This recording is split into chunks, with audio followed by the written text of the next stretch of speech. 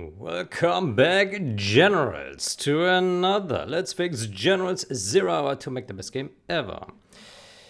Good, I did receive a test map for the fog to test what happens here with this function here. So let's put a breakpoint here and here. Let's de-optimize this file.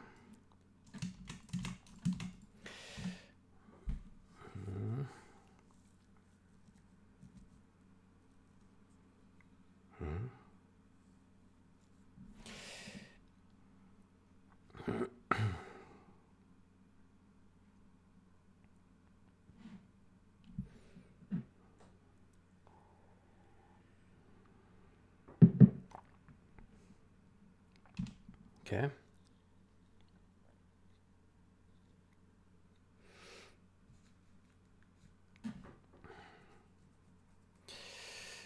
Okay, that's not the breakpoint I expected.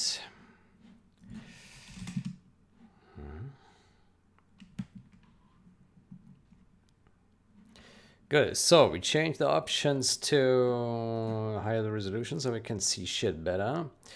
We go to skirmish and the map is called Fog Test. There we go. All right, that looks interesting.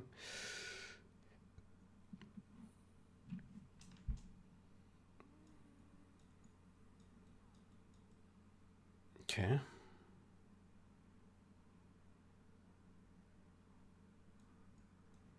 What am I supposed to do here?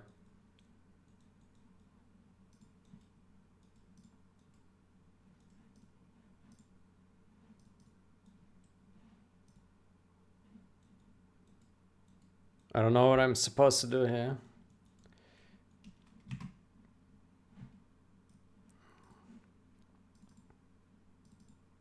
Oh.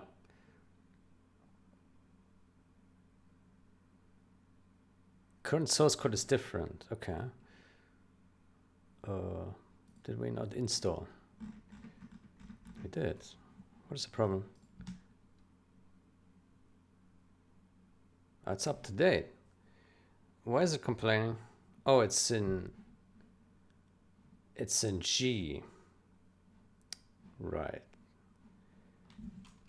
Right.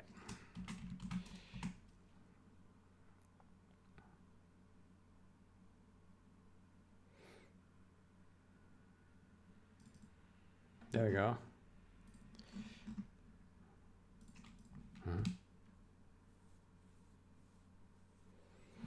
Hold on.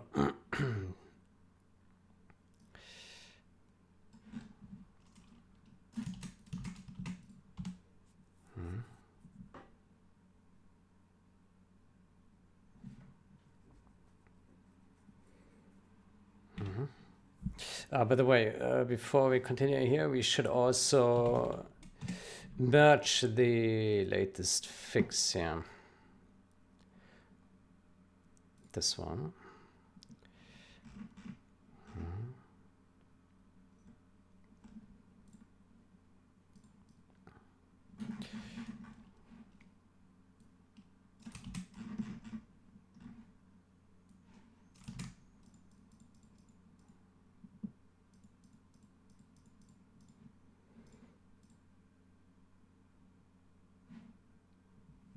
Okay.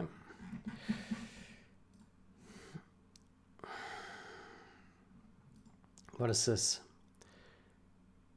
Start world builder, debug build, and tick enabled in the project properties window. This will result in the debug assertion front called on empty vector. It's taken without checking whether the vector is empty or not. Okay.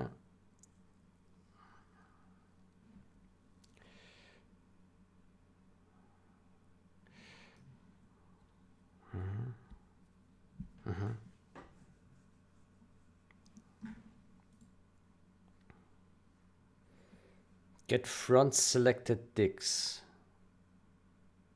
What? Oof.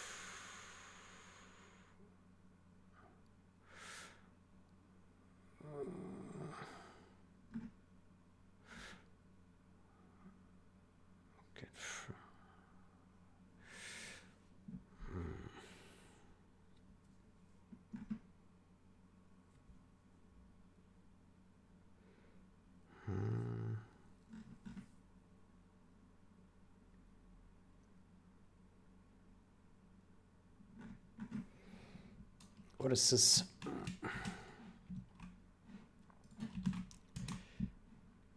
Okay, before we go back to that, let's go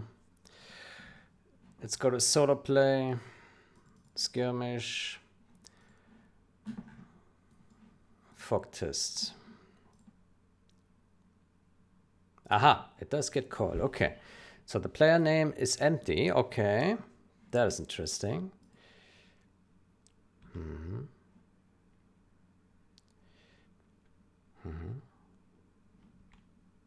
Okay, so I will call player. And we do have a player, but we do actually go in here, get human player mask. There we go. Now the mask is 0. Now the player is that, and the mask, player get player mask.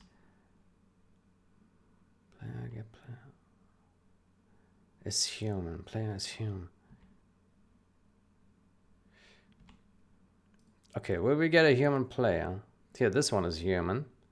So we should get a mask now. And we do, mask 2.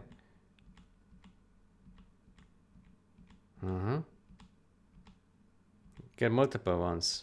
Look at that, 26. Boom, we have a mask. Wonderful. Okay, so the player mask, it does work. Yeah. I'm surprised that we have multiple human players. I would have just expected one.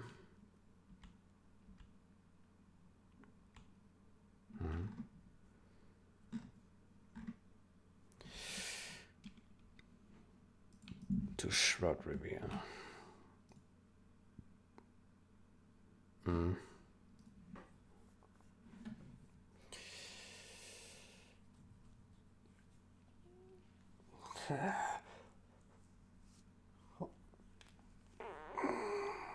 Okay.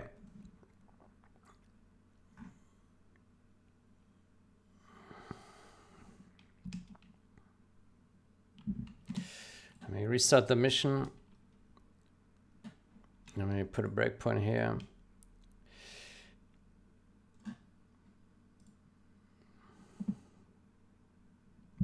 Let me take a screenshot of that.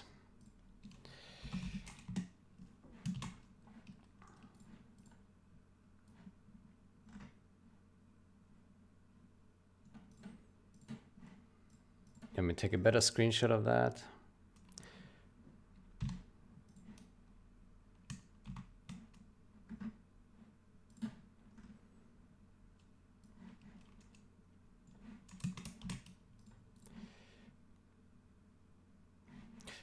Let me take a better screenshot of that another time. There we go.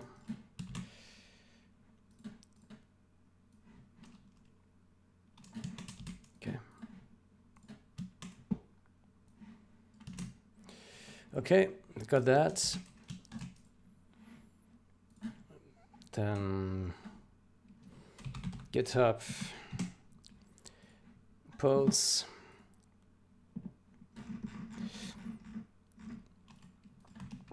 This code can definitely be called. This code can be called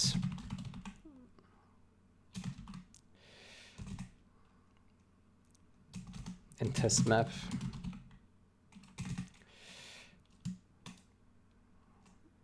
The player mask works correctly now, but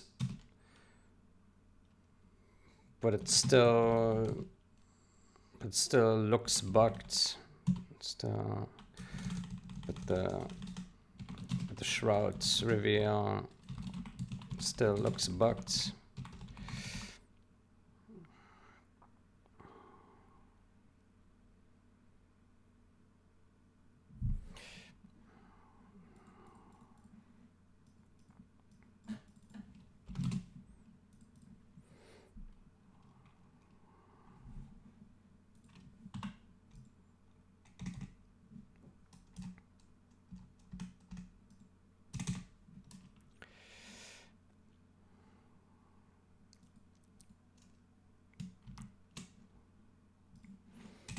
Okay, let me also attach the test map.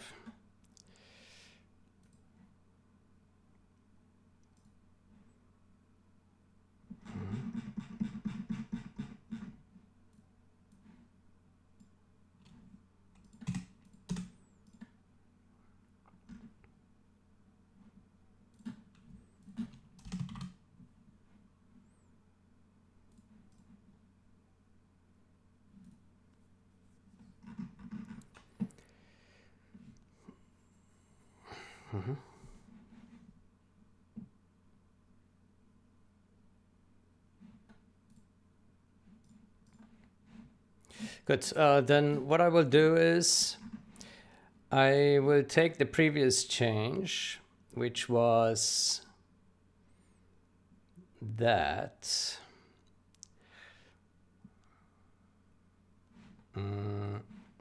I will do if retail compatible CSC, we do that, else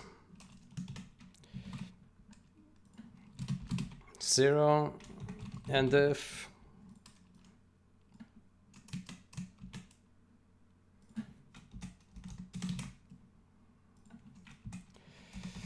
else and if.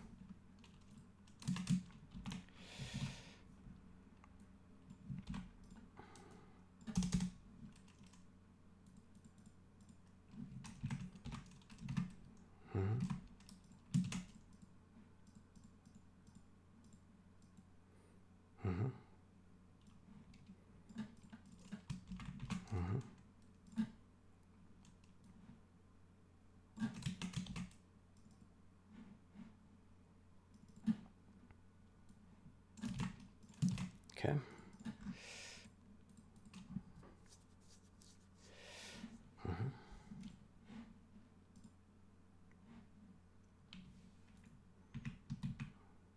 Okay.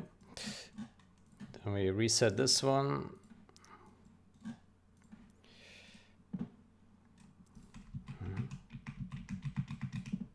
Okay.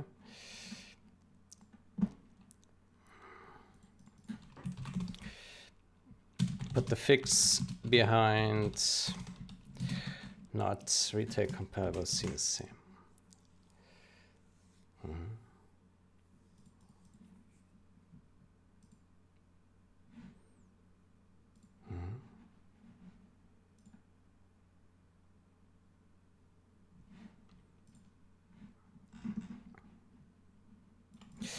I have now put the fix behind a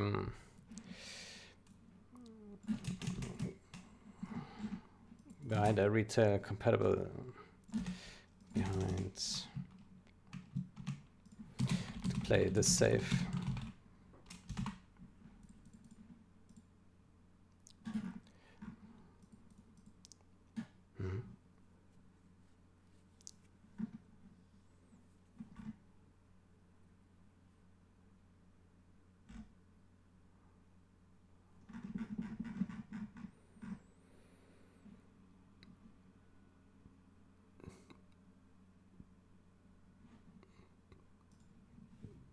Bug.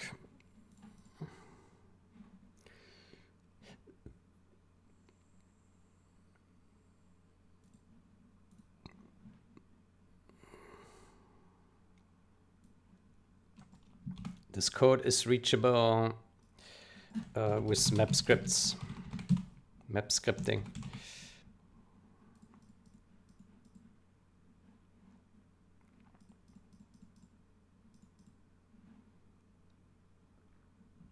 This code is reachable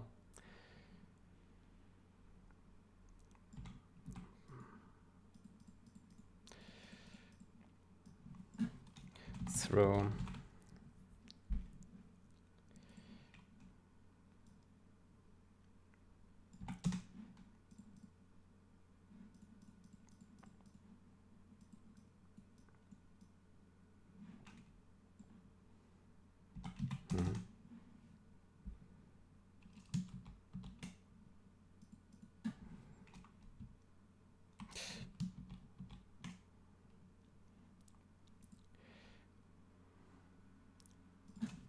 Let me cross these through.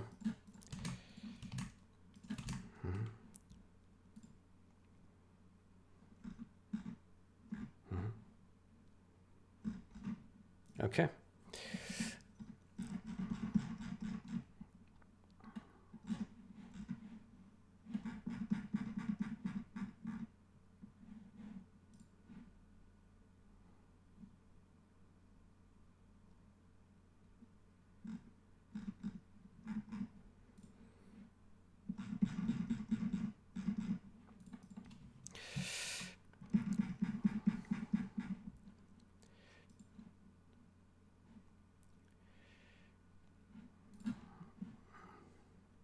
Okay, so what is this here? So he's saying that it's accessing this front thing, and that's bad. What is this? All selected dicts. Okay, that is apparently some tool thing.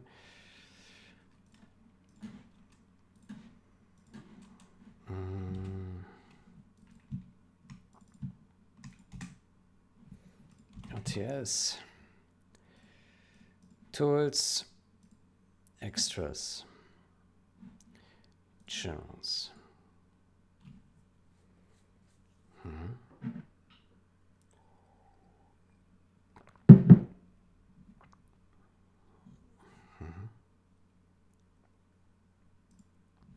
There we go.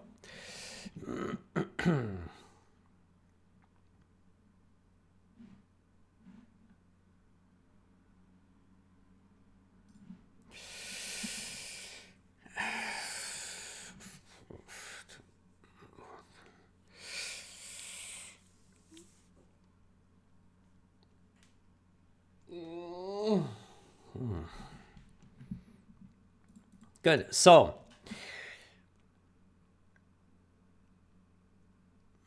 loading.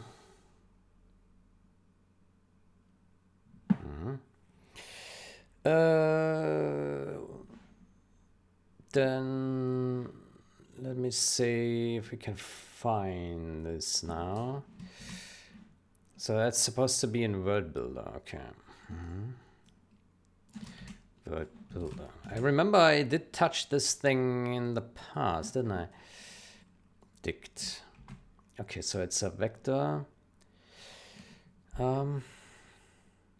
Right. Front. Yeah.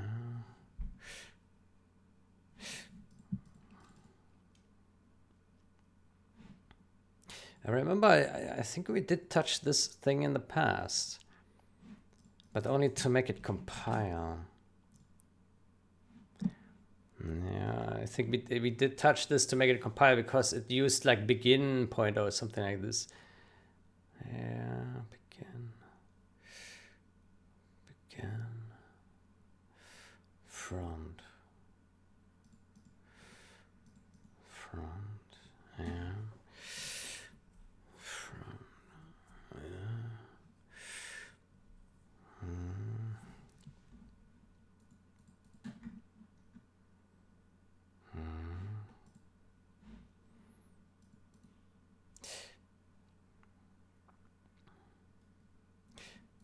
Get front selected dicts. Why is this called? No.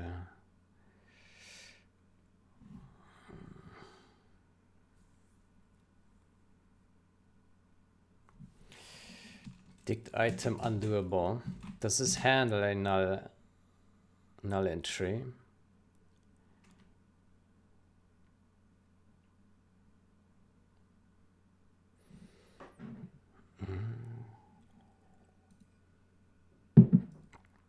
Let me see.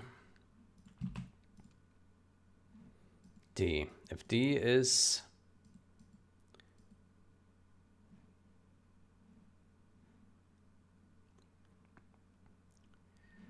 dicts to modify would be 0. Yeah. Okay, that would. Yeah. Okay, so this would work. Yeah. Okay, so I don't like that now.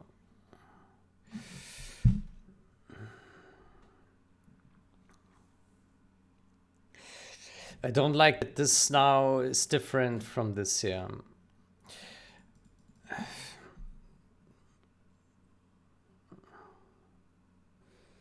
Let me think.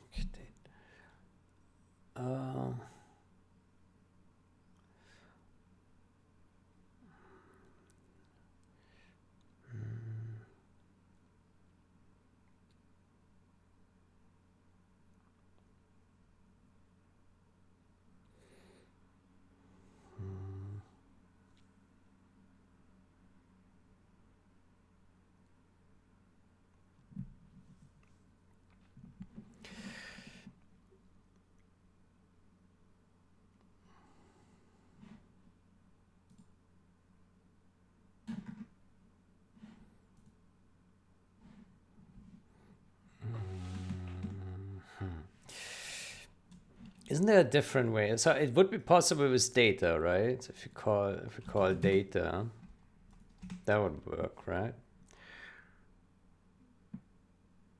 Because that would then return some pointer to something. Or null or anything. But that's not available in the STL port. So what can we do? If it's empty, then we need to call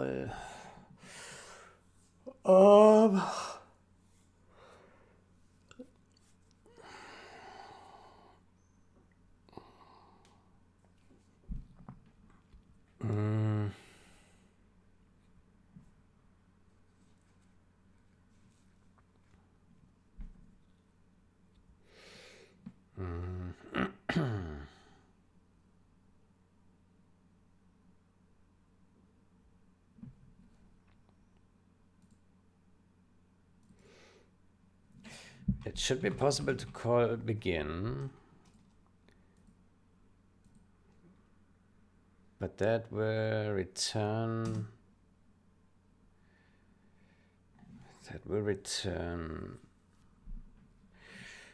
that begin. Yeah.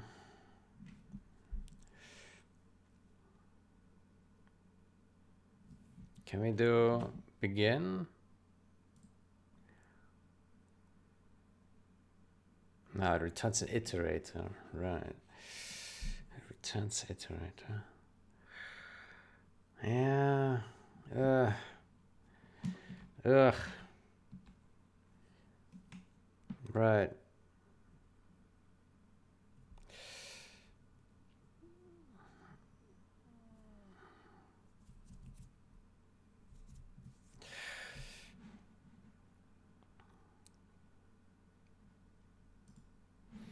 Okay, it looks like it has to be like this.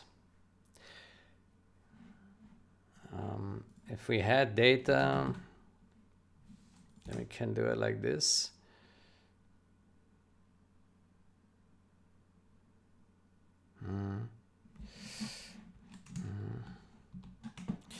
Yeah, it looks like it's simply not possible. Good, then... Yeah, I agree with this solution. I don't agree with the name of it.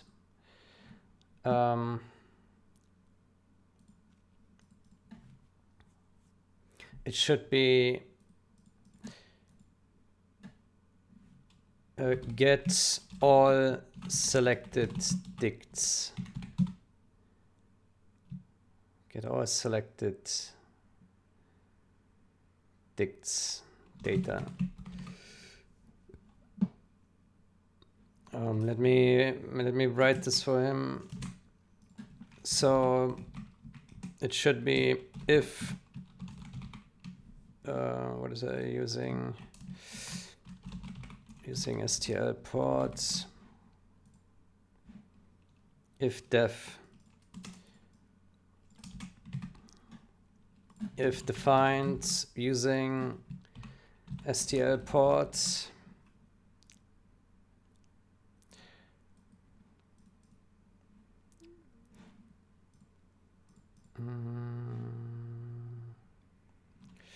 Or that.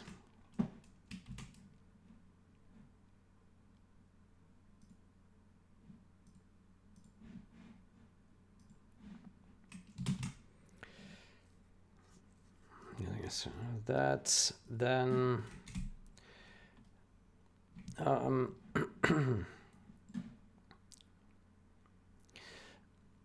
then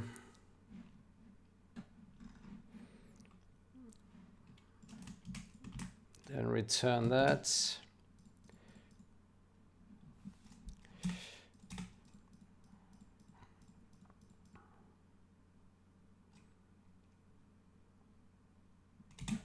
Else return dot data and if you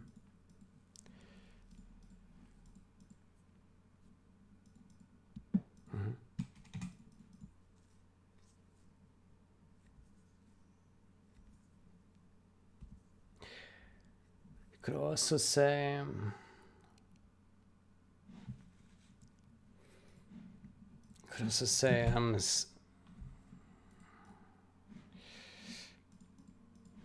is it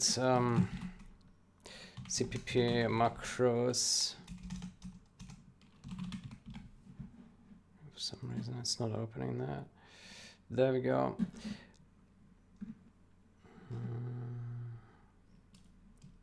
Here.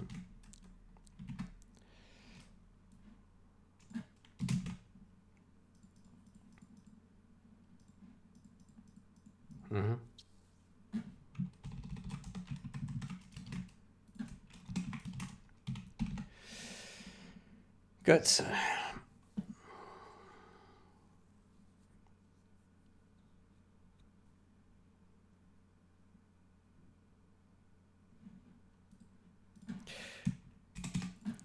Please fix function name and code.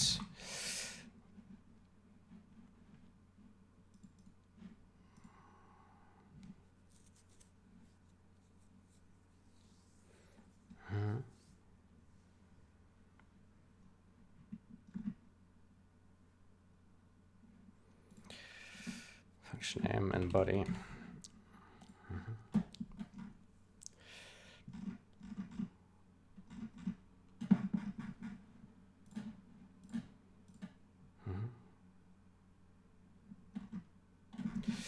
Good, so this one has a to-do, replicate in generals, check vector size before accessing first element variable, result in a debug assertion front count on empty vector.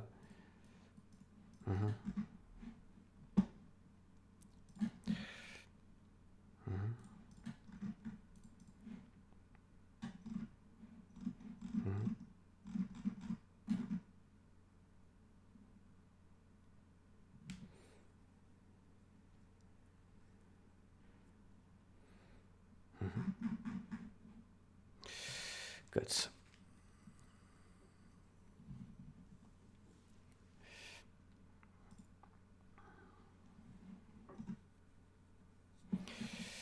Good. Then let's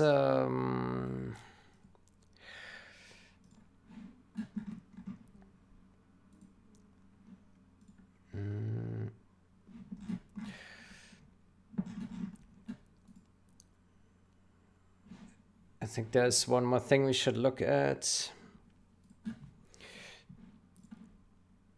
Let's go through all the reviews from Cabal.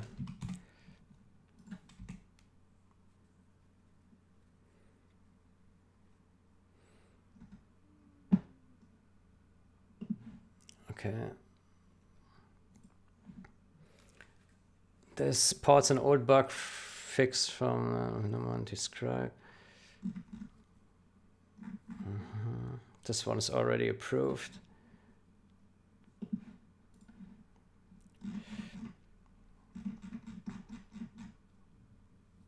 Use after free call stack.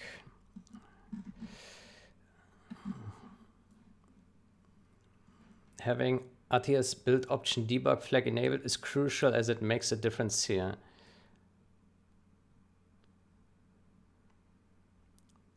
With RTX enabled, data would be dead B, freed memory, otherwise it would be null. The former would crash.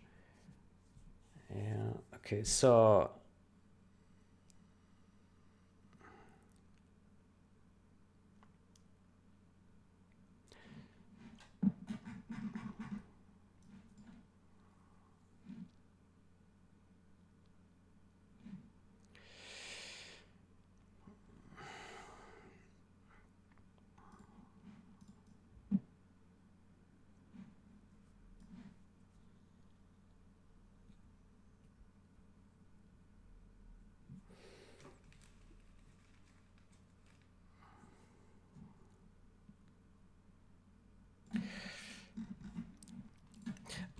I will remove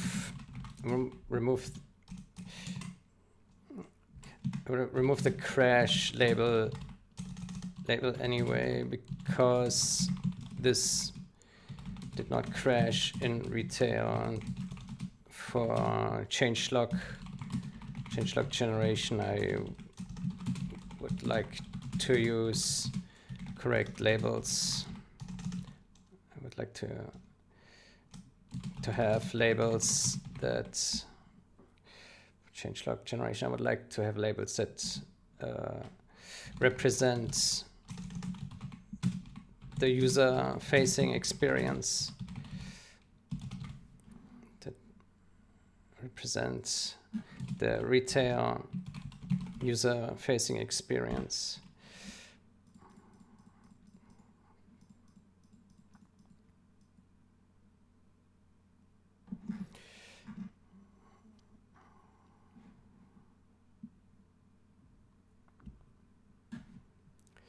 Creating a new map then crashes the world builder. Crucial, it makes a difference here. Yeah, build option debug.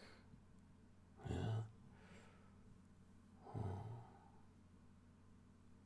Build option debug.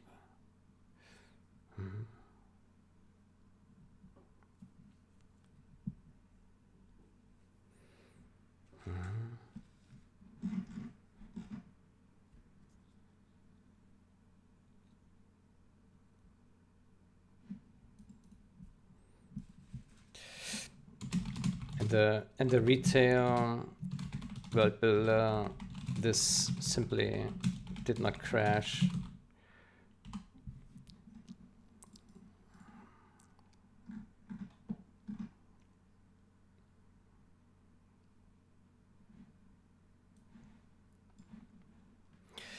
Okay, so this is a fix major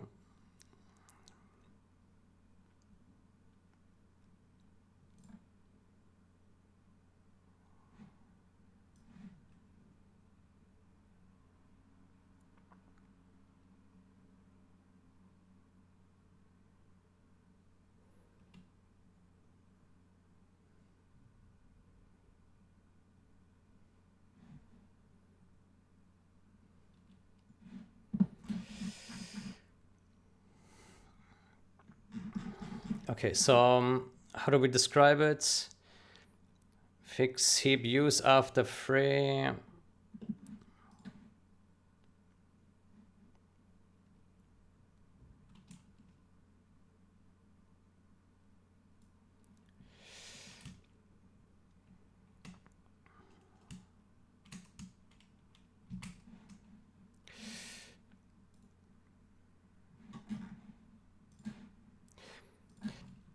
Fix heap use after free in this function when creating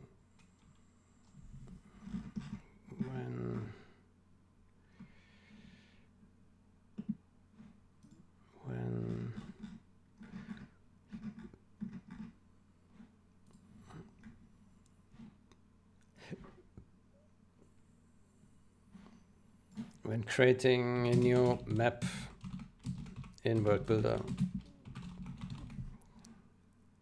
I did write help and not heap. Fix heap use after free when creating a new map in World Builder.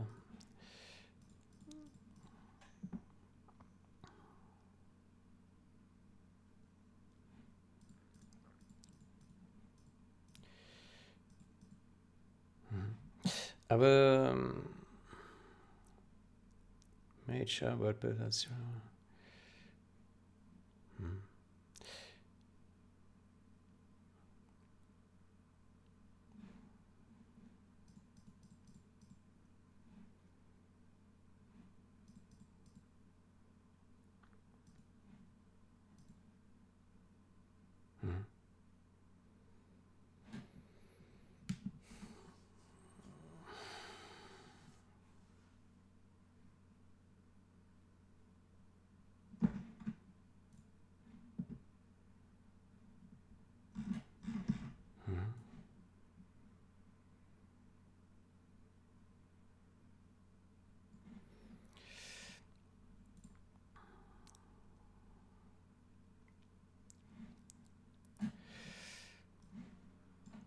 Good. So this is rerun jobs.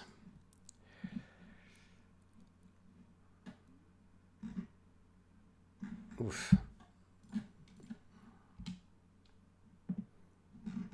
Okay. Yeah, but the fix looks correct to me. Yeah, approve. Looks good.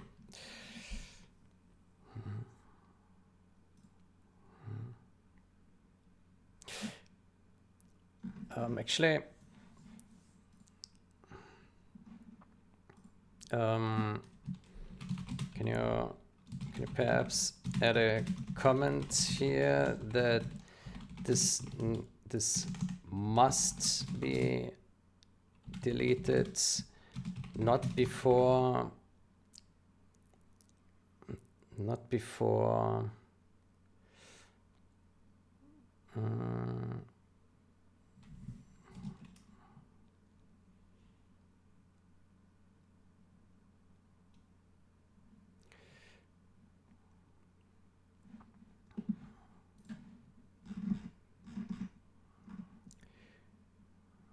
enable updates.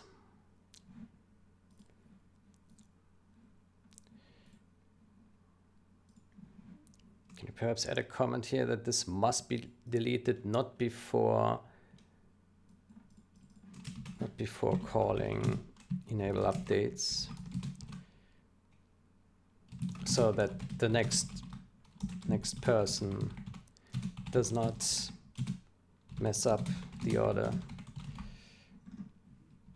Also needs to be replicated in general then.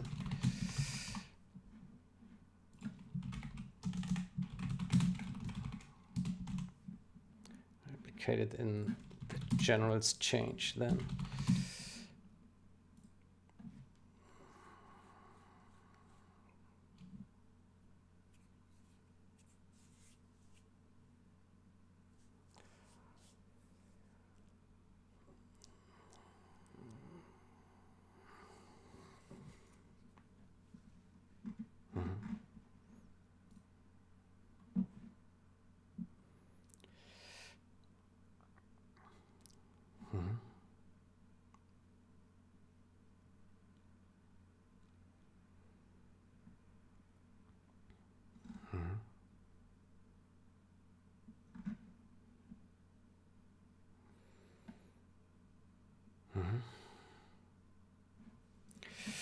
Okay.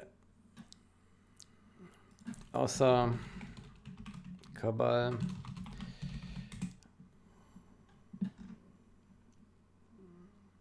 Fix crash upon beacon removal.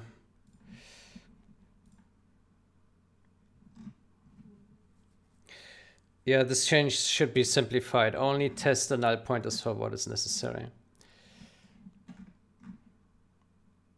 Okay, I already added a comment there.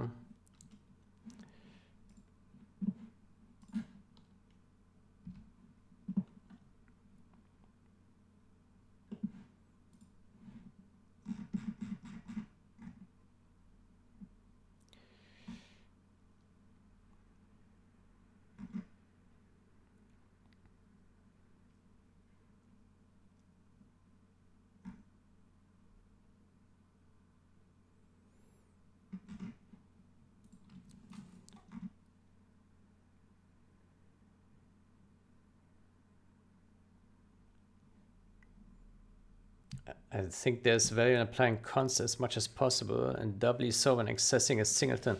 So I wouldn't be in favor of removing it entirely. I'm on the fence with regards to the change to template. One fear macro is a good thing. Having to change 800 plus cases of that, less so.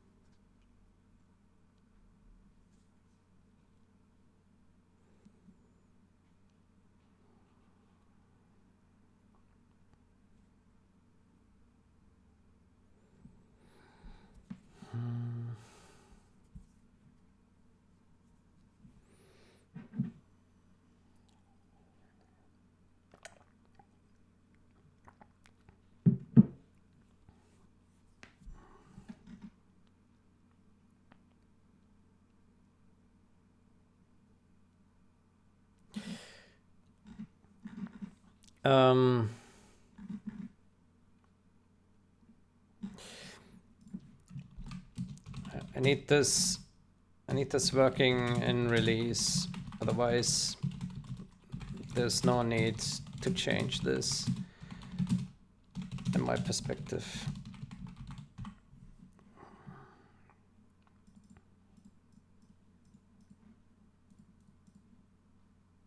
From my perspective.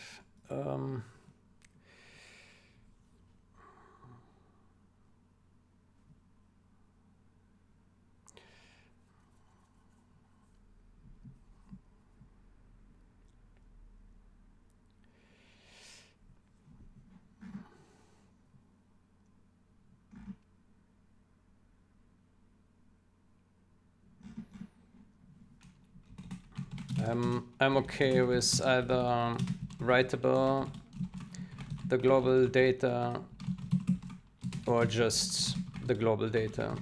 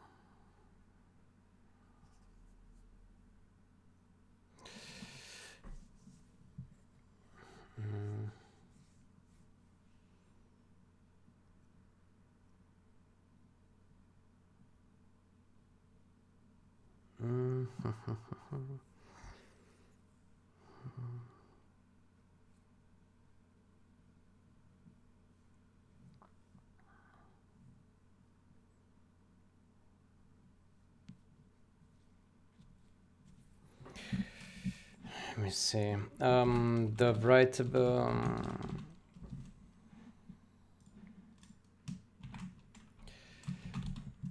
writable global data. The global data. Okay, so this is a macro here. What can we do about this? Singleton, global data, writable global data.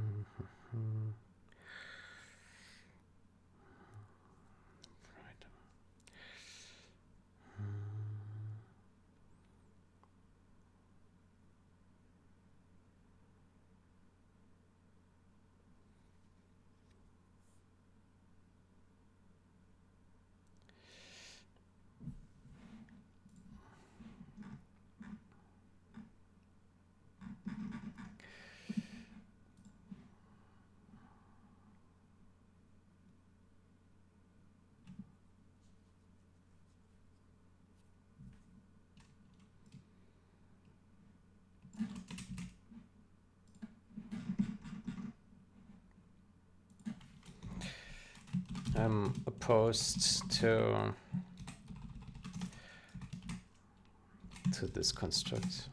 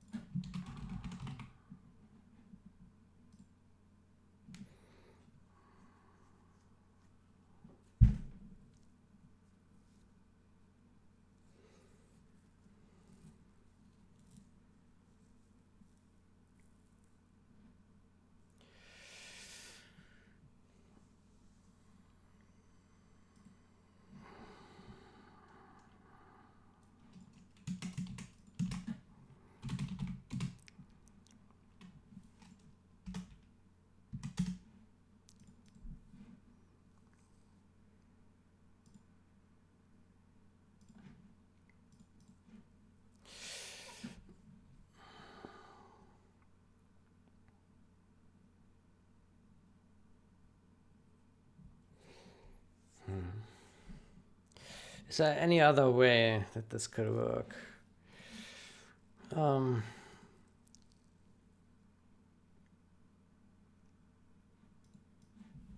Let me ask ChatGPT for some ideas. Maybe there's some brilliant idea. I have this code here.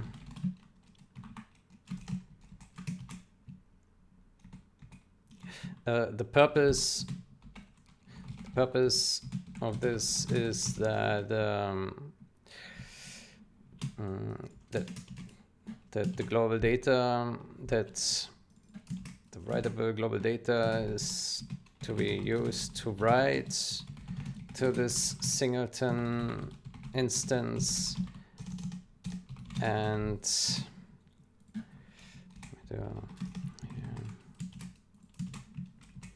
I have this C++ code here. The purpose of this is that a writable is to be writable is meant to be used to write to the singleton instance, and the global data is used to write to it. The downside,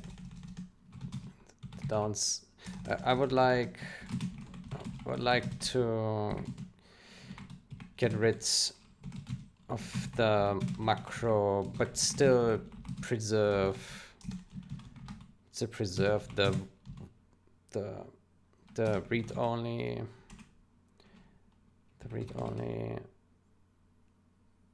aspects of it, the aspects for it somehow. What can we do? Let's see what it says. You're trying to replace a macro with something that preserves read-only access. Yes, either without using macros. The global data. Yeah.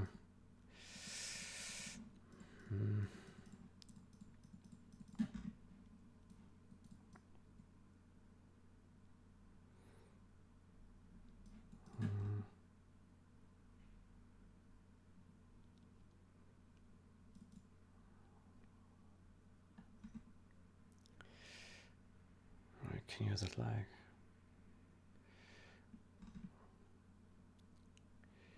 avoid. This won't stay synchronized.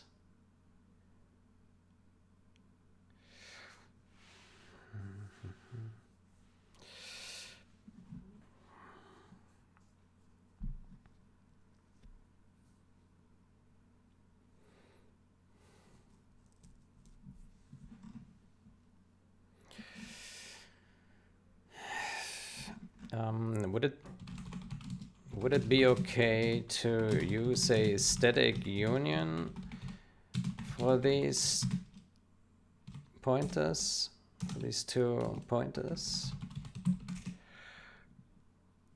Yes, you can technically use a union to alias the writable and read-only views, but there are trade-offs, and is rarely the clearest or safest approach.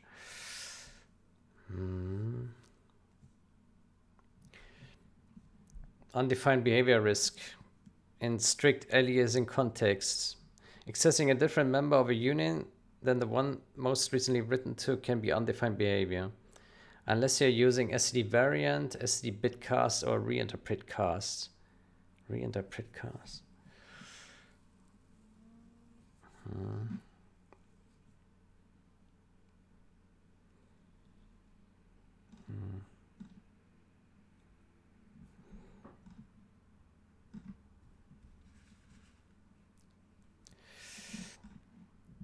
Is there a way to implement it without changing the users of the global data? Is there a way to implement this without refactoring the users of the global data and the writable global data?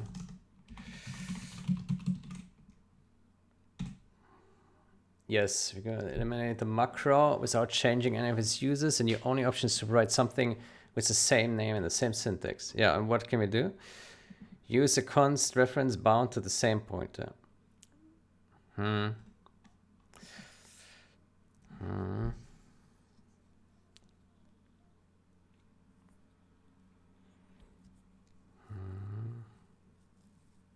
This binds the global data to the initial value. If it's reassigned at runtime, the global data won't track it anymore.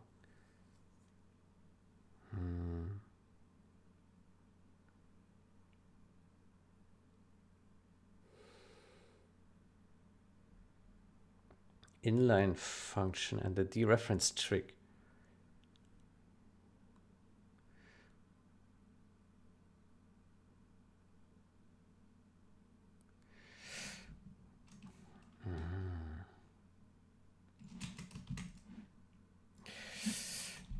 That's a good idea. We can say if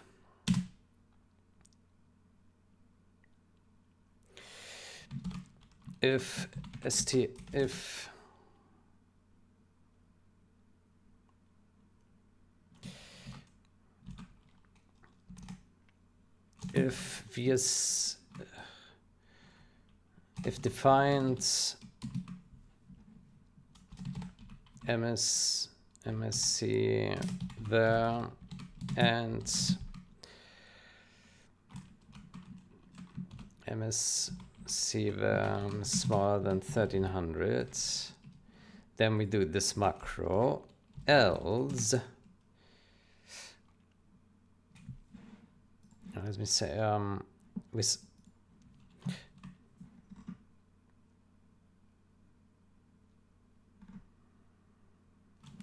usage remains the same. Okay, that's actually a really good idea here.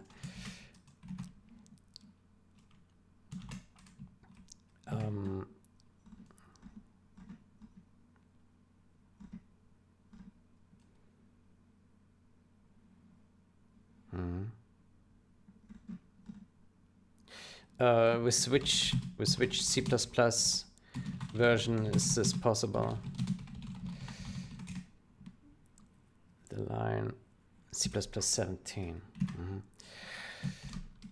CPP macros.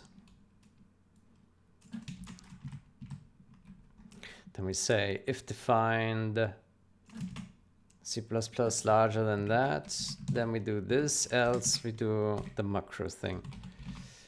Yeah. The global data.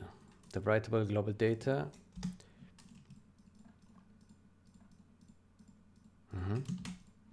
That looks like a good solution. I like that. Okay, let's see if that works.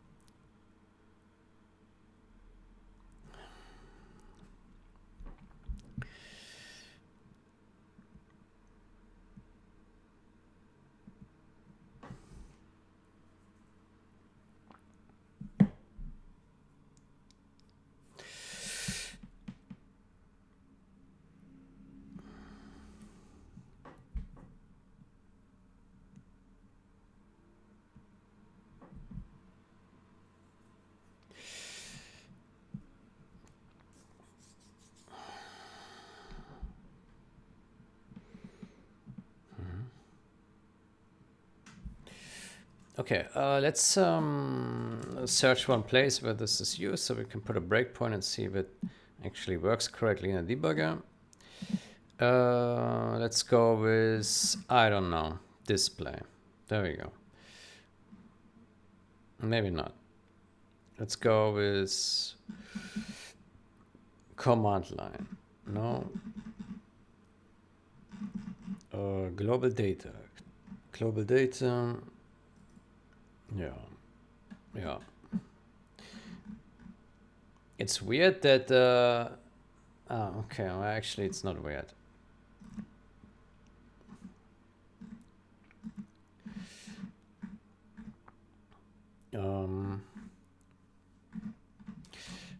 We actually need to search for something called the global data. Okay, let's put a breakpoint on asset manager. There we go. There we go.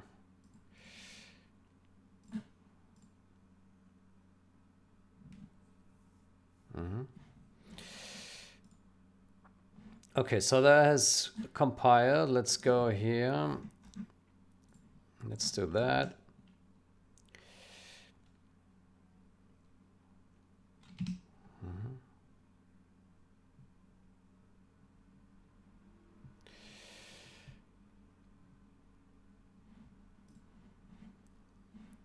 Okay, that looks like it was not the not the best breakpoint. Let's try something else. Display.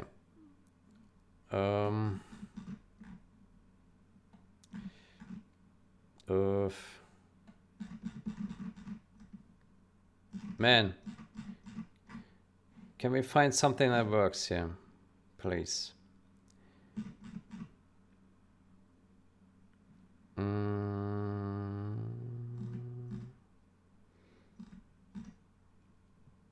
How about...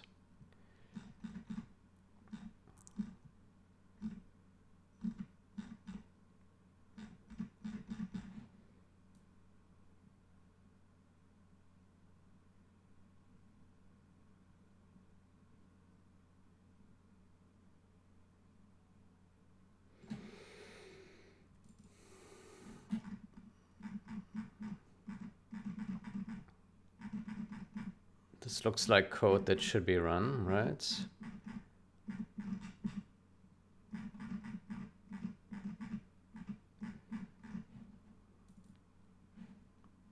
Let's put a breakpoint here. This looks like it could be hit.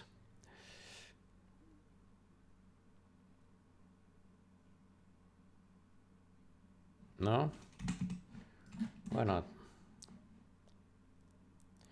What function is this?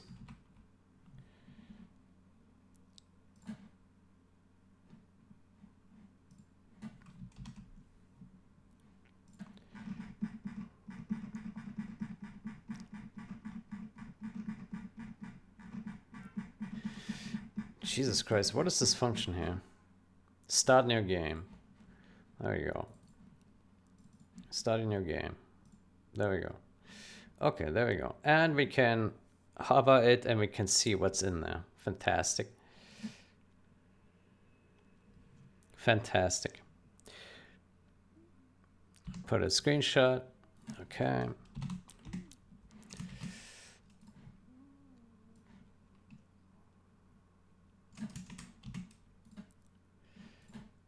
Make this a bit nicer cut out.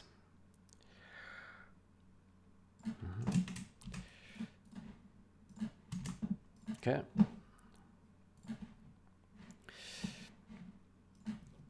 Thanks.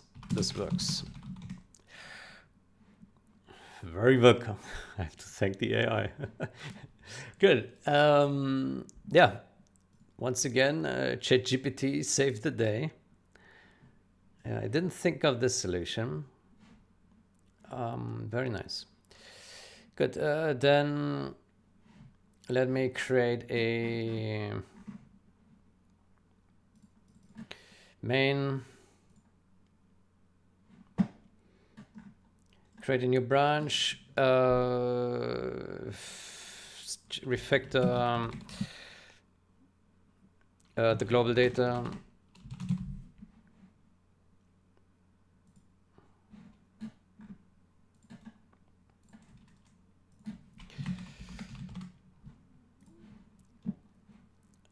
And we need to replicate it in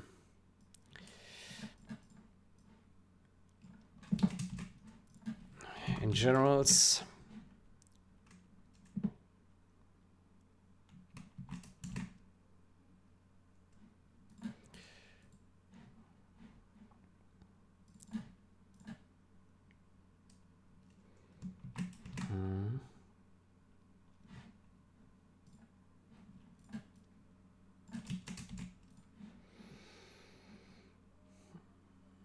There we go. Global data. There we go.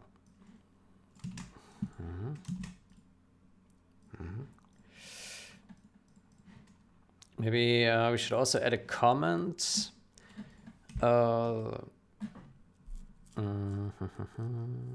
Singleton.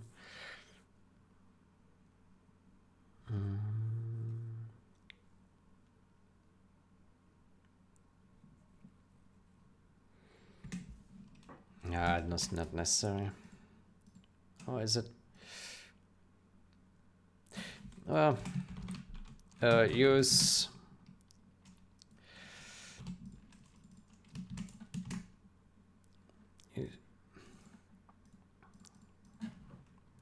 for all reads only accesses.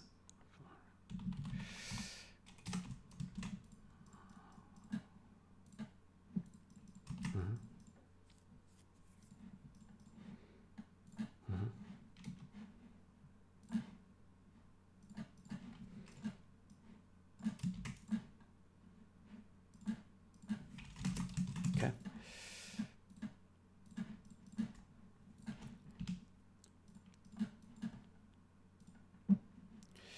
Good. So this is GenZH refactor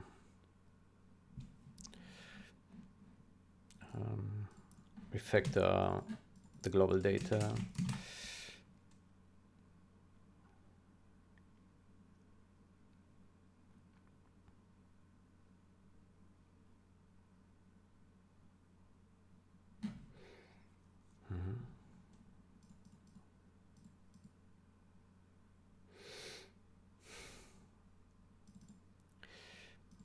So I replace the global data macro with variable, this inline variable for debugging to help to make debugging easier.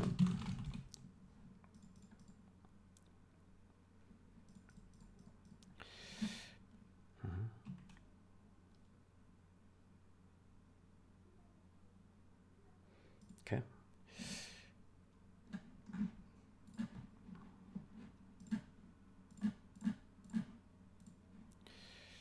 Okay.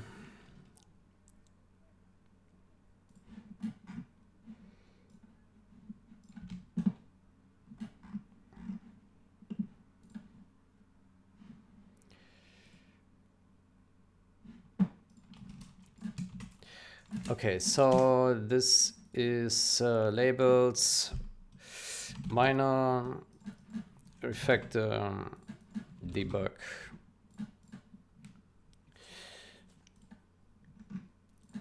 Okay.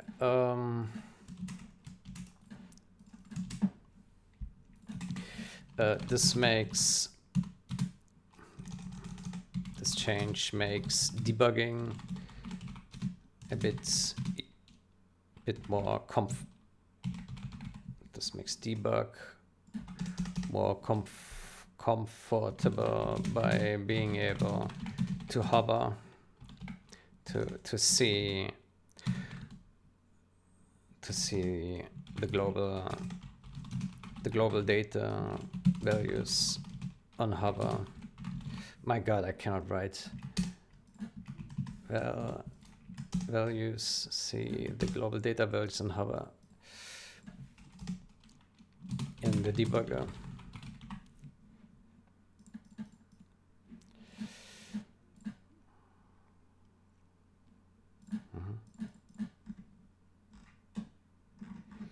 Good.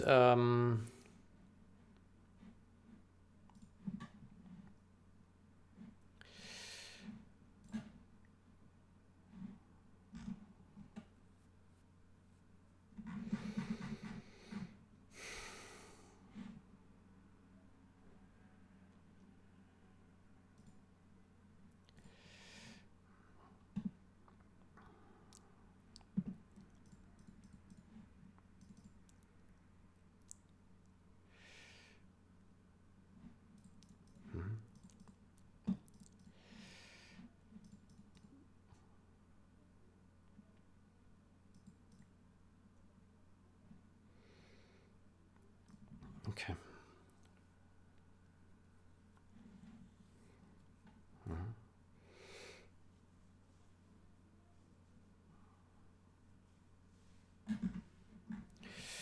Good. Then I will close this one.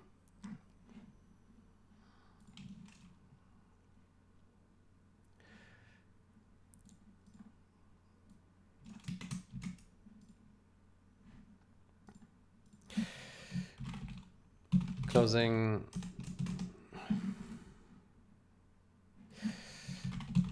this in favor of that.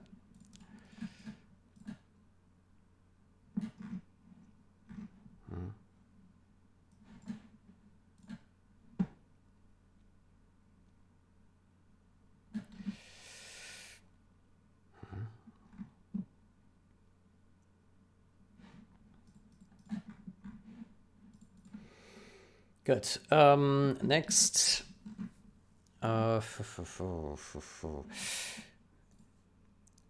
Next.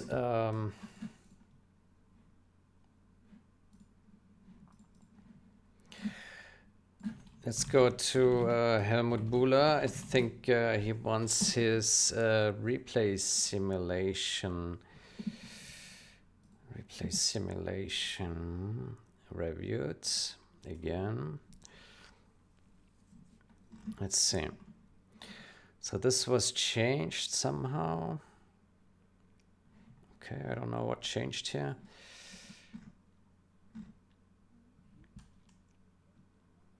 It's not a member of the global data. Okay.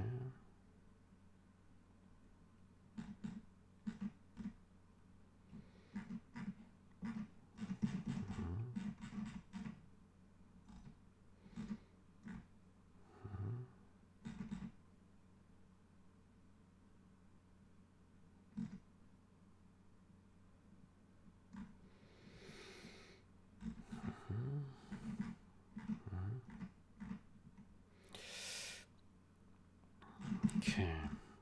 So did he touch the client instance? He did. Static bool, allow multiple instances of the game. Avoid mutex of original game.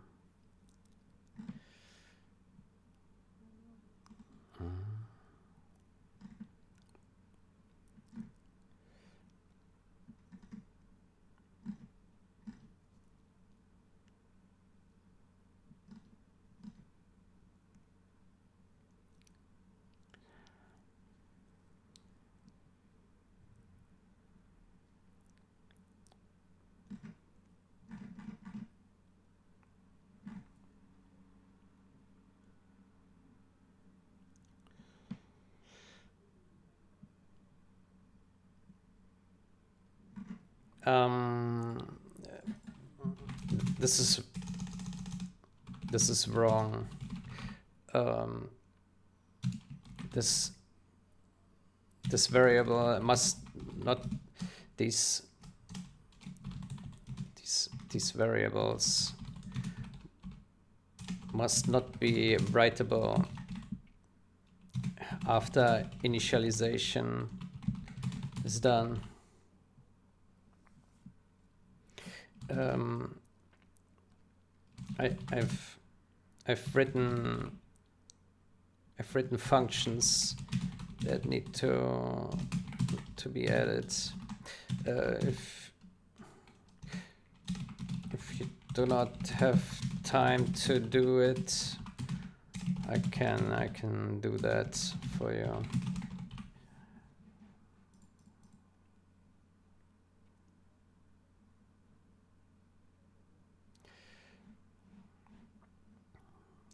I've written the functions that need to be added in a previous comment.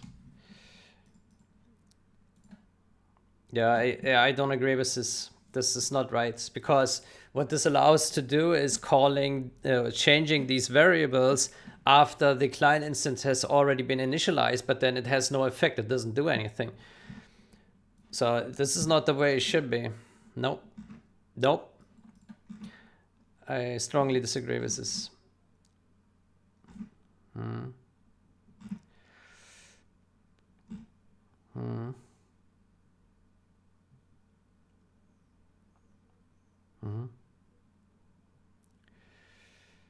Okay, that looks fine.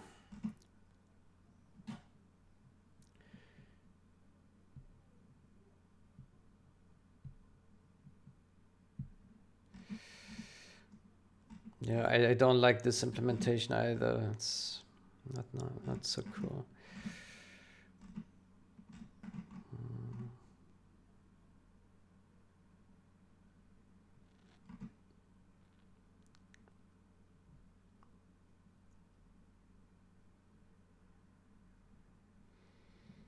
Tell game engine to quit.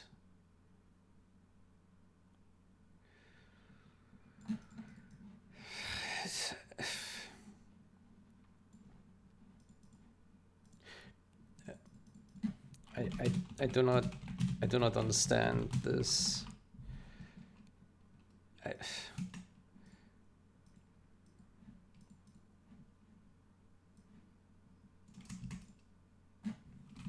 Isn't this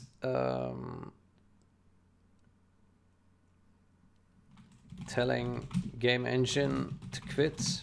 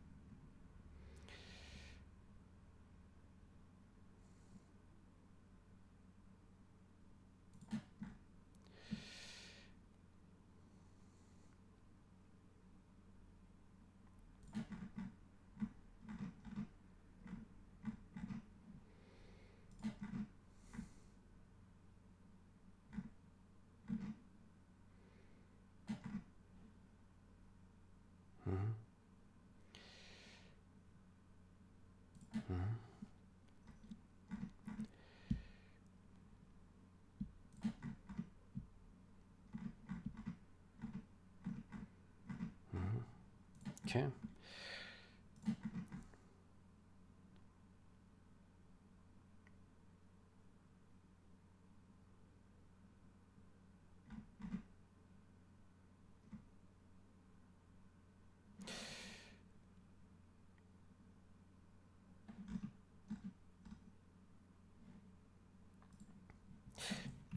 This change now refactors.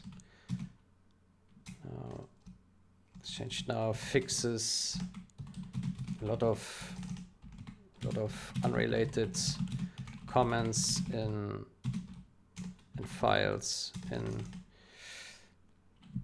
fix a lot of unrelated EA comments. Is this intended?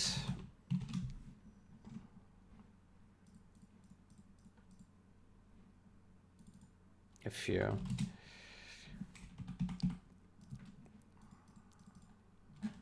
Touches.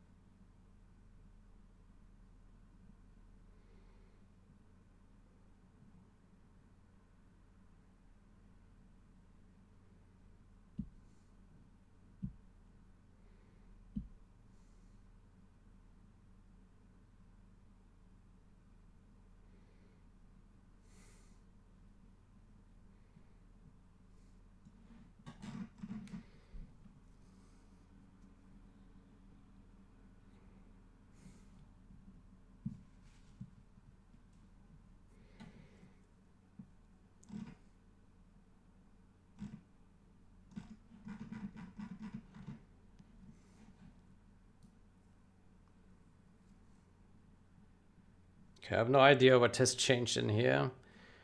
Probably have to look at the commits history.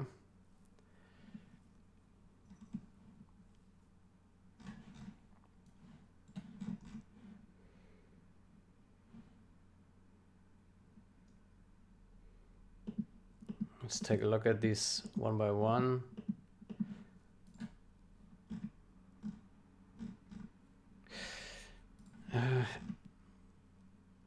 Okay, that's good.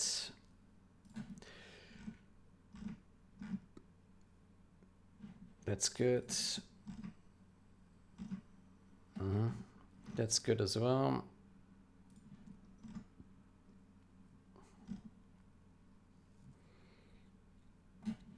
That's correct.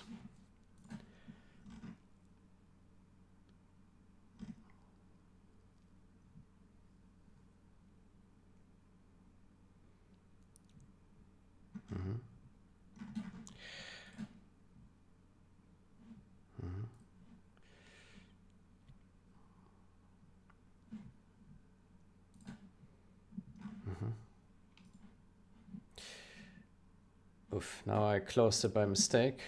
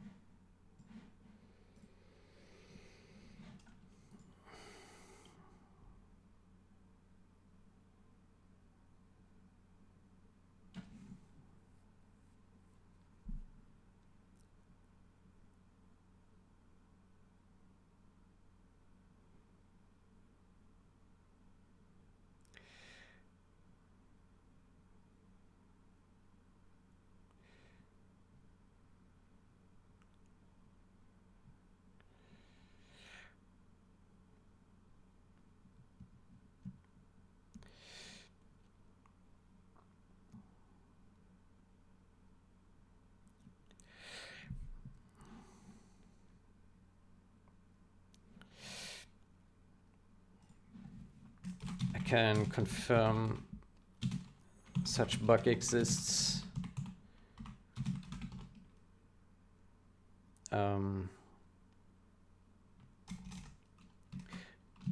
There are rare cases where replay playback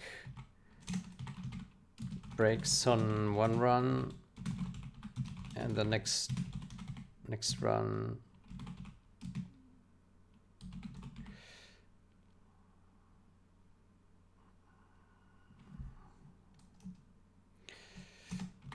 on another run it works.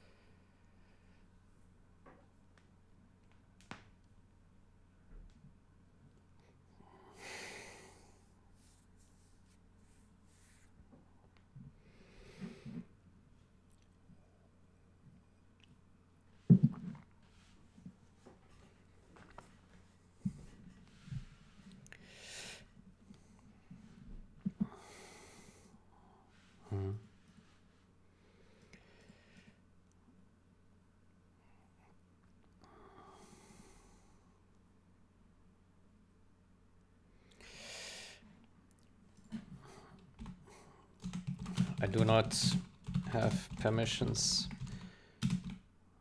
for dev announcements.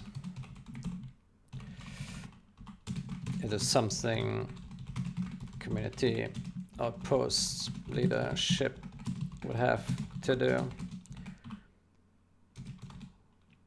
Don't know if they are around.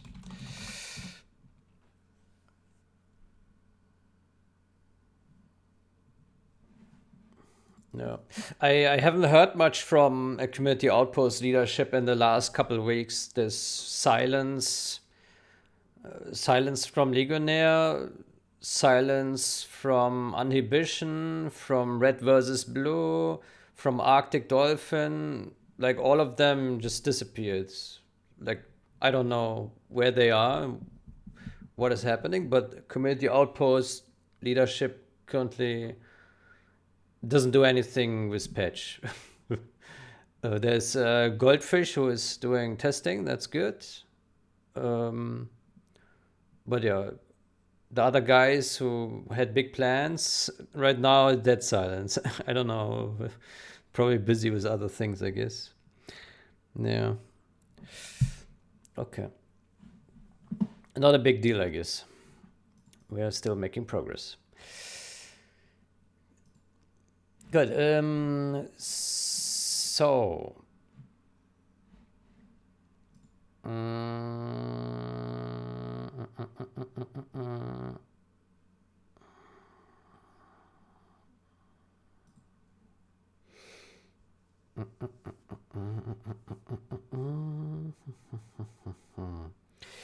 Good. So I did some reviewing.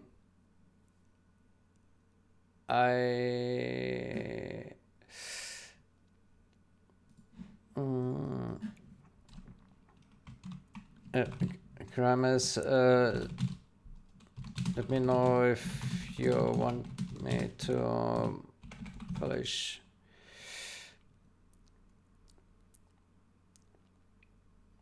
If you want me to polish your branch. If you want me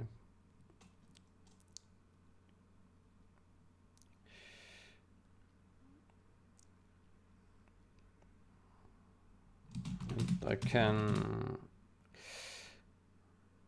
do that.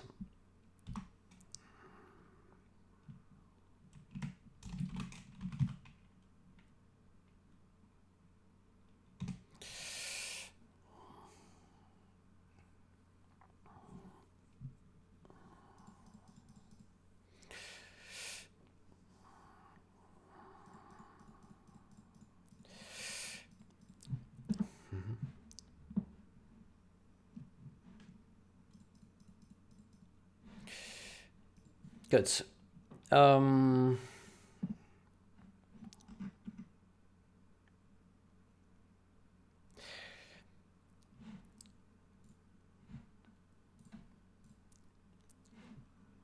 Good. So the next thing we should do is we should get main branch latest.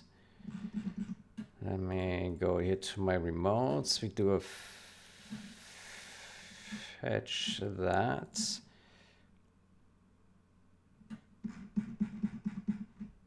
Then we do pull rebase. Okay. And next we do,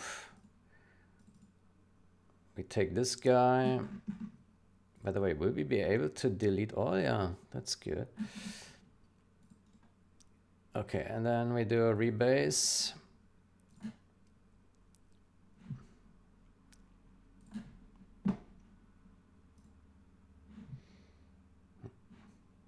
Okay. Okay, and we will do this now for all the replace it, all the branches that we have created so far. Let's do rebasing first. Oh.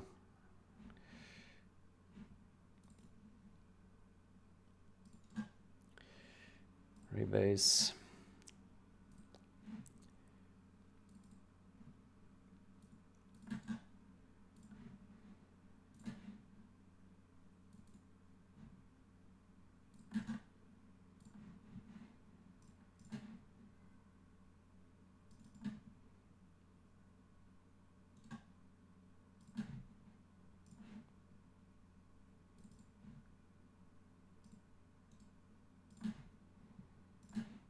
The UI is a bit slow here of this program.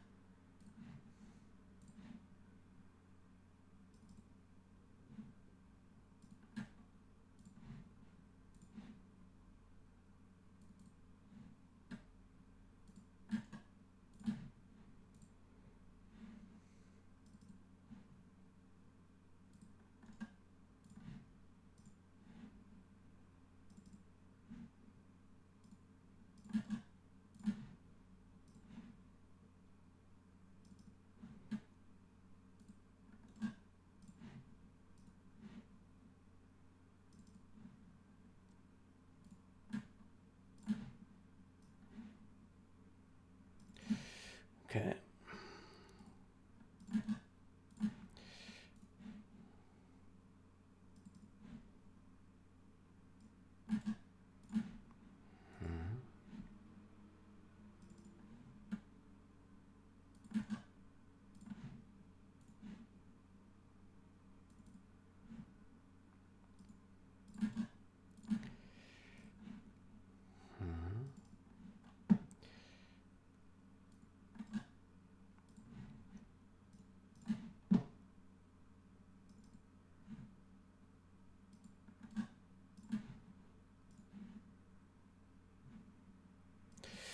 Good. Then let's push these guys. Push.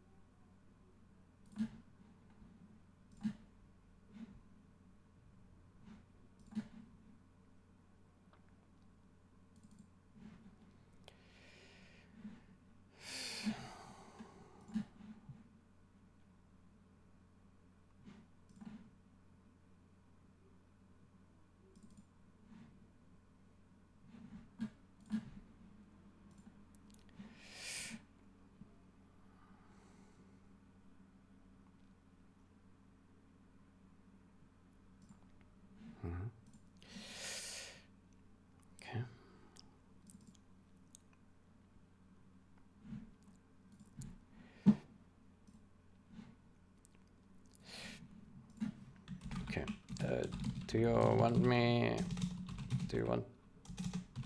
to push to a copy of your branch or directly on top of your branch?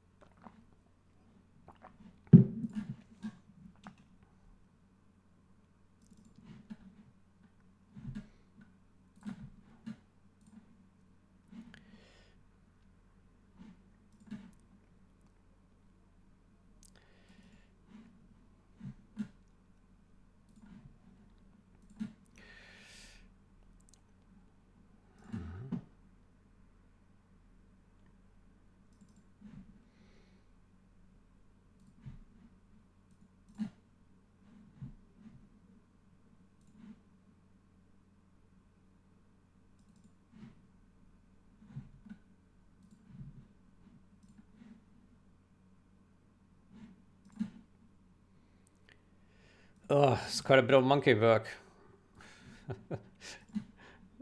Probably should have also scripted this somehow, which probably is possible. That's okay. Do it by hand. Work harder instead of smarter. Right? If it gets a job done, right?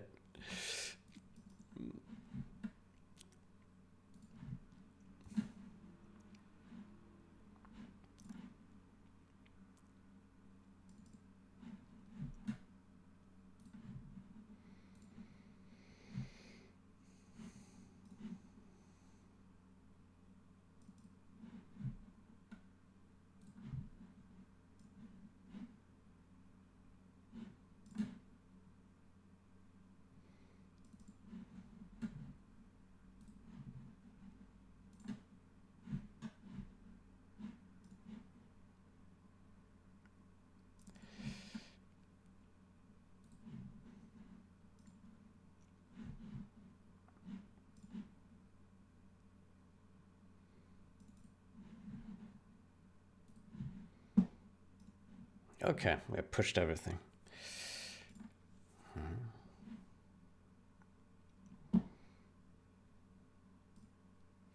Can we delete all these here, maybe? We can't make a multi-selection.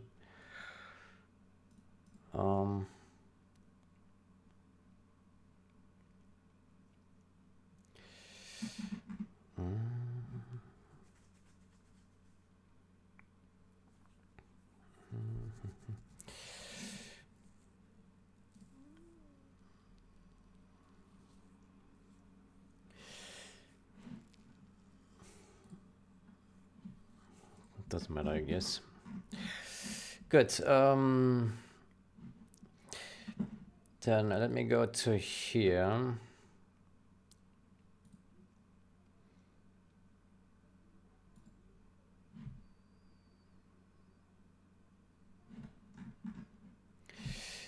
Then let's disable generals, yes. And remove all the breakpoints and rebuild.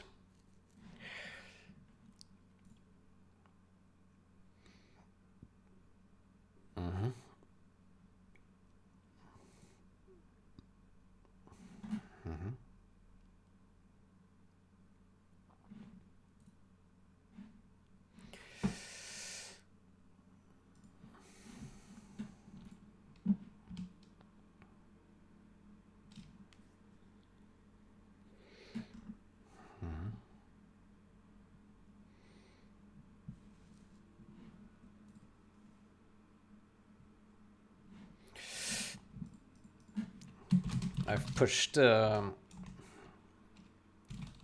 rebased all my pending. I've rebased all my.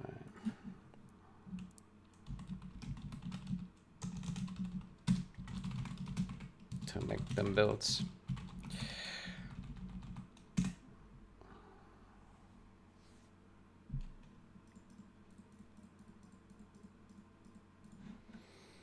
Actually, it's not true. We didn't rebase all the others here. Oof.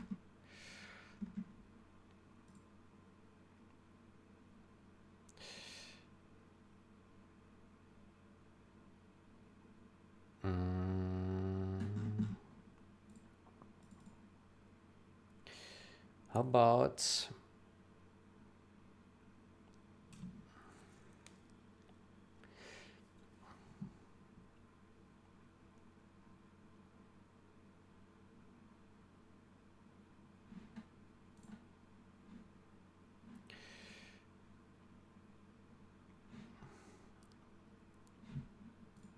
okay, we did just made a mistake here. Cancel. We shouldn't do many things at once. Just realized.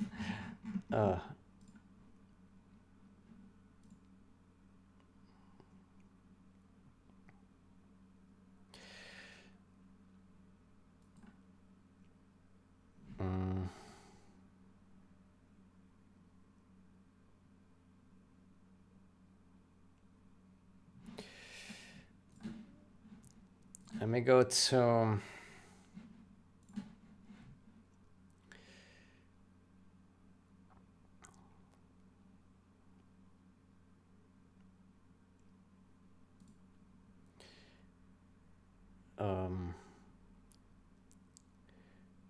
rebuild solution. Let me ask ChatGPT, how can I delete a branch via Git?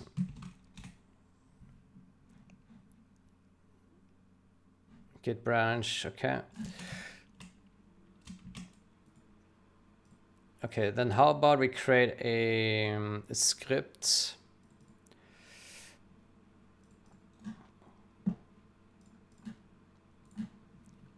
dot delete branches. Delete branches dot sh.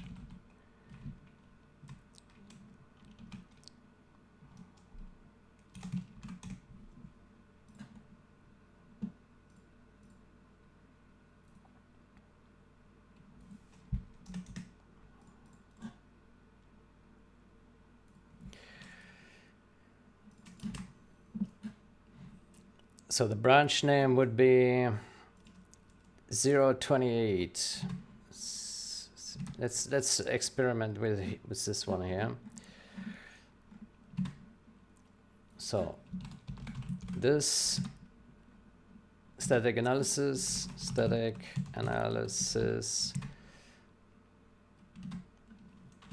002.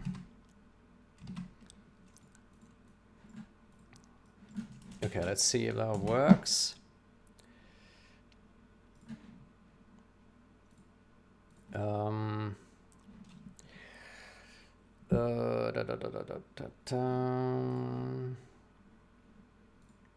Git bash.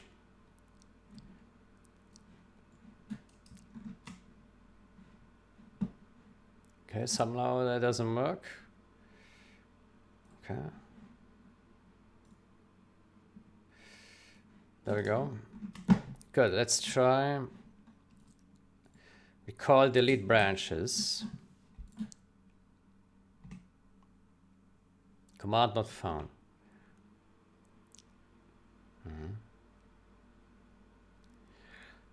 Okay.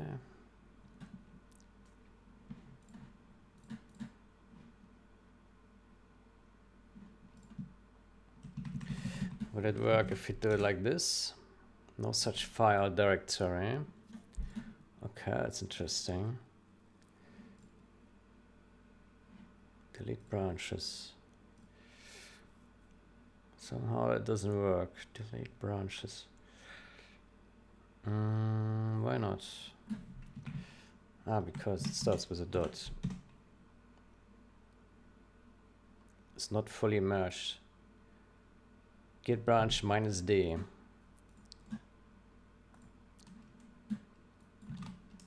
Okay, let's try that again.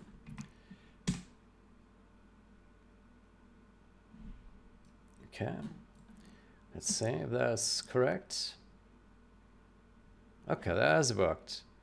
Okay, fantastic. Then let's go ahead and basically real noob work now. 1 0. Oh my gosh. That's 1 2 3 4 5.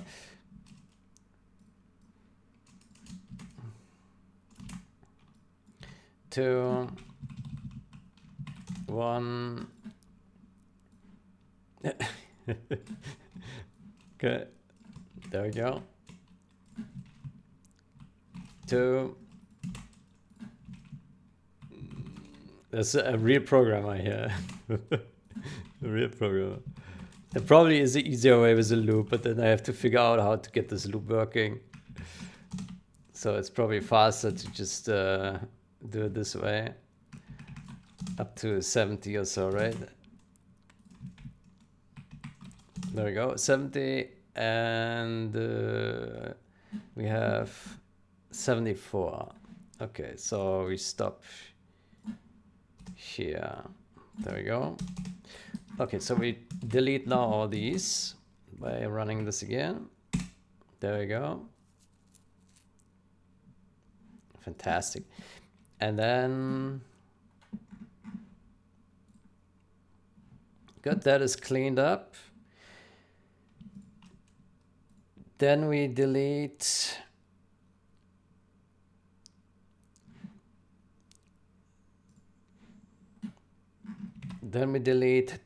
starting from 28, yeah, and number 24 as well. Number 24.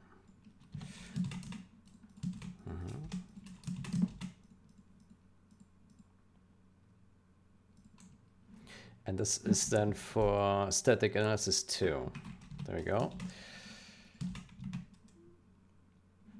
Okay, let's double check. So 24, yeah, and then starting from 28 down here. So we delete all these because we want to recreate them.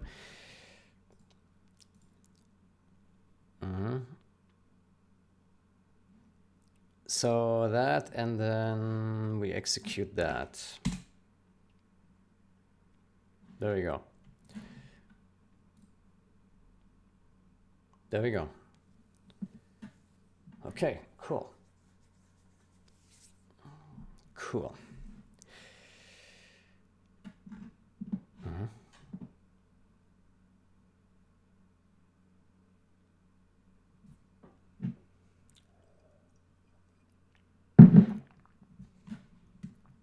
Then next step, you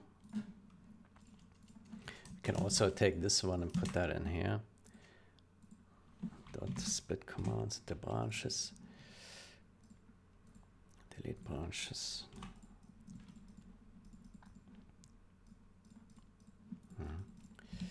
Good. Then we got that. Good. Before we recreate the branches, let's fix up the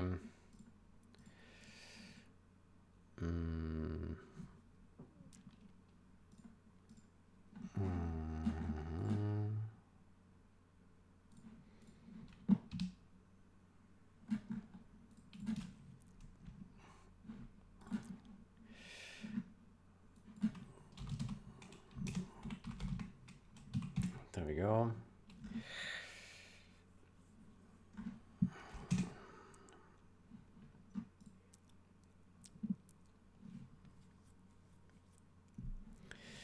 Good. So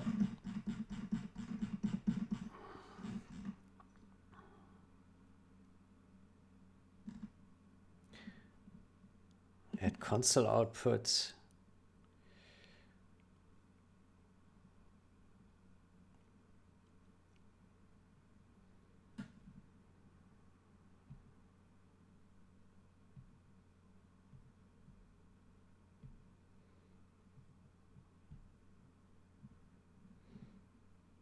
Minutes ago.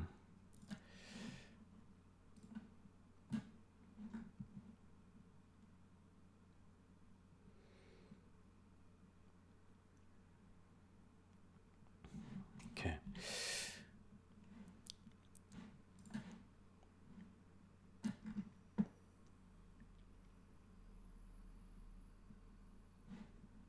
Okay, so my first suggestion would be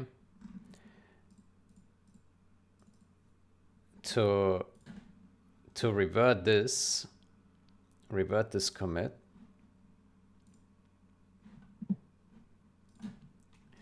Because here he touched files like the mouse and the road buffer and this, which shouldn't be there.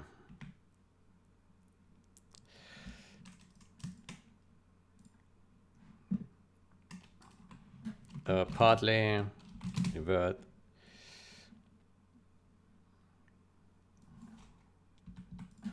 In parts.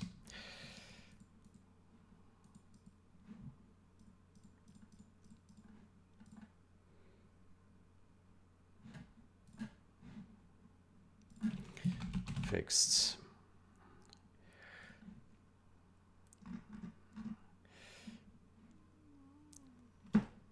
Okay, so here he added this. So my suggestion was this here. Client instance, let's go.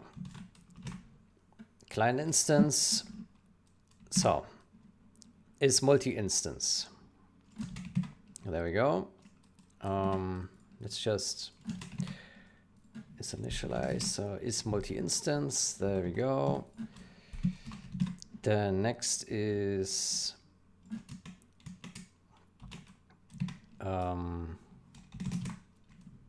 set multi-instance, and then skip primary instance. There we go.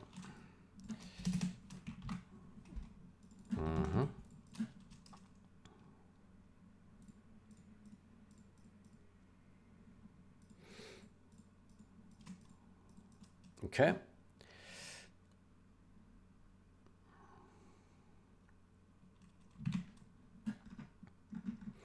Then next, these guys, multi-instance, instance index, avoid first instance. This can go away and allow multiple instances of the game. This comment can be gone, and this boolean moves down here. Then we go in here, multi-instance. We call it is multi-instance. Boolean is always good to say is or has or something like that. True, false. I don't know why it has to be uppercase. True, false. We can just say true and false. If defined that is multi-instance true, false. Initialize is initialized true. We don't need that shit. And then we say here is multi-instance. Oh shit. Here, bool. There, dum. Ah, hold on. It already is initialized here. Never mind. No, it's all good here. Yeah, it's already here. Good. And then we say is multi-instance. Then we do that.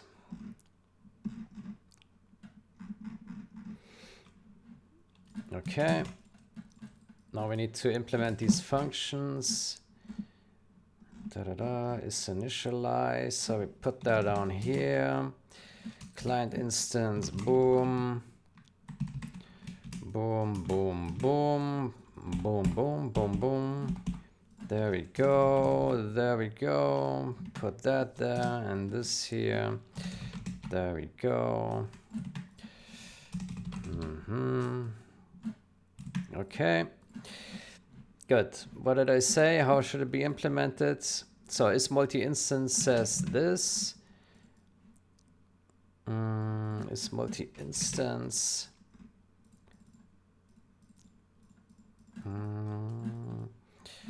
Right, we can say we only need this boolean actually.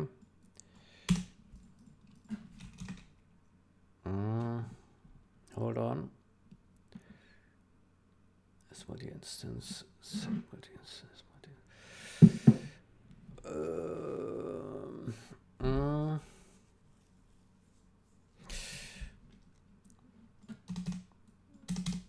no, we can, yeah, I think, yeah.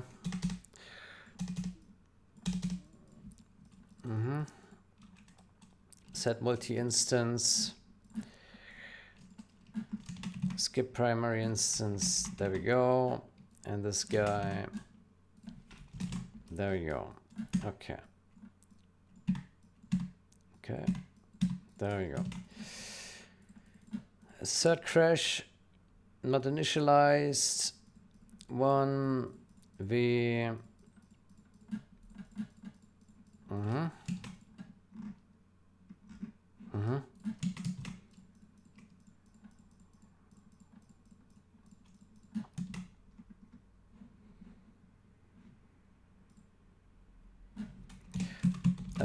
Skips must.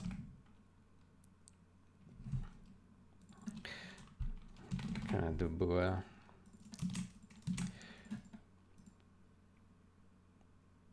No, cannot avoid. It's okay.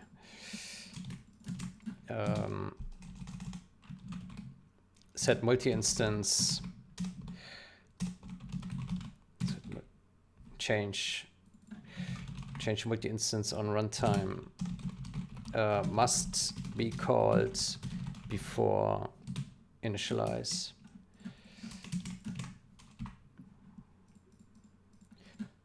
Skips using the primary instance. Useful when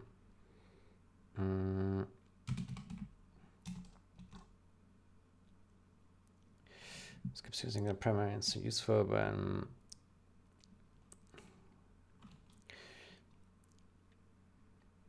skip primary instance. Useful when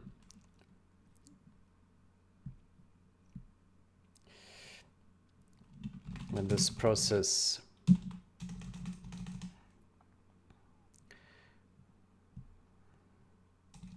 the new process is not meant to collide with another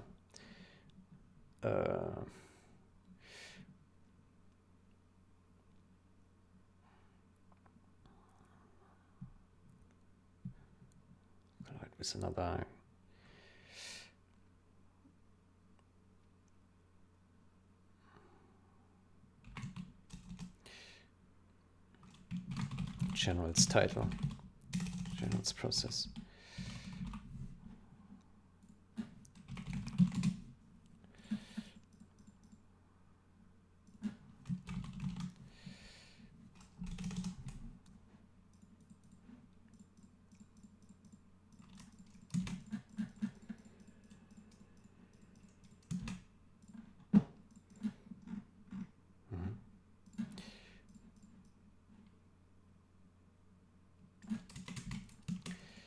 Must be called. Okay, there we go. Good.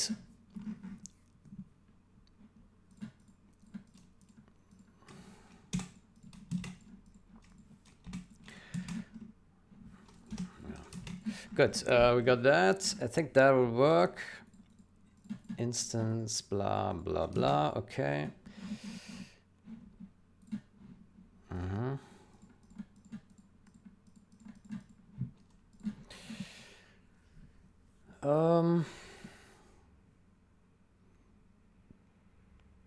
Good. So there might be compile errors now because people or user code still wants to access here these booleans, which are now deleted or private. Okay, let's compile this. Let's see where the compile errors are.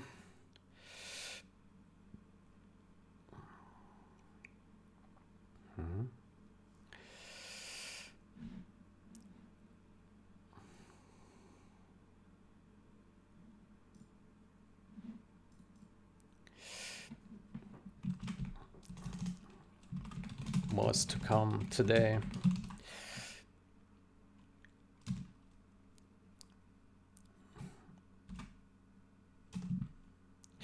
It's actually only 74 pulls, not 94. I miscounted.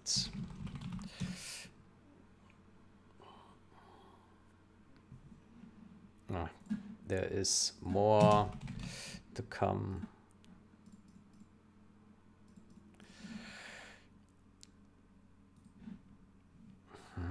Okay, so that doesn't compile. Yep.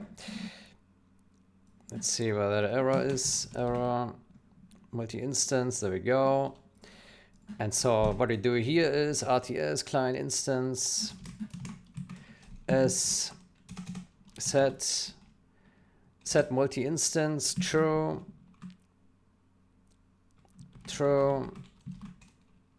and then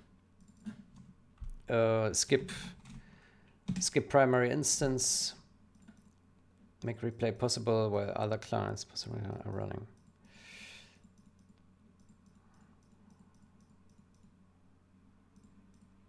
Skip primary instance. There you go. There we go. That's how it should be done. Because now, like, no one can start messing with these after initializing.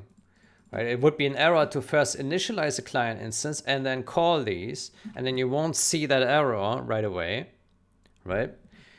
But here you get like asserts now that this won't work. And then, yeah, that's better. We can actually also say,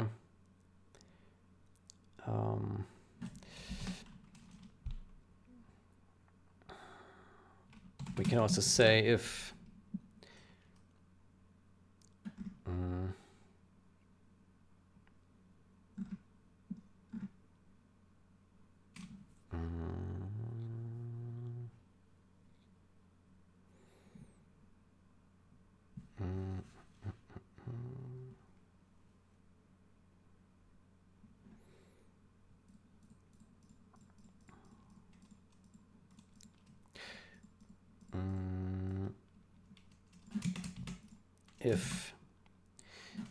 if is initialized, then we return here. And we do debug crash. And here we do debug crash as well. And we need a text.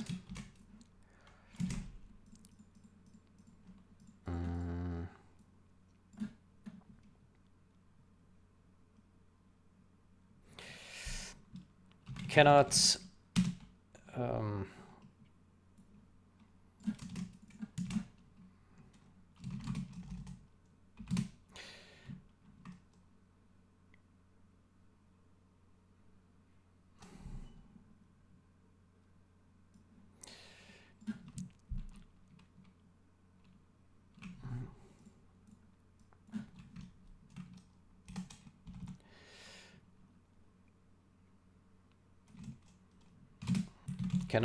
change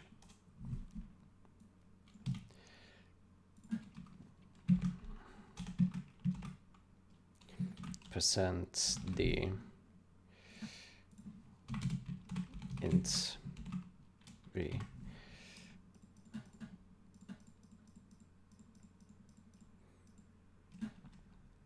Cannot change multi-instance after initialization.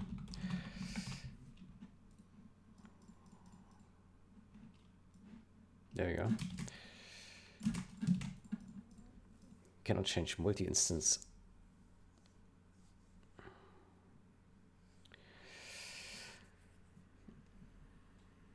Cannot skip primary. Cannot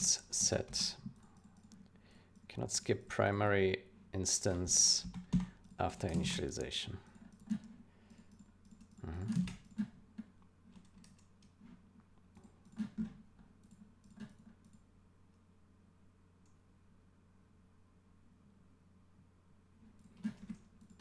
Okay. Okay.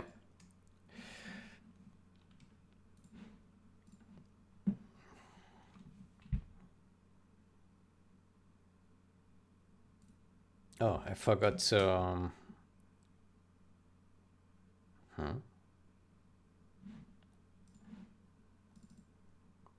Oh, right. This needs to be reset. Okay, so this looks good. We have the static bool down there. Blah, it's multi-instance.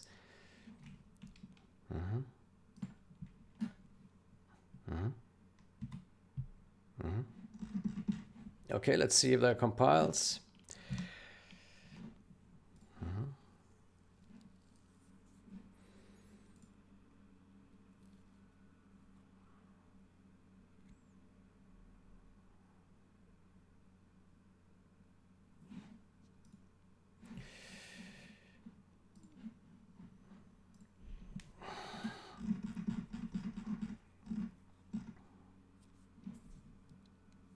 So what does the script do now if a player is not selected in the script slot?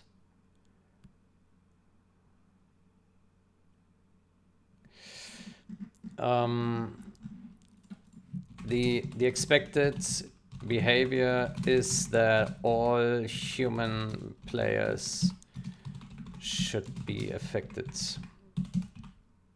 This does not work.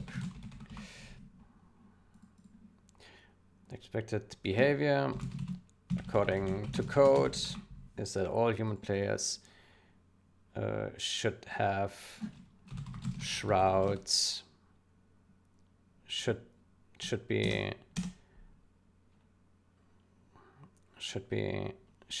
see shrouds or reveal.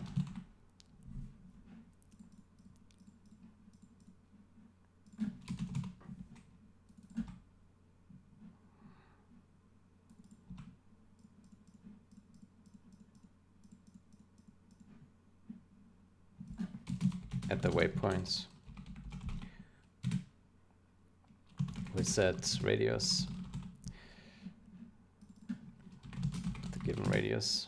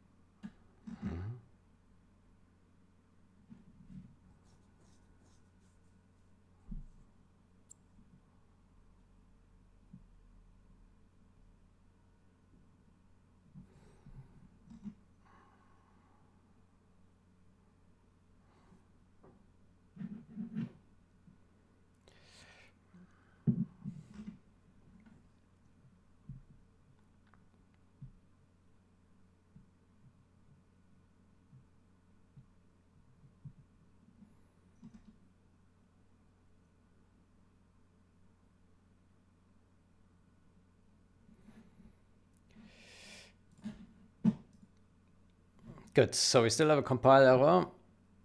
Right, client instance is multi-instance, there we go. And for some reason, Helmut always wants to have everything as just variables. no concept of functions.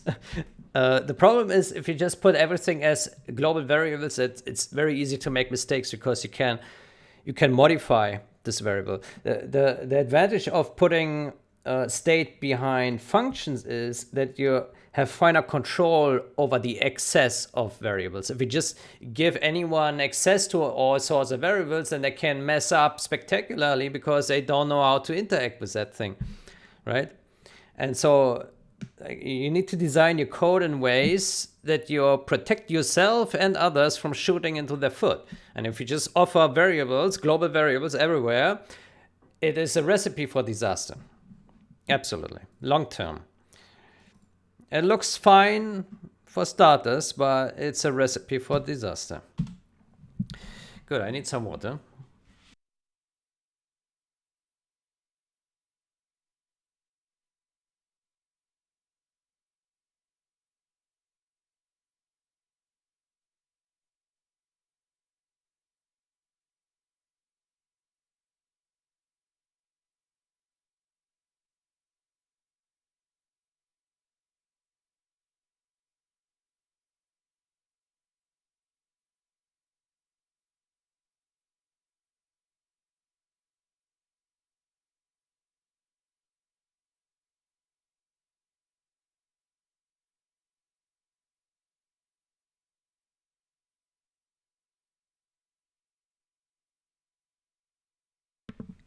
Okay. Water is served. Okay, so this compiles now. Fantastic. Then let me look over my code here once more to check that there's nothing wrong. So we have now a function is multi-instance, set multi-instance, skip primary instance. We have some comments that explain what this does. Multi-instance is now private. If it's compiled in, then multi-instance is enabled by default, otherwise it's disabled. You can still opt in on runtime. And initialized, debug crash, return.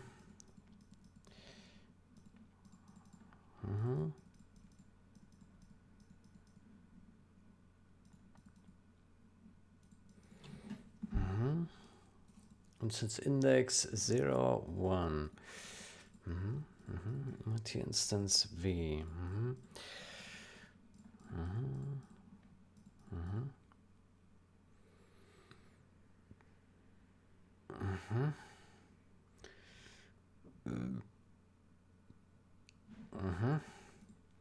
Yeah, I think this looks correct.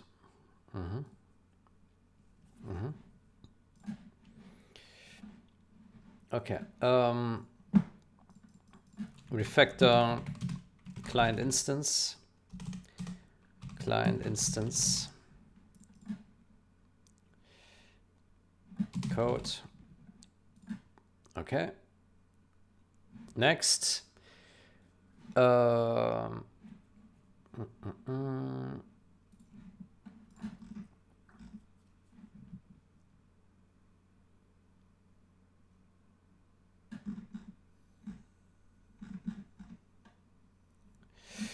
Fixed.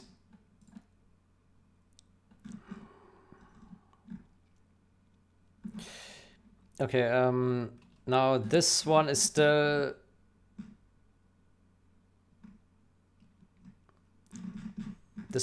very confusing here. Let me take a look at that.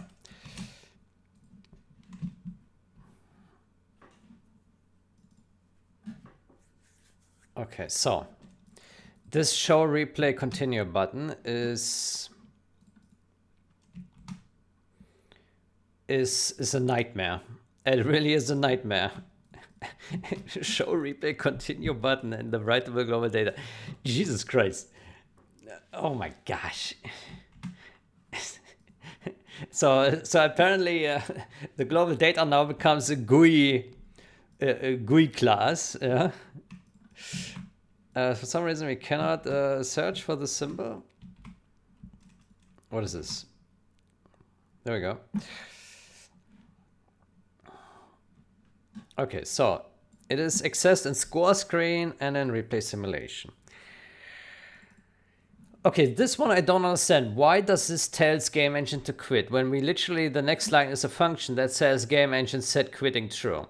Like, why is this why is this line telling the engine to quit? What is this? Isn't this already doing it? I don't understand. It's so weird. This code is really weird. Why is it like this?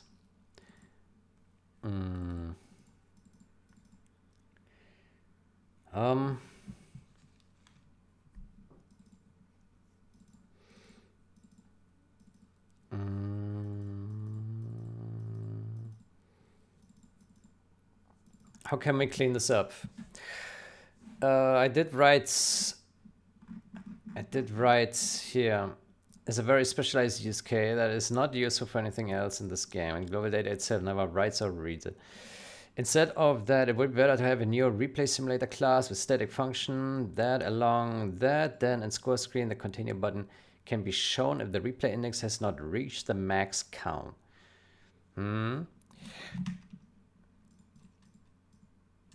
Okay, why is this necessary here?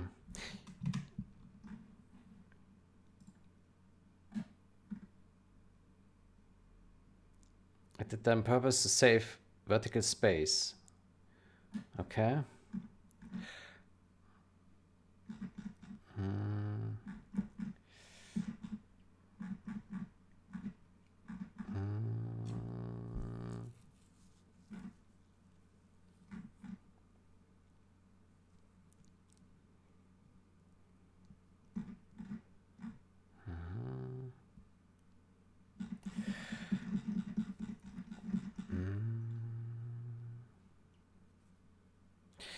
It's necessary to break out of the loop. It's necessary to break out of the loop.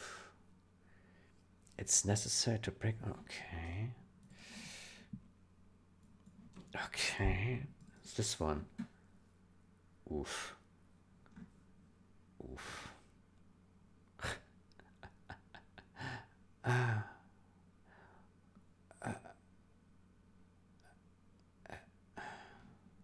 Huh? What?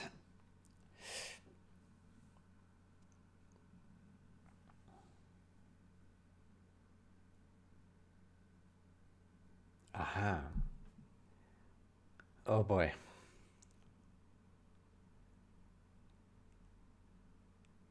Oh boy.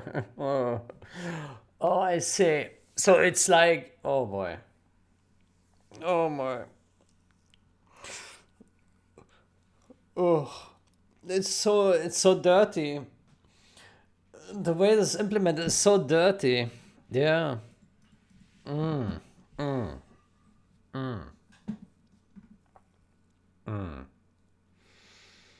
Oh boy. It's so dirty.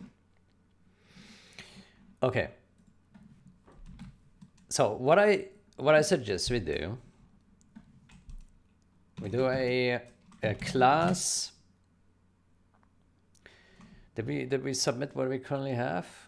Yeah, good. So we create a class replay simulation. I don't know why it's not called a replay simulator. I think that would have been better. So we do this replay simulation. Make it public.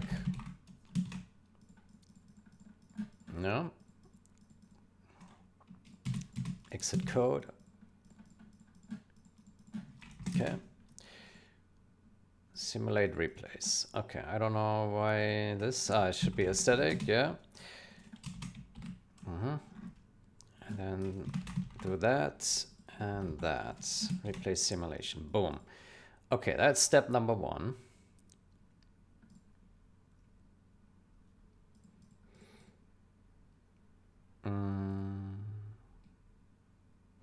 Right. Right.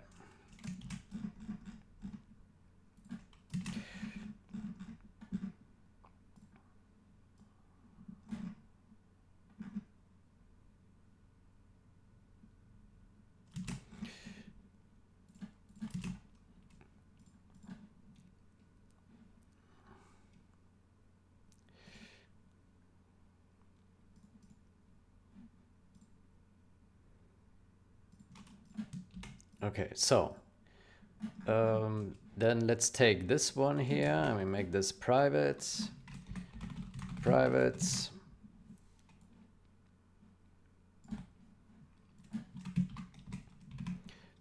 Oops. I take this one and this one. Good. So, and then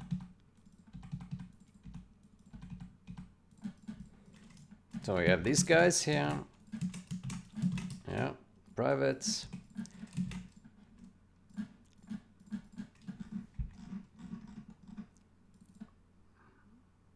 Or we just say they to keep the diff small, we can just say we can just not make them, just have them here like this static.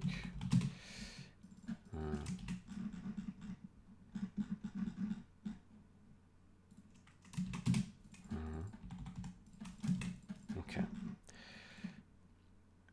Okay, something is wrong here. I don't know why. What is wrong here?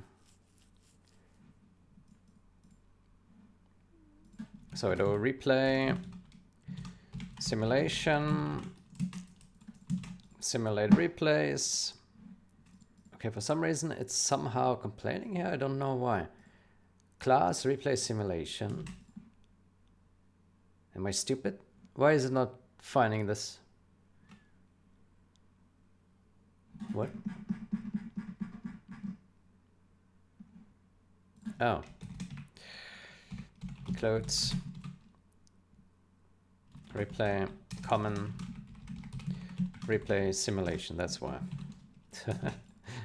That's fine. Good.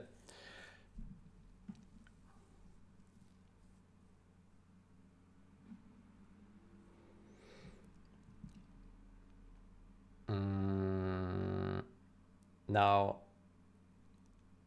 on second thought, I think we do actually need that.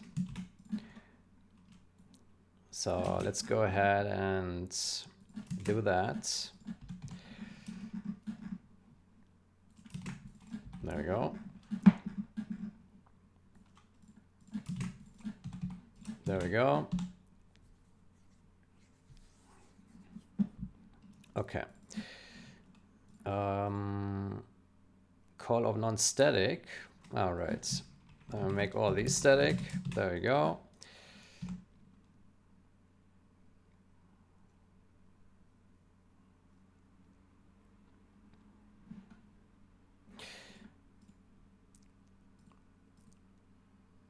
The casing of these things is also wrong. It should be lowercase. So let's fix that. There we go.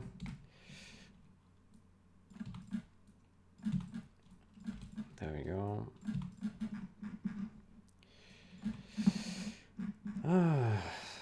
So many errors. Good. And then let's see that. That should now error. Yeah. So we do this S here. There we go. Okay. So that already looks a bit better. Now, next step, we can now add things to this class. So we say here, we add a new function static void abort, or let's say a stop simulation. Stop simulation. What did you say? Stop. Replay simulation. Stop. Boom. And then in the stop, we have a stop function down here, the replay simulation, and we do a stop. There we go. There we go. Void replay simulation stop. And then we say here private static bool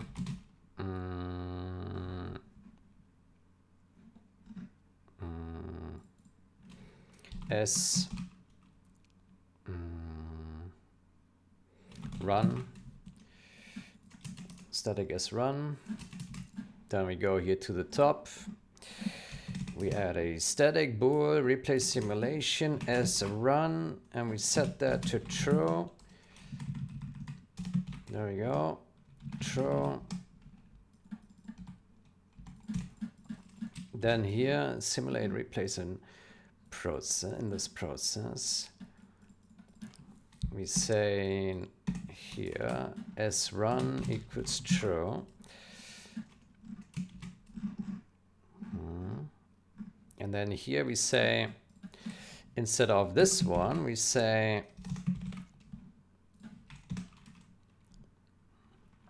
if not as run, then break. Run.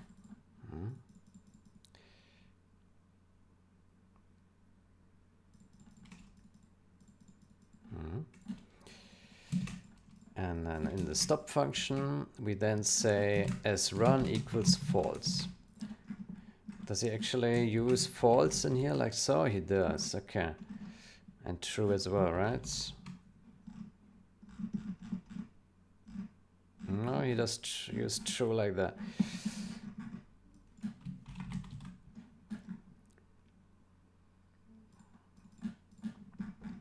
Okay, so true, true, okay. As run, false, stop, okay. So, stop. Simulate replace in worker processes. And worker processes. As run. Now we can here at the end say as run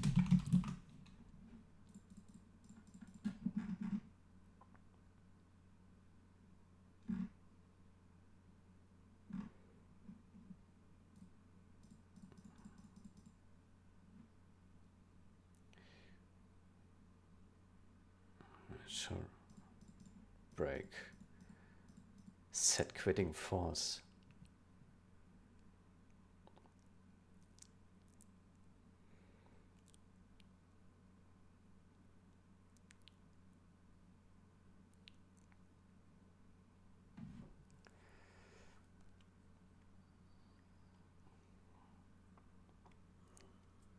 Wait, what is the if not break?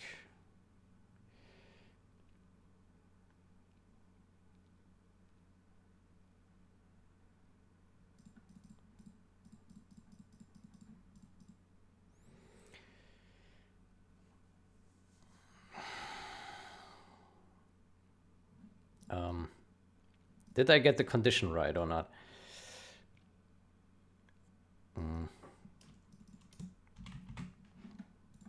Not sure.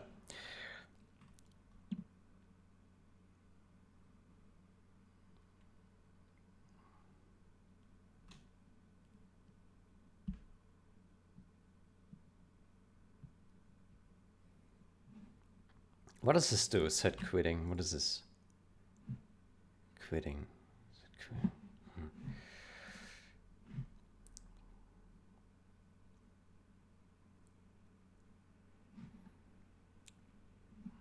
Break.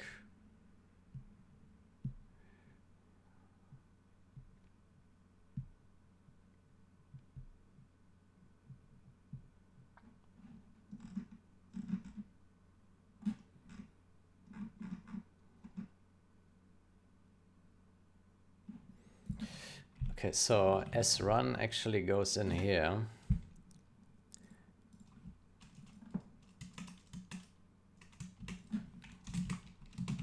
False.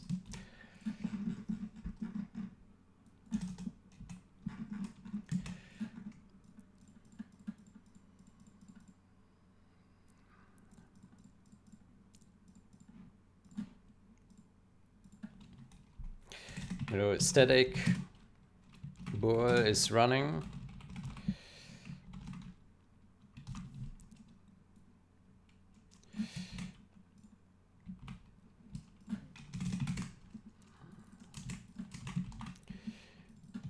is running, return as run. Maybe we should rename that to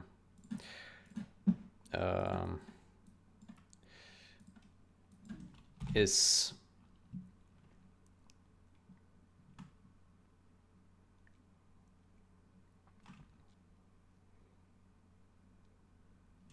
running simulation.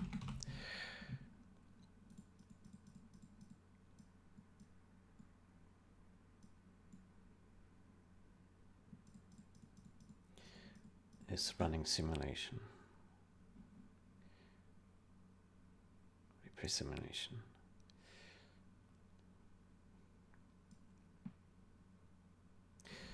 Well, let's say is simulating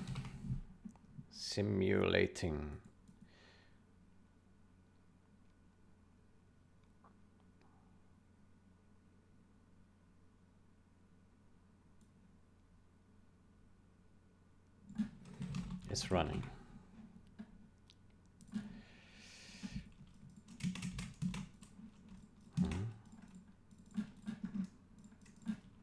False.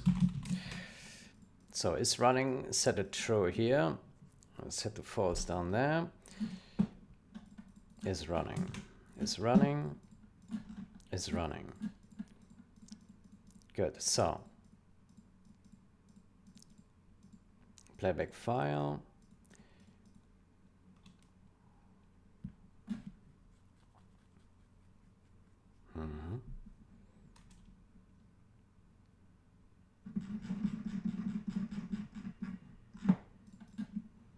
Okay, so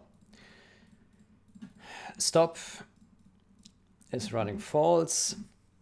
Okay, and if not is running, then it breaks out. If not is running, otherwise set quitting. Why does it do that here? Set quitting false. Why is it doing that? I don't understand this part.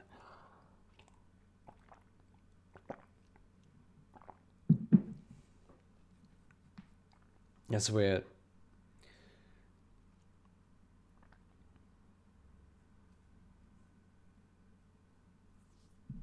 I don't understand this part here. Set quitting false. What is this?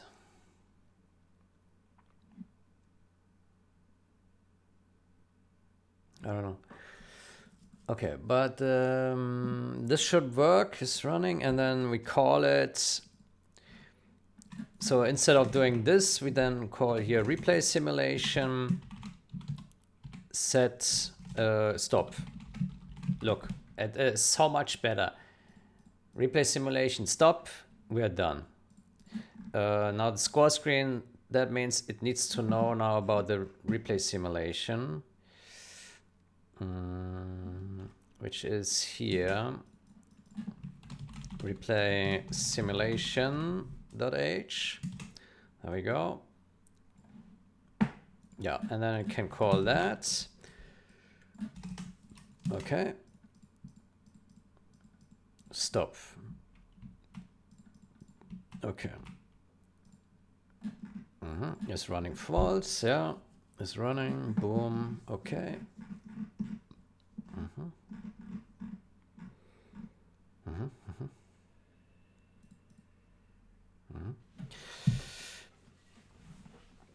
Okay. Then how? What else do we need to do now for this button here? Good. Let's see.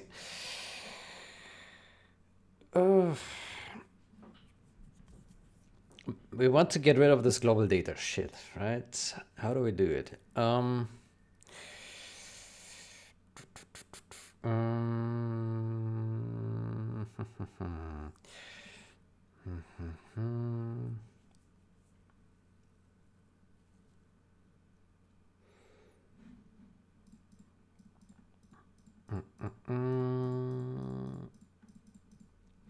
Let me think.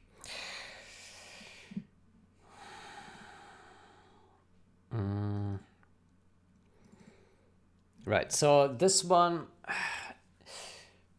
Okay, so basically, what was my suggestion here? I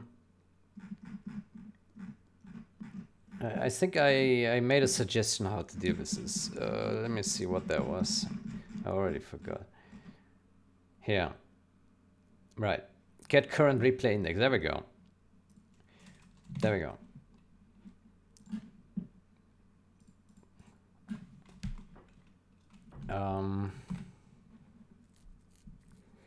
File names. File names.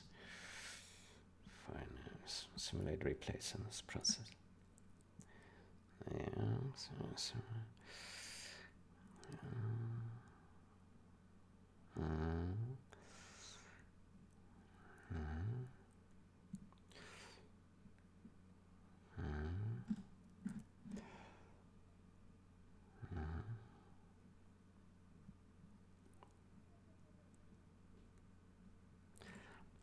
Okay, so I think what we need is static int,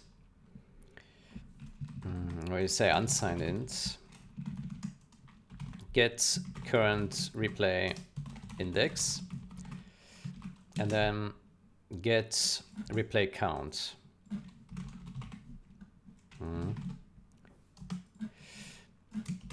Okay.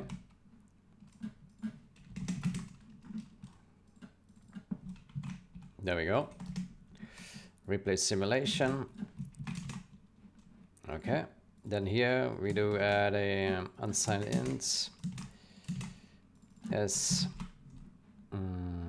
replay index and replay count.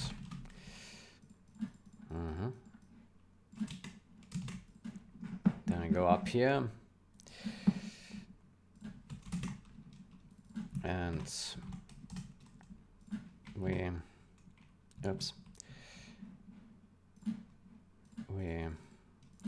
initialize them to 0.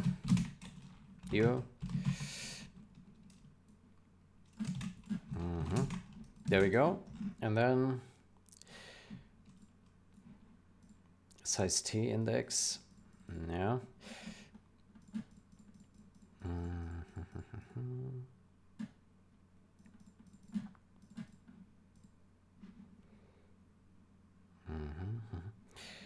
So here we take out this guy and we say replay count equals this, and replay index equals 0. When we're done, we also reset these guys. Replay index 0 u again, and replay count 0.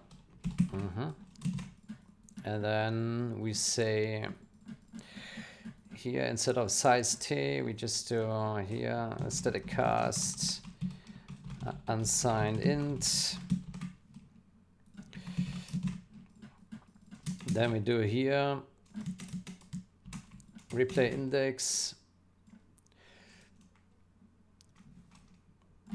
there we go, smaller than that, file names replay index, there we go.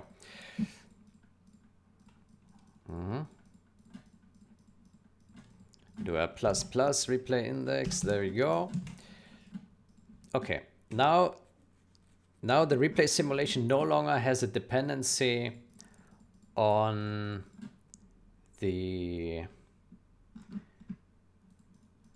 this global data thingy, this show replay continue button.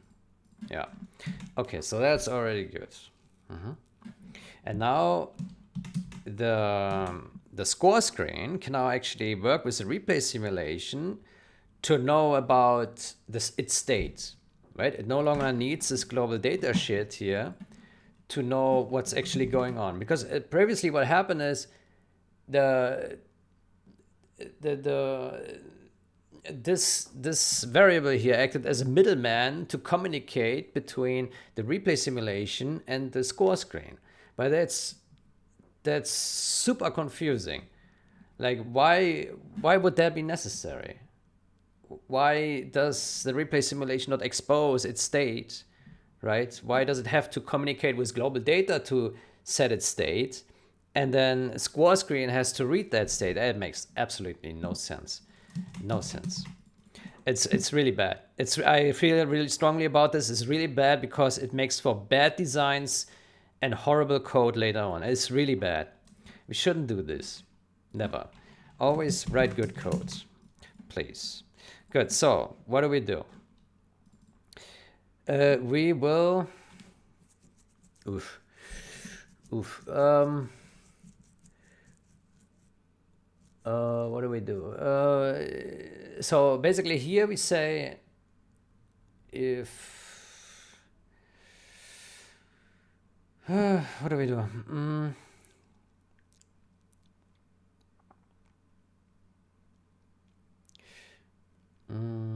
So we can't tell this thing to quit. So our quit condition now is show replay continue button.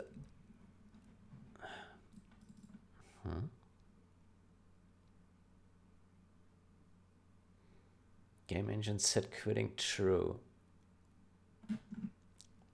Button continue.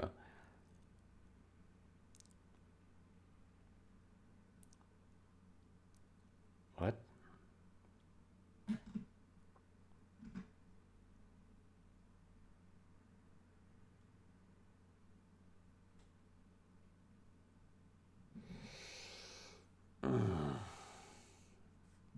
Okay, so the first condition is here. This one we can replace with if replay simulation get replay counts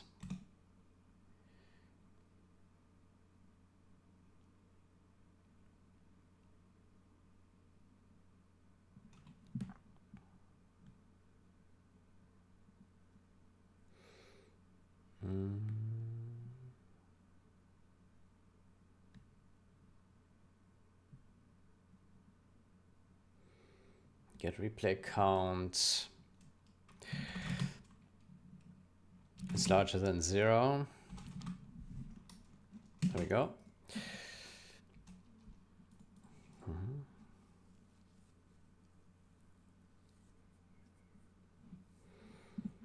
Okay.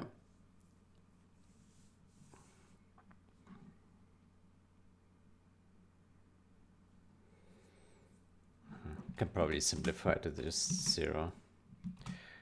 Yeah, there's no need to do a U on a 0.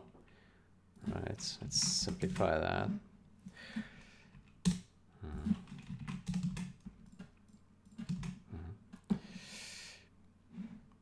Okay. Okay, for some reason these ones cannot be found. It's running. Right. Ah. Oh, what is this? Jesus. Return as replay index and return as replay count. There we go. Maybe we can actually make this in place here.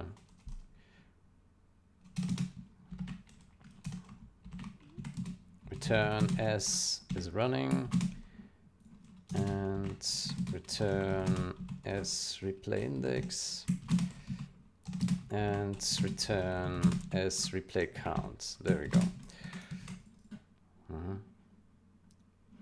And stop we can maybe also just implement in here. Stop is just running false. There we go.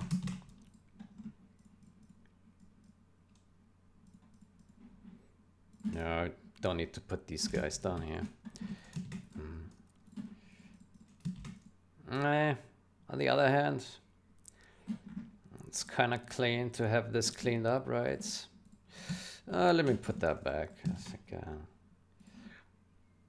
But on the other hand, this is inlined. Yeah.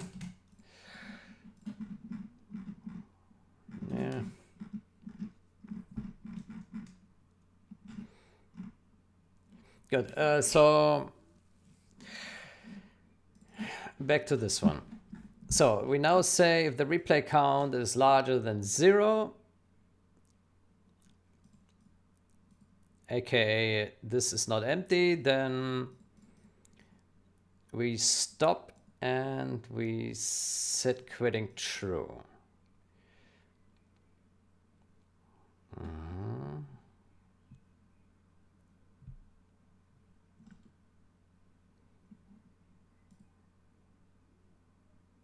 What does this mean when it's true?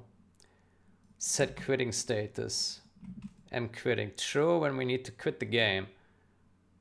Quitting true. What does it do?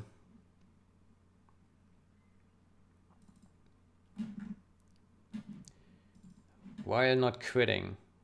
While not quitting. I see.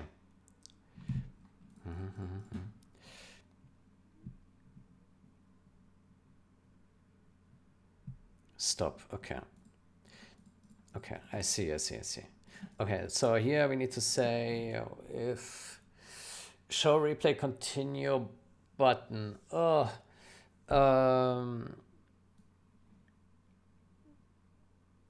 Right, so this was set to true in the replay simulation before. Right. So what we do now, instead of this condition, if replay simulation get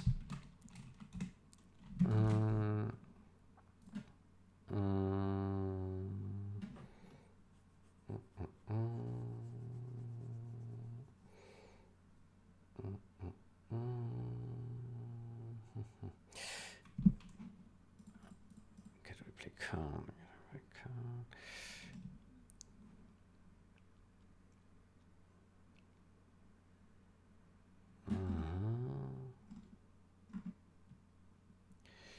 Show replay continue button.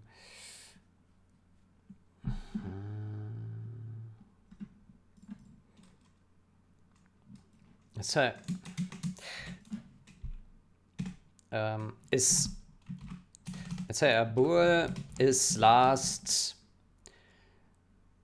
simulation replay.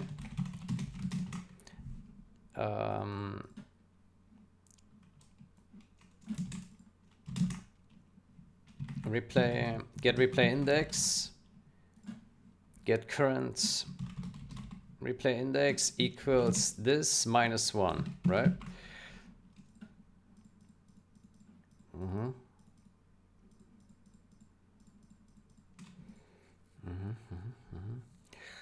Replay index is that minus 1. So if this was 0, then this would be false. This last simulation. Show.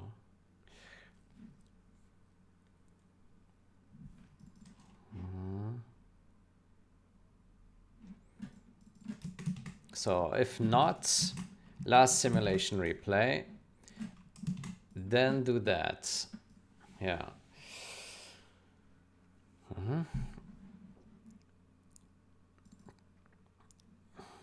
When hide,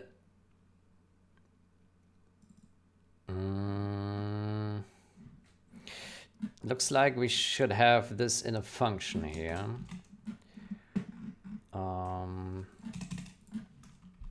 Static bool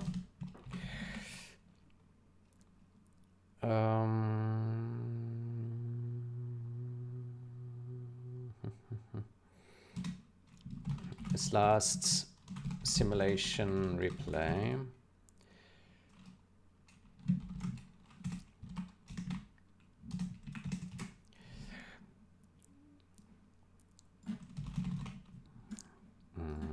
We say, you know what is weird? It looks like here we click the continue button or select it. Yeah, we click the continue button, but then in the continue button it checks if it's actually shown. Like, how does that work? I'm confused about that one.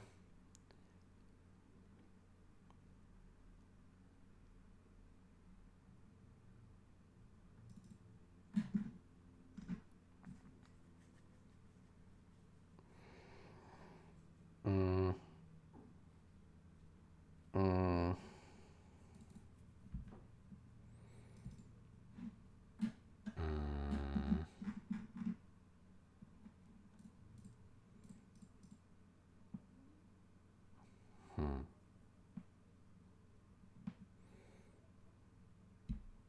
But continue.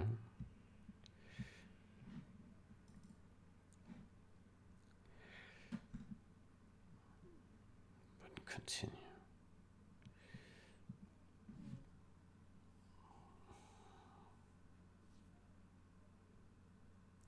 I'm really confused about this one here. The previous condition, this one. Because how can this be true? If the button is not even shown, then this condition can never be true, right? Or this condition, right? It can't be true.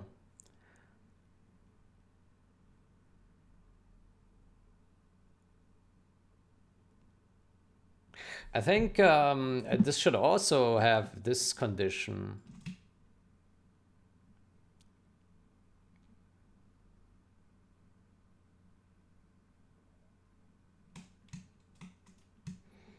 I think this should also have the same condition as this one. This one. All right.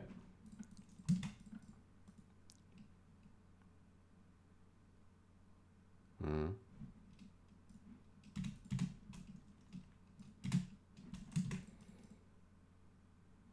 Mm.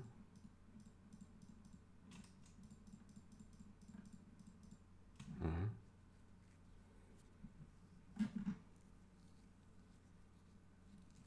Mm. And then here we say here show replay continue button. Replay simulation current replay index is not equal to that. Mm-hmm.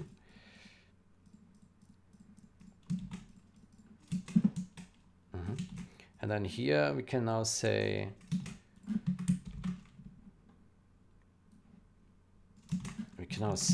that win height that. Mm-hmm. Same here. Mm-hmm.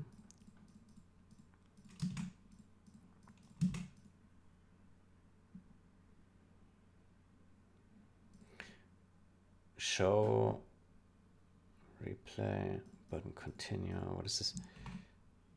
Continue. I think we can just say show button continue. Show button continue. Mm-hmm. There we go. Okay, this should work. And then we should be able now to remove this guy and this guy. This is already removed. Everything is removed. Fantastic. Okay, this should compile. Let's say.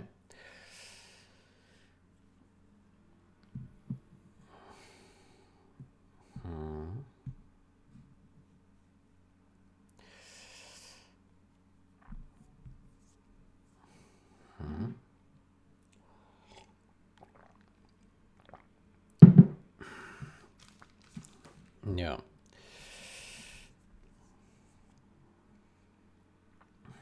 Mm-hmm.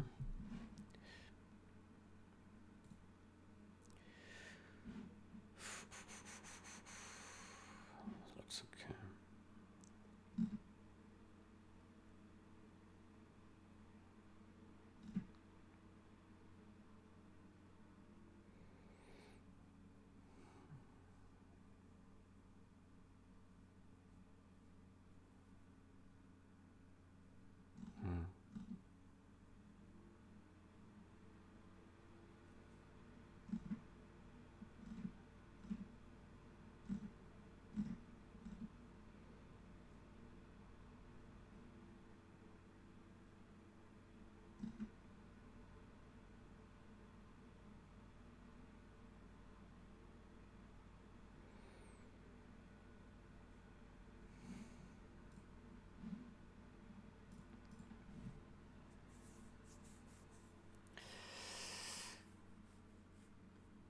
Okay.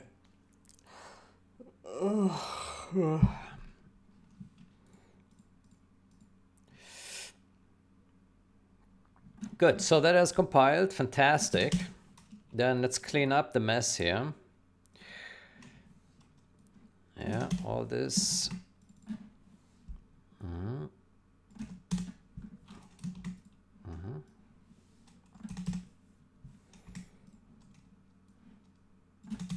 Okay.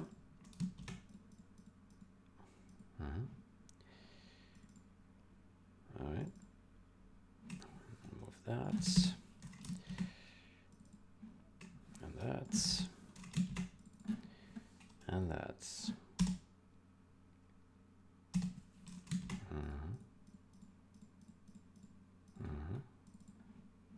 And that.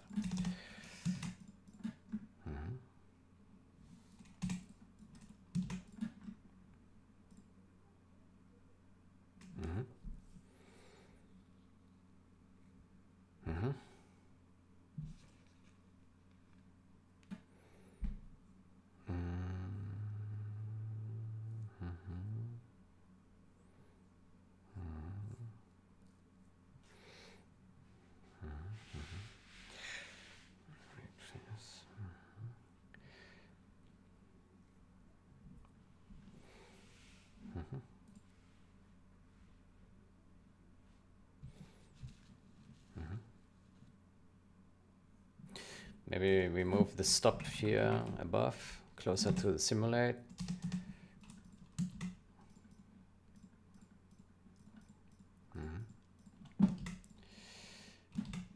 Okay.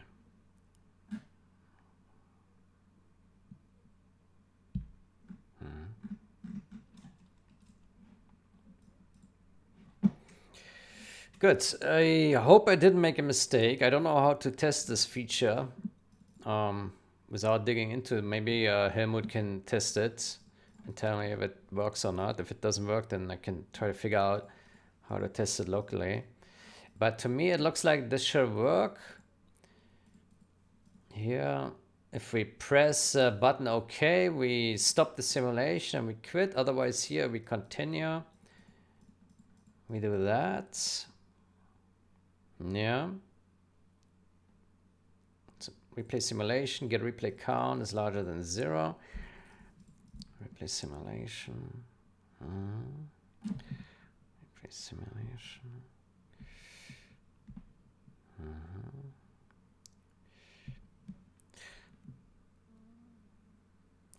I think we can test it by doing...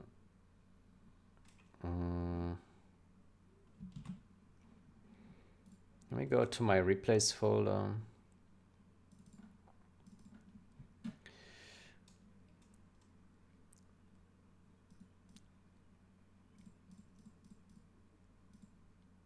Okay, let's simply do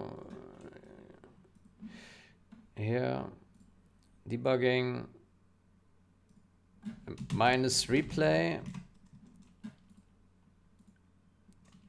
this and this minus replay that. Okay, so it should now play 2 replays, right? Maybe. Let's see. Let's put a breakpoint.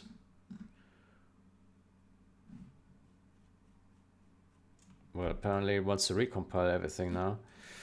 Okay. Let's go to parse replays. Parse replay. Yeah.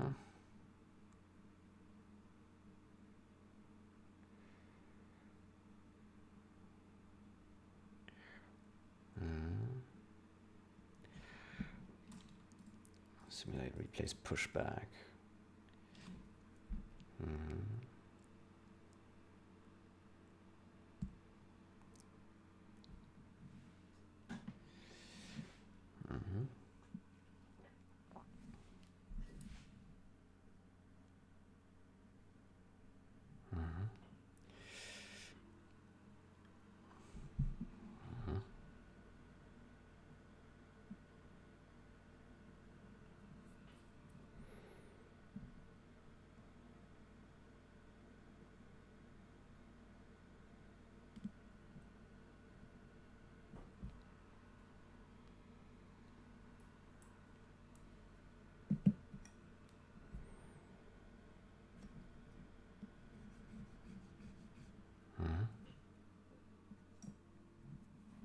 Okay, that is compiled.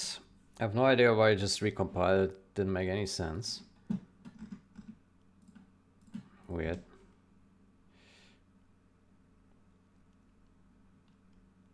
Okay. Then, so we now have set these guys here. Yeah. Let's see if that works. Let's see what happens.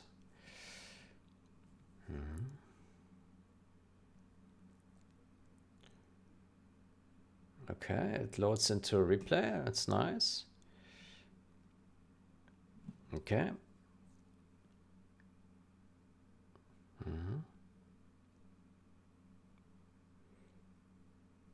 It should end the replay very soon, and it does. Okay, so there is an exit and a continue button. So if you press continue, it should go to the next replay. Let's put a breakpoint in. What is it? Score screen. Score screen. Here. So it's this one or this one, right? So if we click on continue, it should reach here, yeah. And the replay count is larger, so it says set quitting. And that should now load into the next replay. And it does. And that ends very fast and it's good. And now it doesn't offer us this, and we can press exit. And that will go in here. That will stop the simulation. And we'll set quitting true. And that works. Okay, let's now try to exit the first, if that works. Yeah.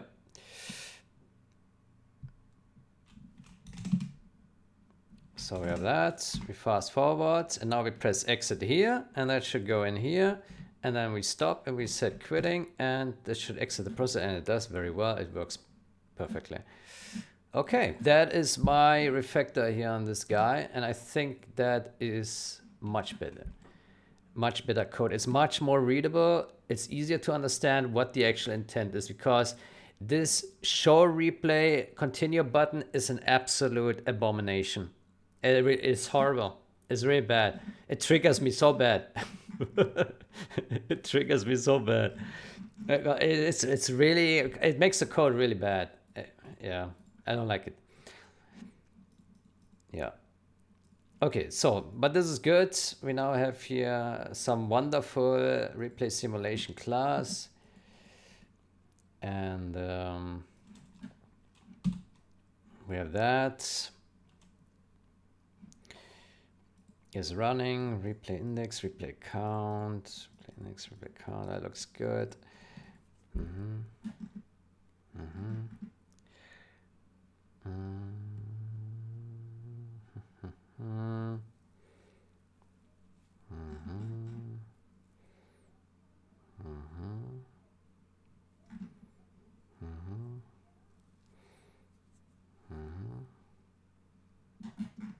Okay. I don't see any fault here. Looks good. Looks good. Looks good. Replay simulation, show button continue.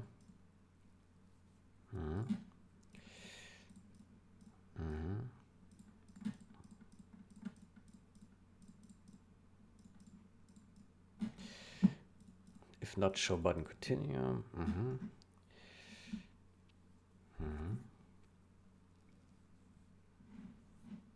There we go. Okay, let's call this remove the global data. Global data.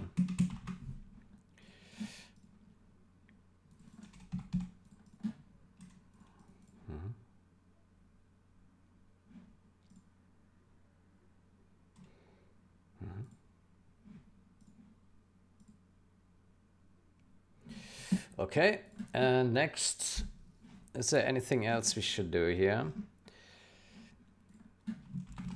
Fixed. Fixed. Fixed. Okay. And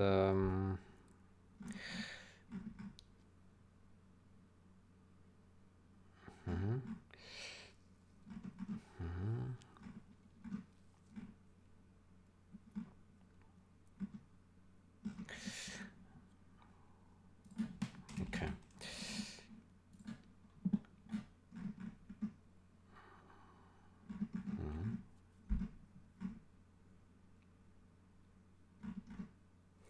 Call this debug init. Otherwise, it's called twice in WinMain. Yeah, he did that. Okay.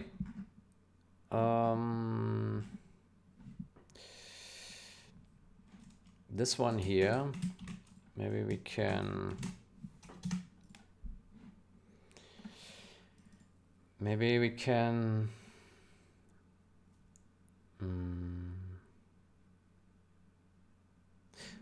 Can.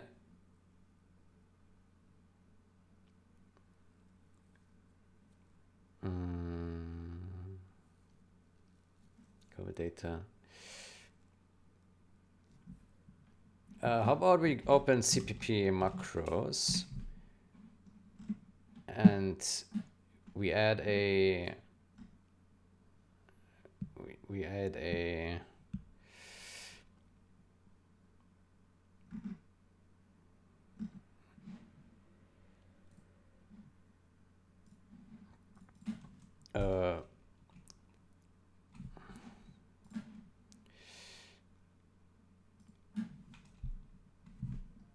we add a define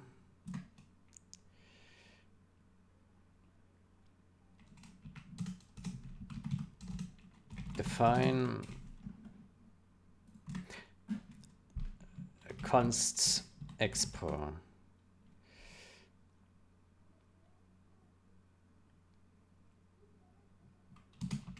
Const expr.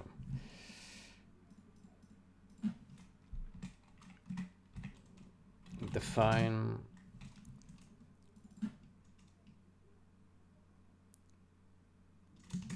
const expr.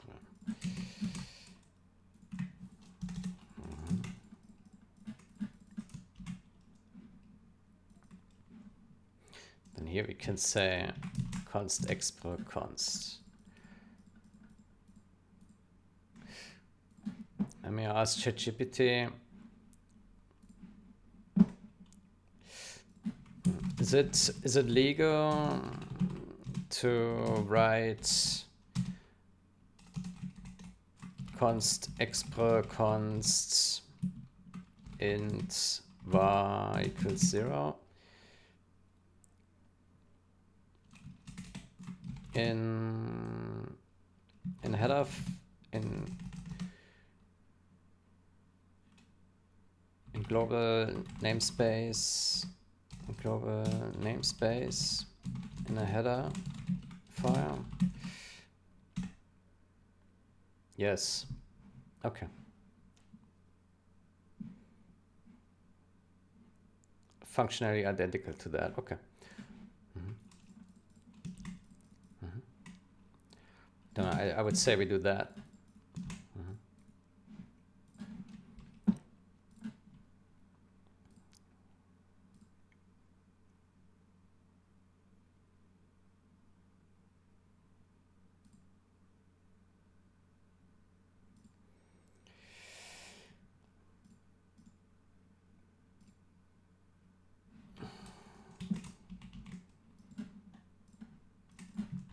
Fix constness, const exprness.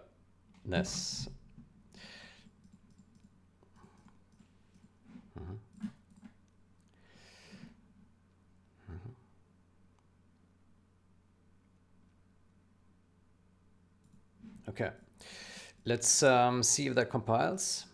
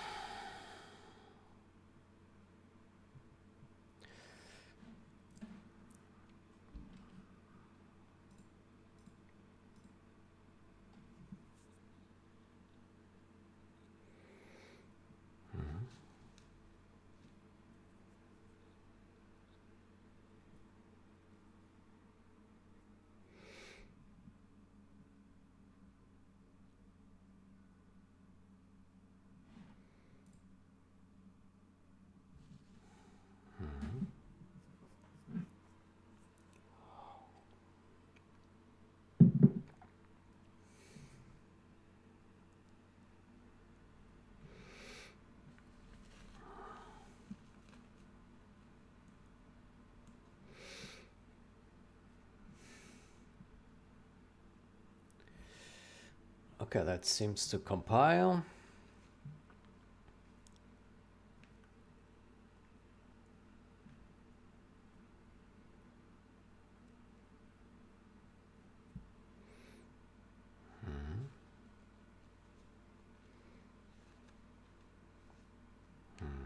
My gosh. Full recompilation. Pretty much.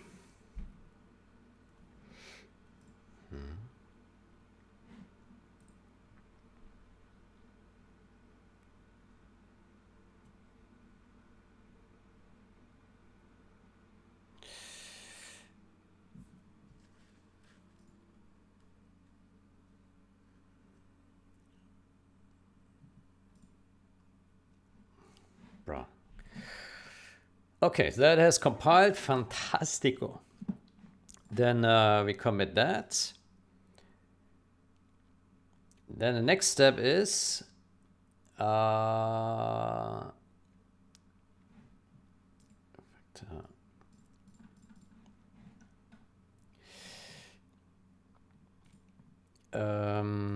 next step is there was one more thing that came to my mind, and that is, I think in what was it?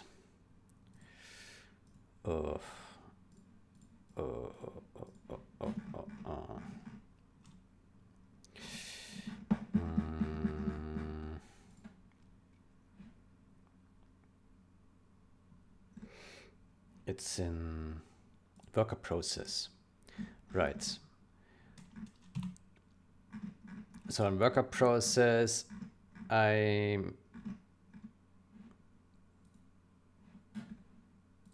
previously noted that there's unsafe code here, right? This one, start process, there's unsafe code in there.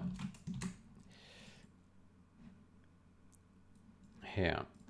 So basically create pipe can fail, right? Right handle.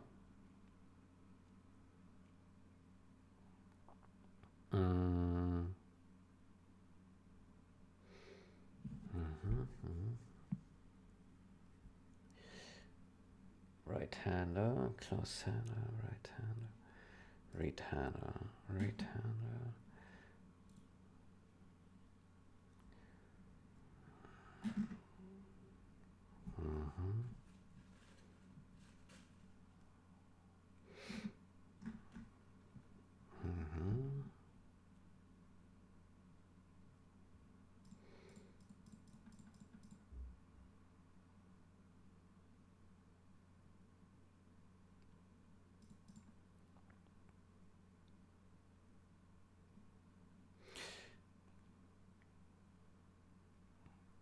So I would say if not create pipe, then return false. That's it. That's all that needs to be done here. Can make it compact.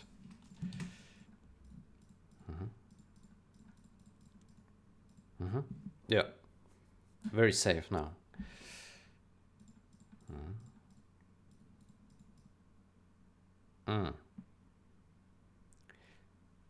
Great process.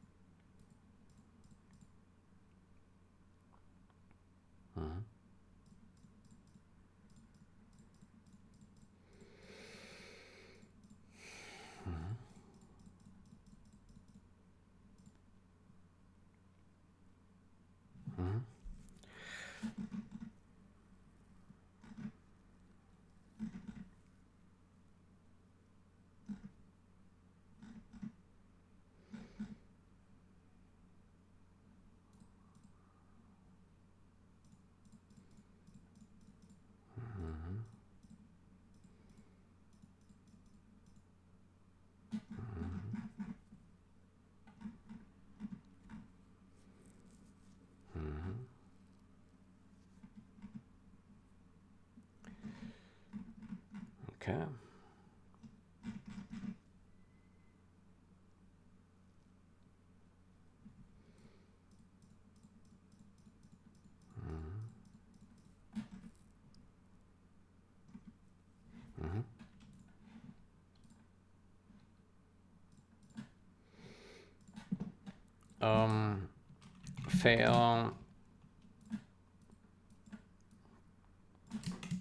fail that if create pipe has failed.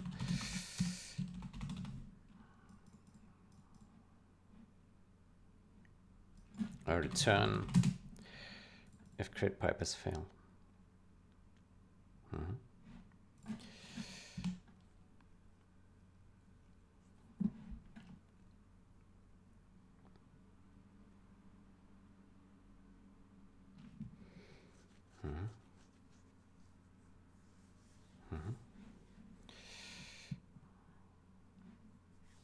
Okay.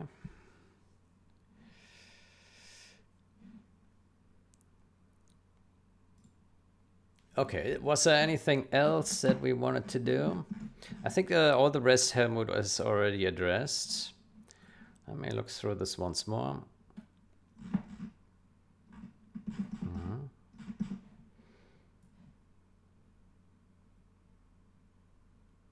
Fix that. This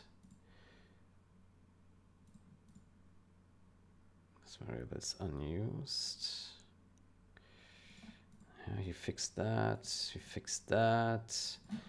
This one we didn't touch. This one he touched. Yeah, okay, so this one I think is all addressed here. You removed that. We did that. Was there anything left to do in the first review? Somehow, huh? Ah, here.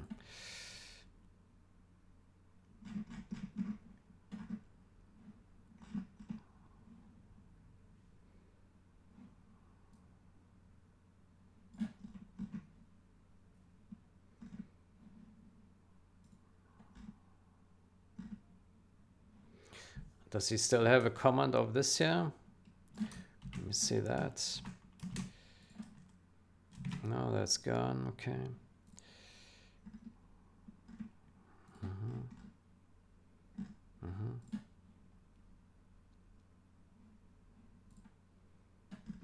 Const.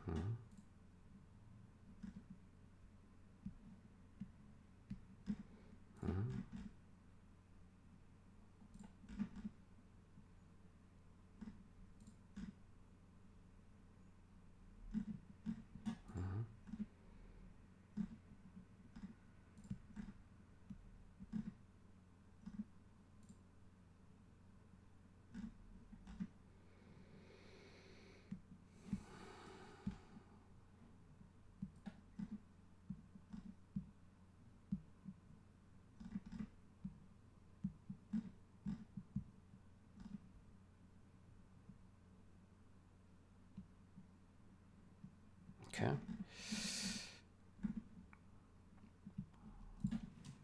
Fixed.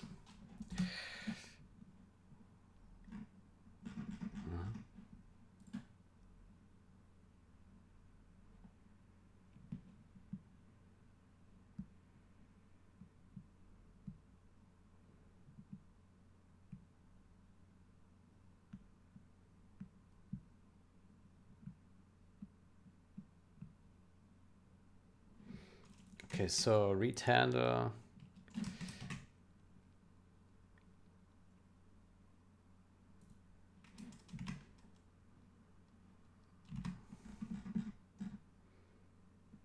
Read handler.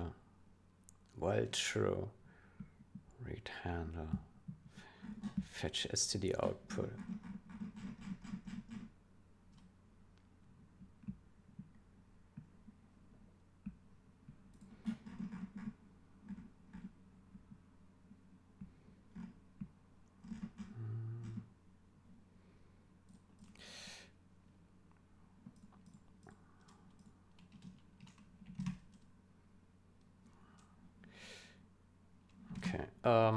we can add here the debug assert crash. Read handle is a handle.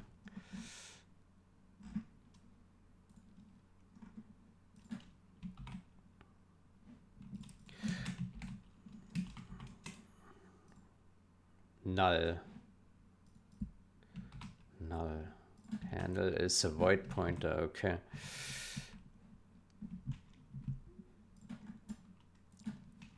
It's not null.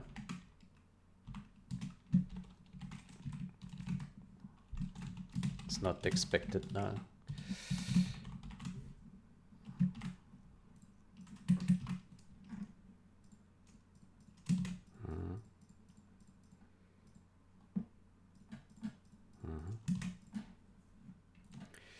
Okay. Lowercase. That's a good question. That, yeah, the names are fixed here. Okay. Okay. Buffer. Okay, that's fixed.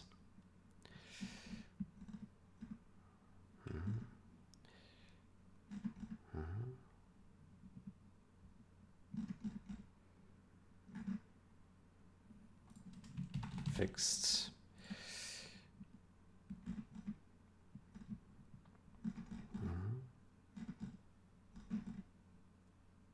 Get frame.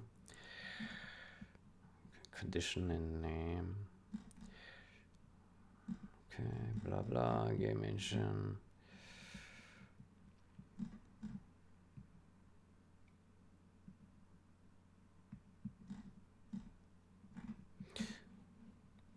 Yeah, are these to do still here?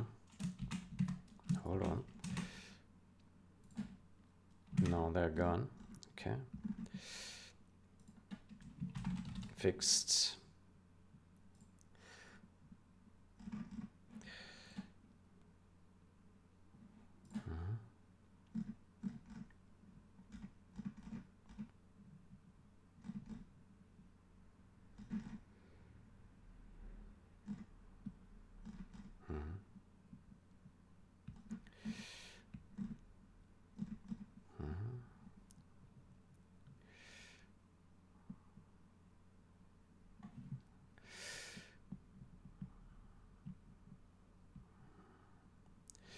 Max processes.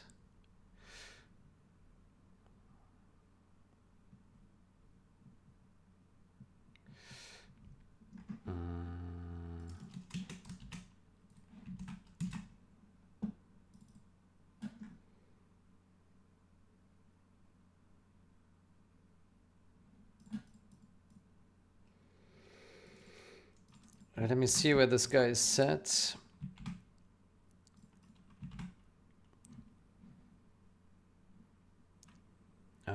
Here, past jobs.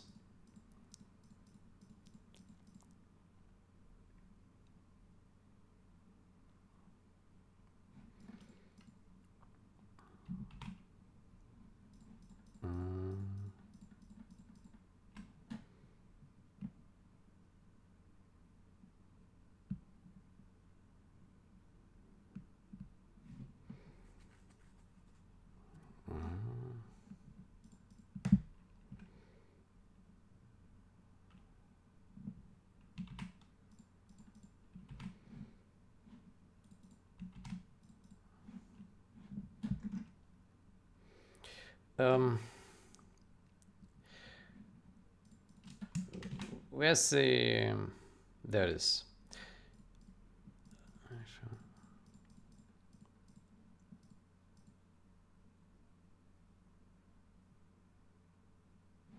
Simulate each replay in a separate process and use up to n processes at the same time. Simulate each replay in a separate process and use up to n processes. N1 up to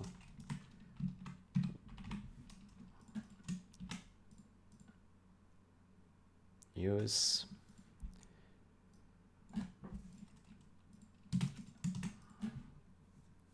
simulate each replay in a separate process and use one ... n processes at the same time.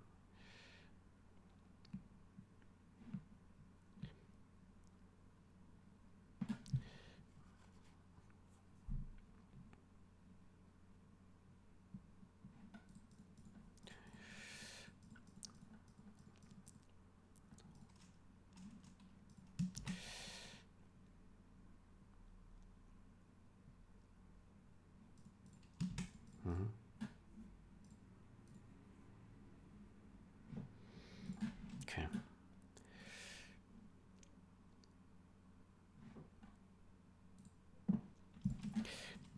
Add asserts for mRead handler.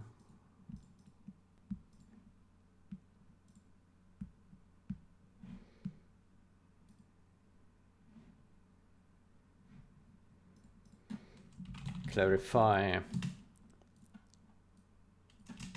jobs range.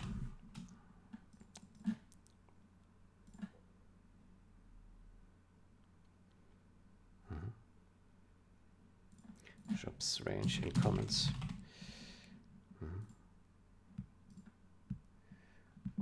Okay. Fixed.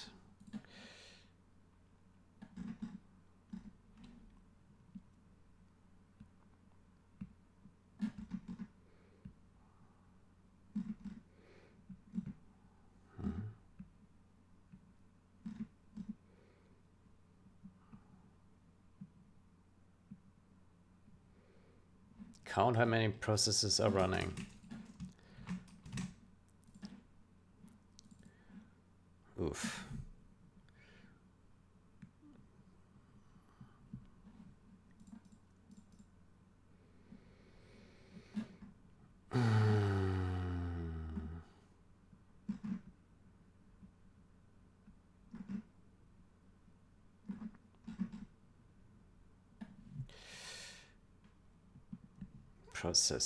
Processes.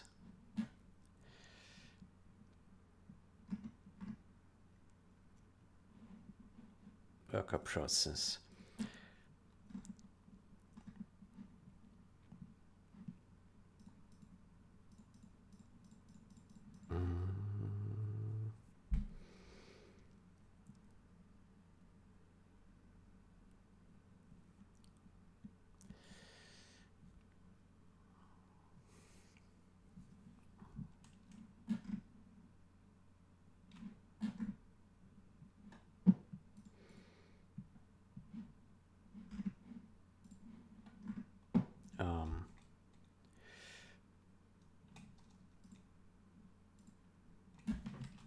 Static.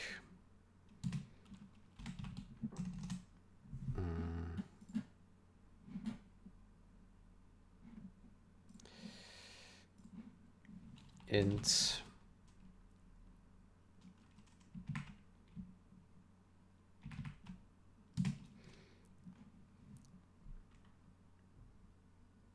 count processes running. Count processes running.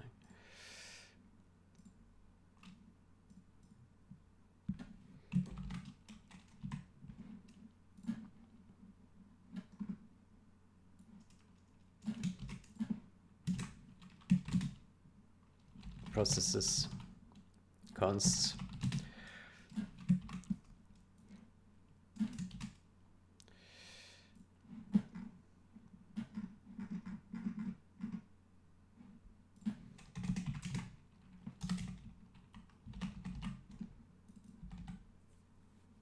replace simulation.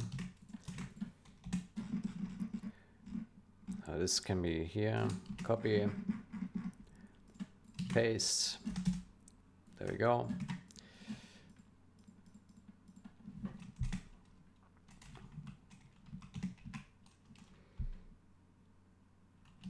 Size T.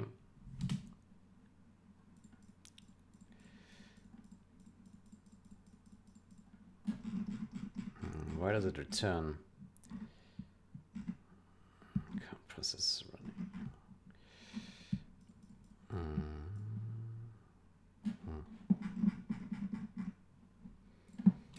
Return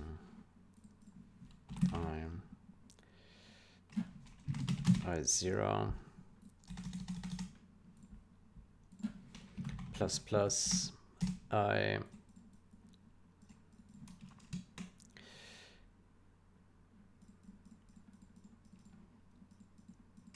plus plus return that.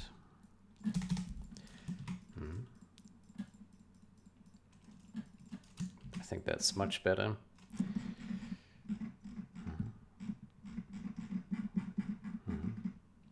And then we just say this, that, count that, make it const.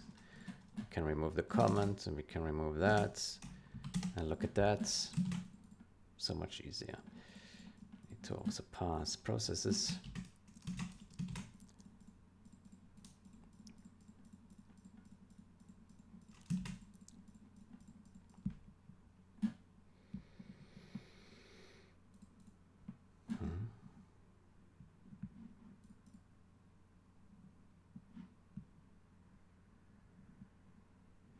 It's being modified. Okay.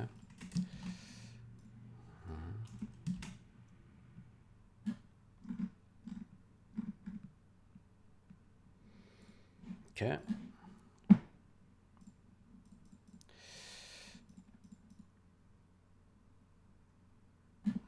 Fixed.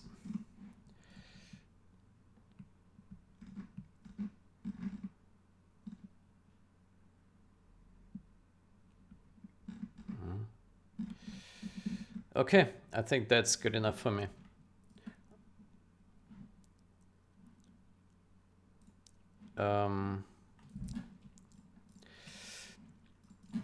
Move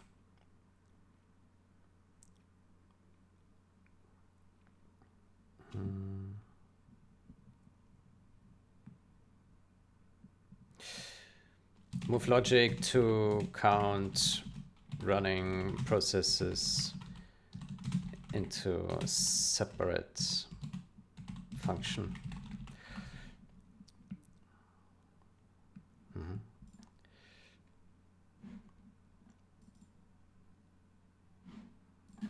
Oh, I didn't mean to put a dot in the title.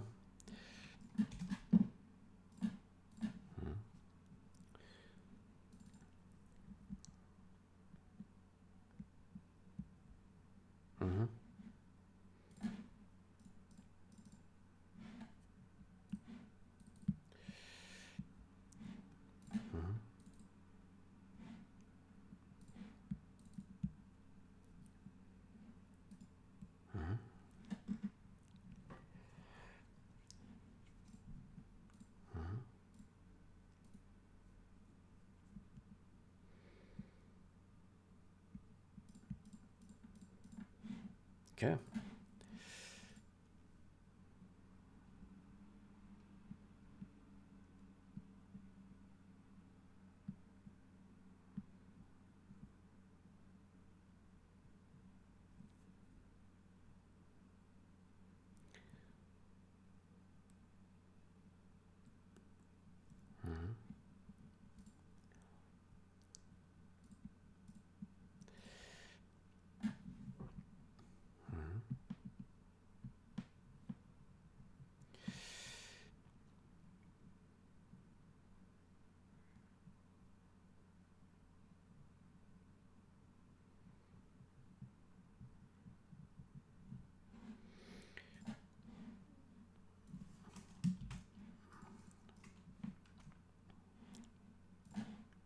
Okay, I did a mistake here.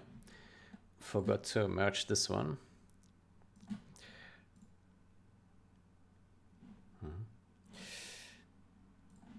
Good. I also need to check if the client instance thingy is correctly set, right? Let me do, we go to global data.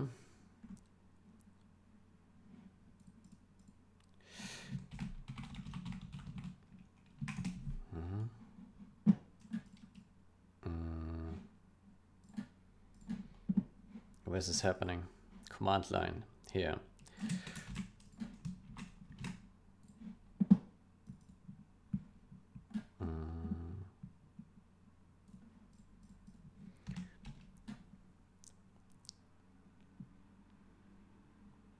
Oh, we have some error here. Worker process. Oh. Oh.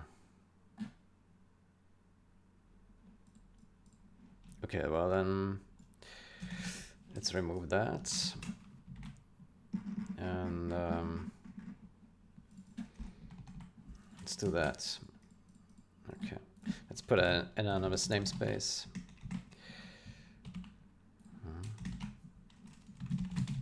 Namespace.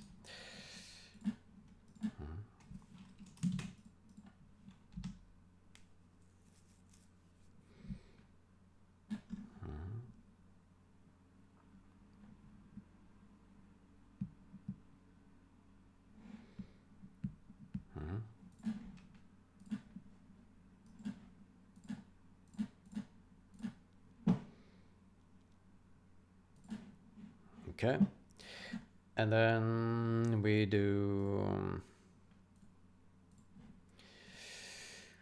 where are we? Breakpoints here. Breakpoint here. There we go. Let's go. Let's see if that works correctly. There we go. So set multi-instance.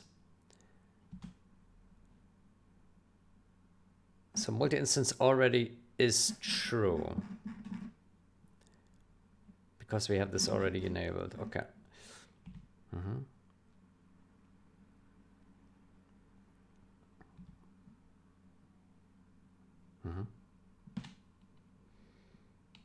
Okay. Then it should go in here, and the index is currently 0, and now it's set to 1. And then so next step, we should hit this code, right? There we go. And now it's multi-instance, and then the index is larger than 0, so it goes in here.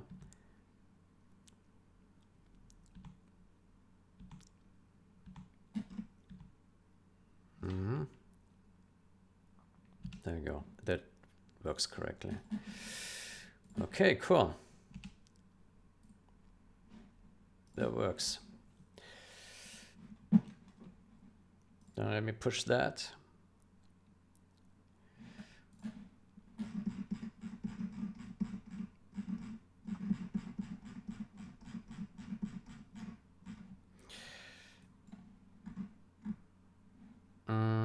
I hope that it compiles. If it doesn't compile,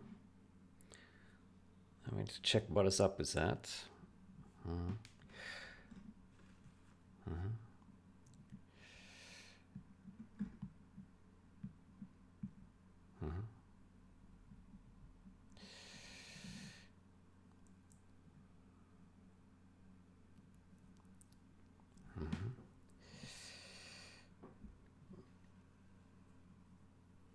Okay, what's the time? Oh, 3 hours 41 already. Not too shabby. We made a bit of progress. Okay, so what do we do next?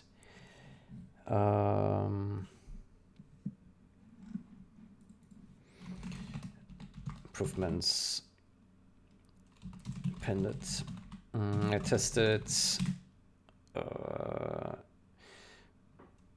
tested score screen with 2 replays. Continue and exit button, and it worked correctly.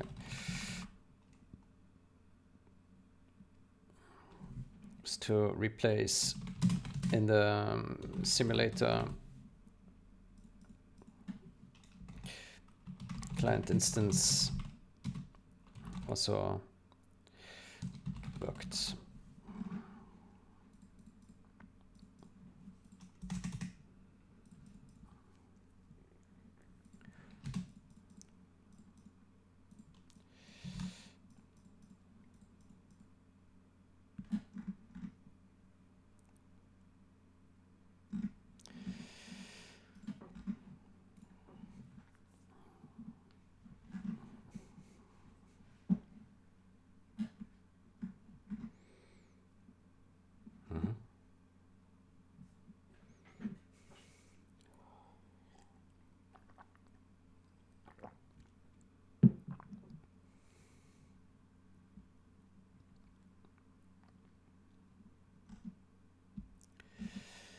Okay.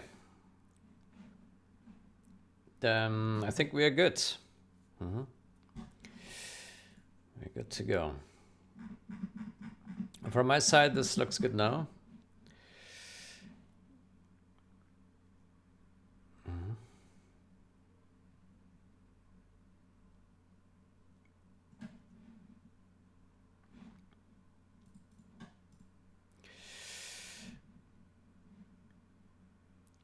More.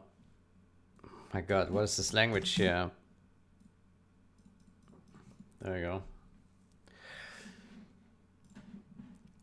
Okay, so then let me see a notification here. Yeah. It feels wrong that when no player is selected in script, all players are selected. Yes, it is. Yes, it is strange, but that is a different conversation.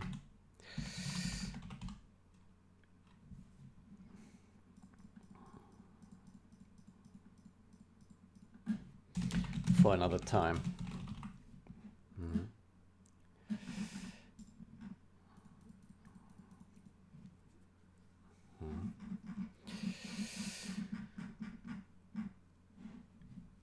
Good. So let's see.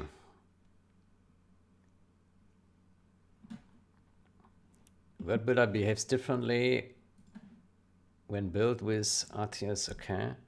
This is what the 0-hour World Builder looks like for me when I build it with default CMake flags.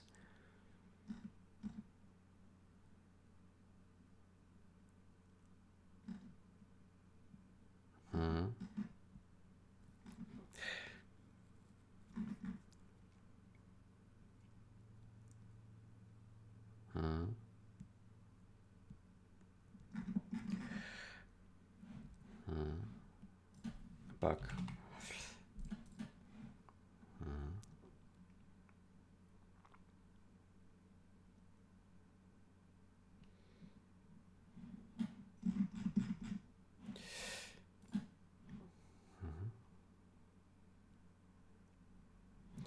Shame.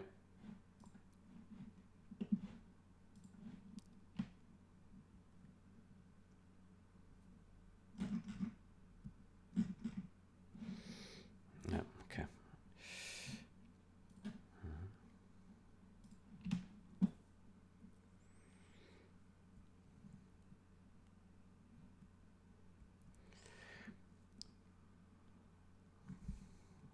Okay. Let's see what's here. Is it guaranteed that MD is always defined in line 158? Okay, let's see. 158.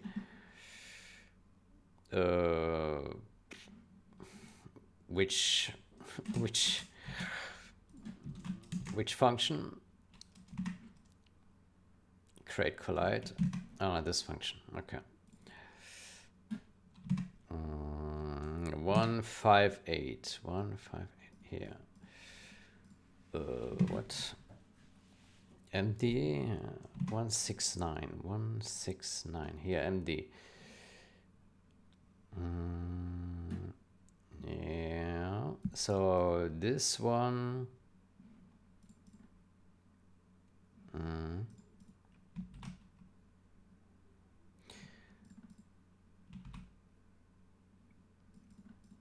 Yeah.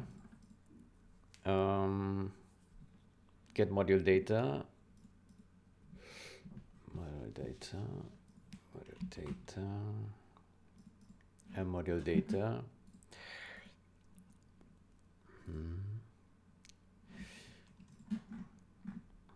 Is valid to execute. Is valid to execute.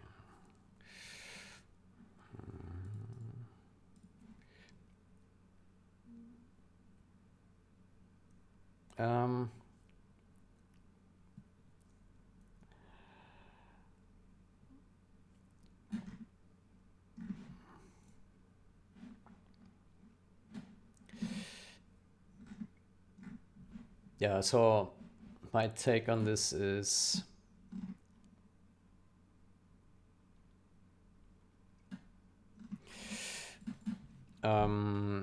we should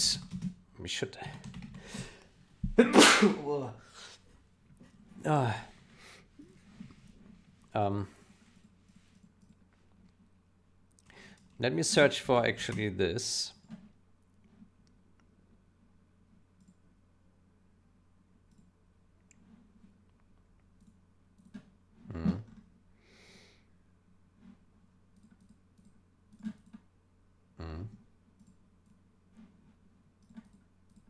Sanity.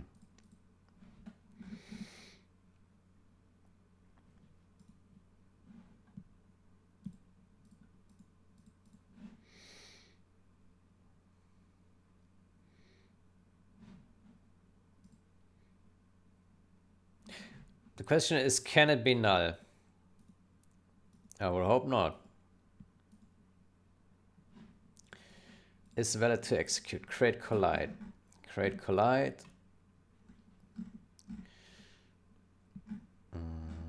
There should be like an init function or something, right? Create collide. Or not. How's this created? Collide module. Collide module.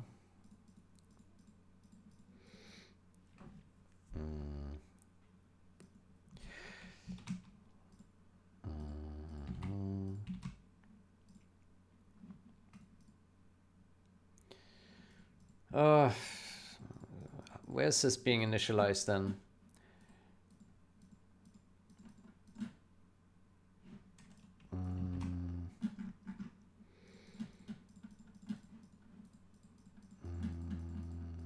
Module data. We give it a module data here. Collide module, module data.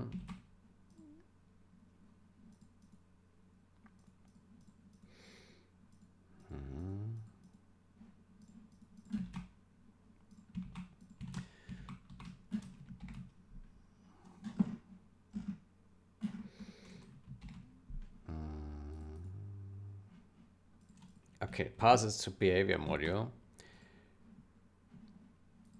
Module. To object module. Object module. Module. My gosh, how deep does this go? Module. There we go, module data. Yeah.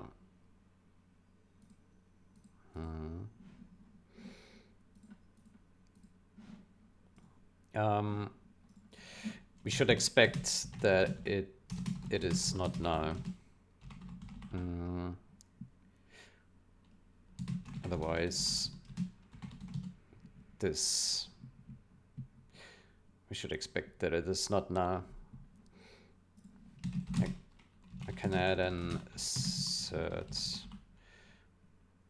if necessary.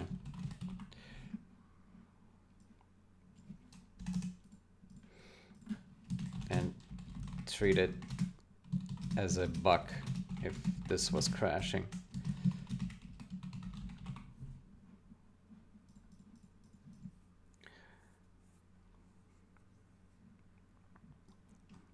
If this was not.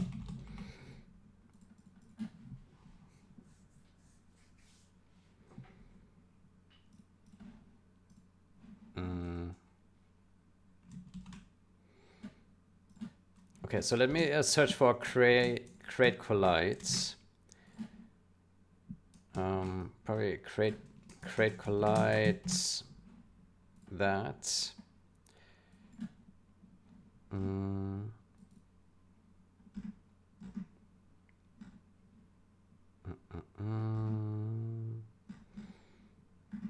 Where do we create collide?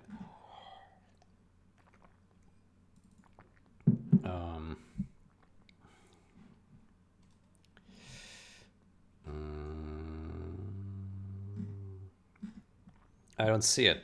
Where's it created?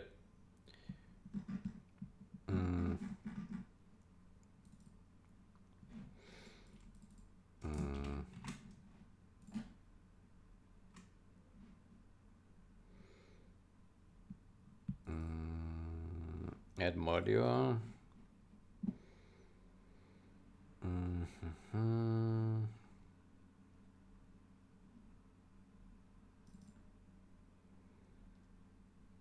I don't quite understand where this is created. Add module.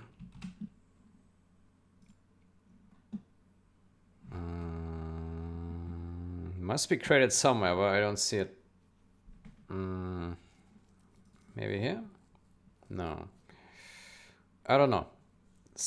We can maybe put a breakpoint.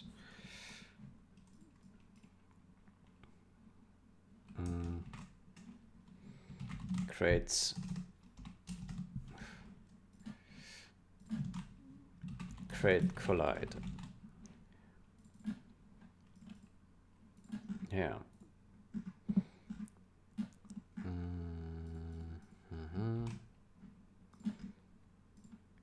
Put a breakpoint here.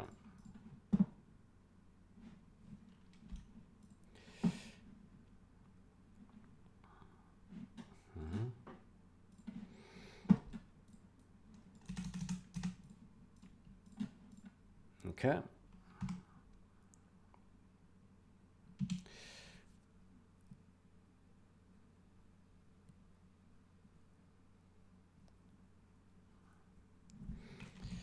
So we need to find a map where we have crates that can be picked up.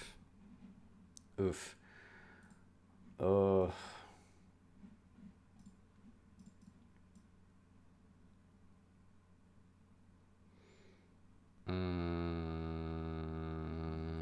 How about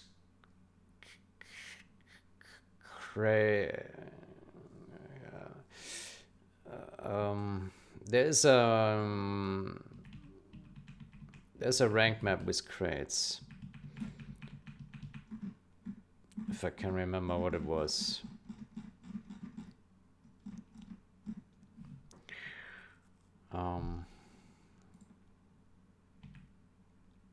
I think this one is crates,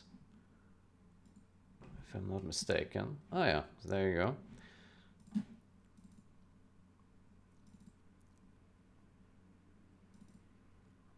New module data.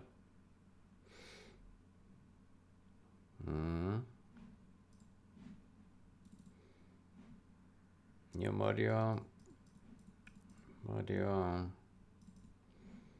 New module data. Can it be null? Module data. Who is creating this module data? Module get ends data mod index. Okay.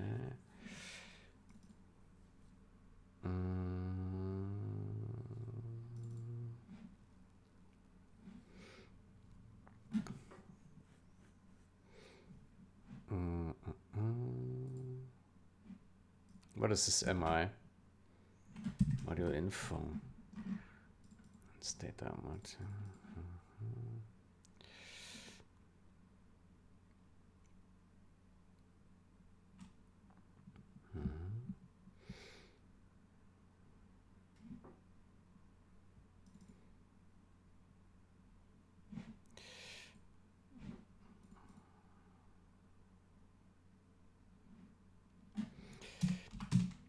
But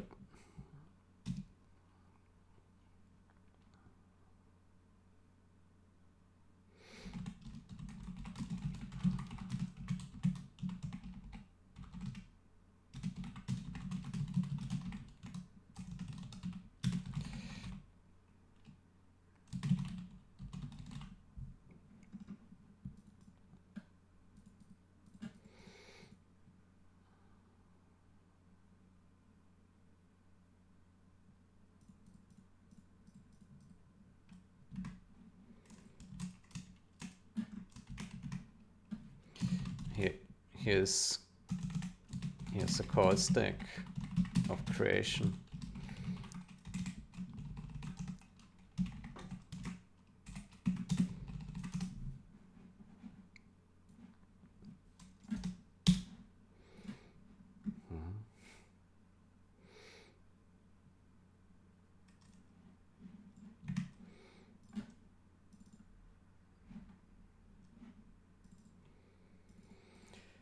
So the module data is somehow taken from here.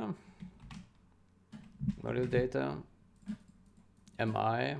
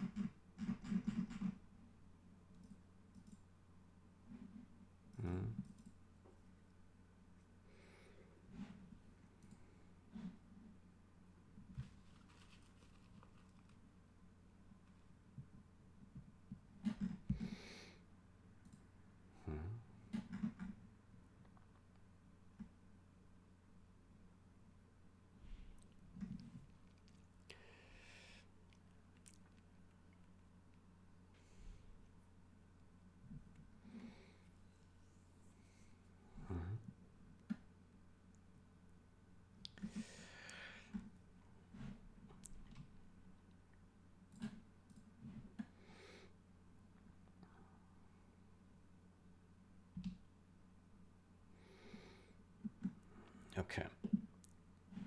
Next, this looks okay. Let me check that myself once more as well.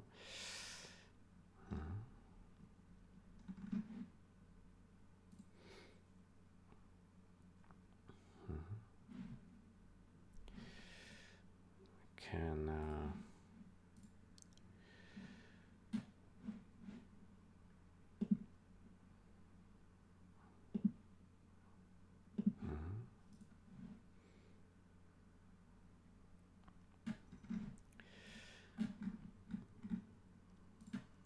prevent dereferencing null pointer T.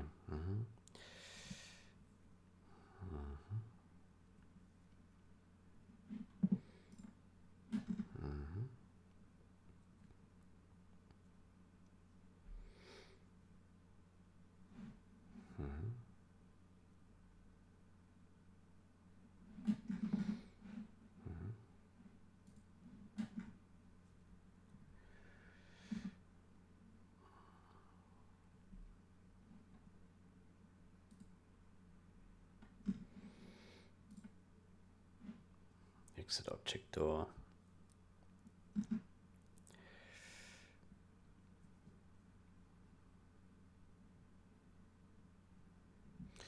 Exit door.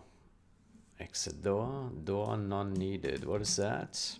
Let me see. Open folder.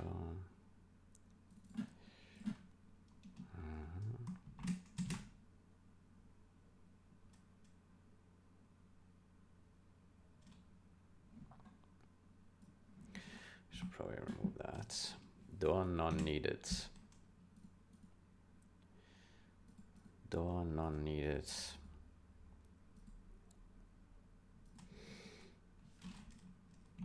What does that refer to? Door none needed.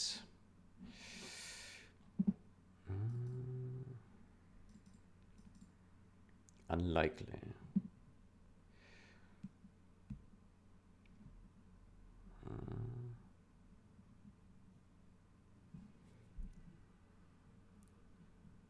Flight deck behavior.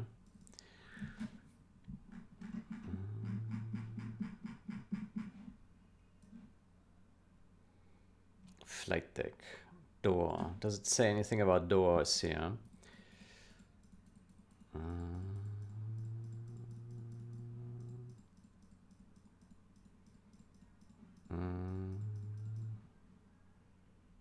Where's this exit door coming from?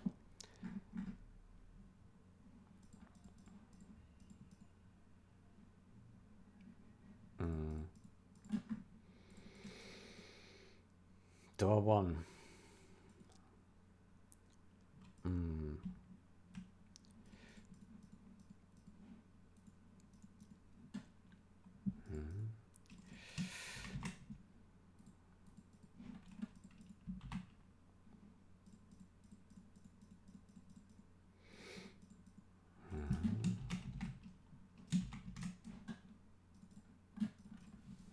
Door.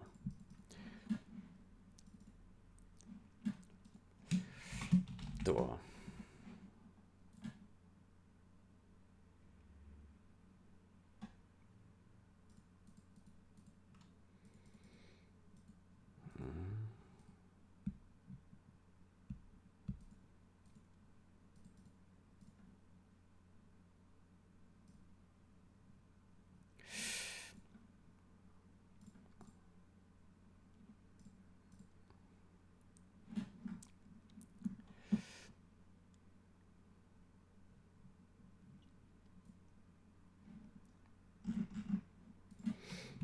I'm not aware about any crashes when interacting with airfields.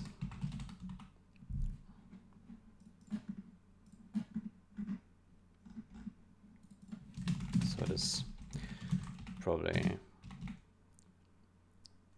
no runtime issue.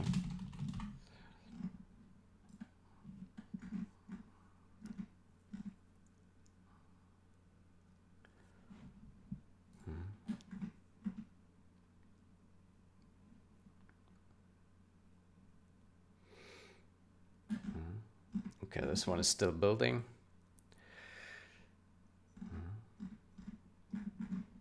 Okay.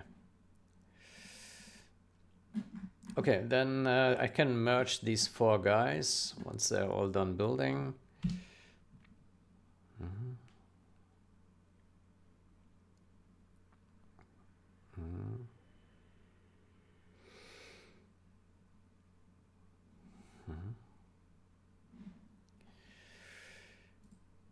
Okay. Good.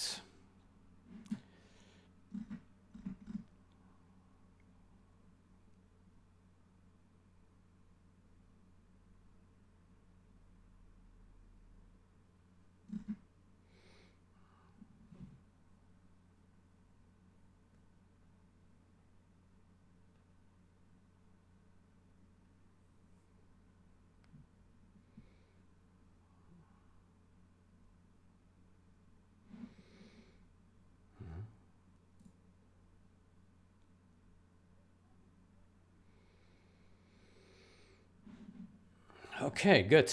Then,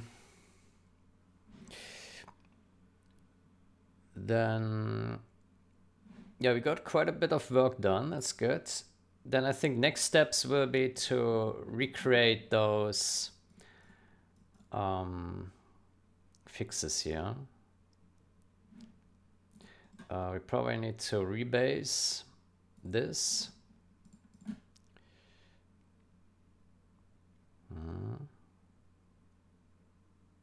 Which worked. And then we need to run this script here once more.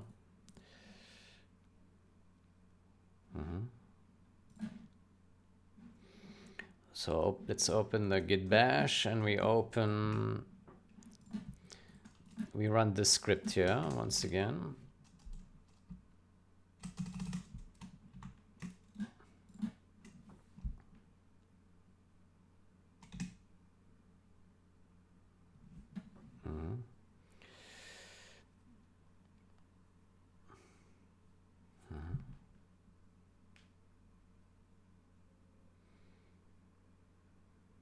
Okay, and that should have created the branches again, and it did. Okay, then next session we continue with creating reviews for these guys.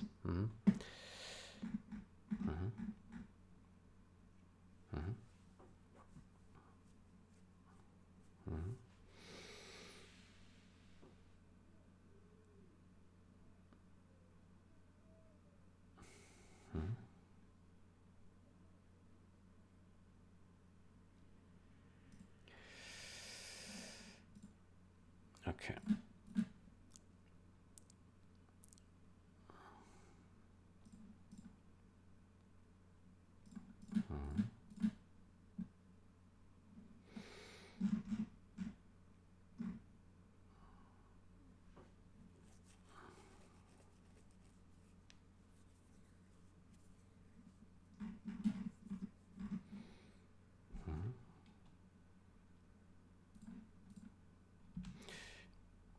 Okay, and so this one is still building, right? Oh, it actually fails to build. Let's see what the problem is.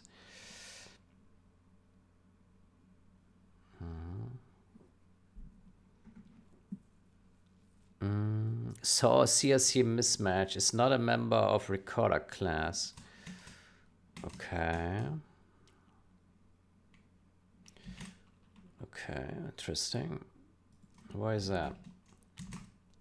So CSC recorder class. Are we still on our branch? No, we're not.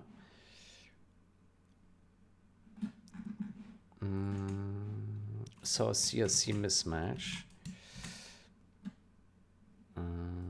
Here. Okay, why is it failing? Recorder class. It's failing in replay simulation CPP. Replay simulation CPP. It does include recorder. And somehow it is complaining. The recorder saw CSC mismatch. Why is this complaining? Recorder. See declaration of recorder class.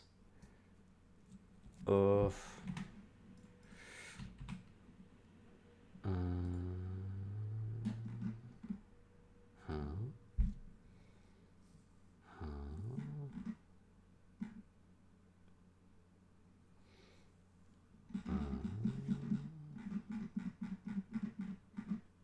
Okay, that's weird.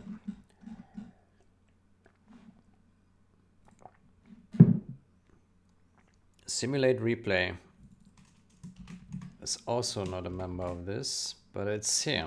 Simulate replay.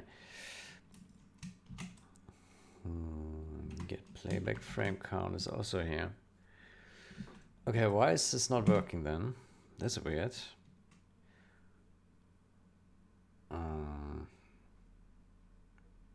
VC6, but all of these guys fail. This one as well.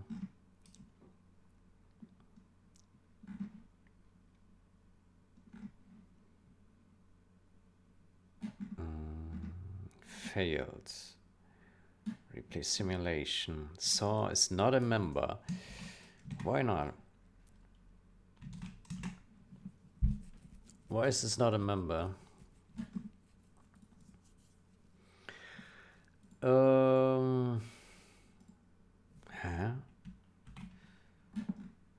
Recorder class. Pragma ones. Is it? It's private? No. Why is this failing? Replay simulation. The recorder.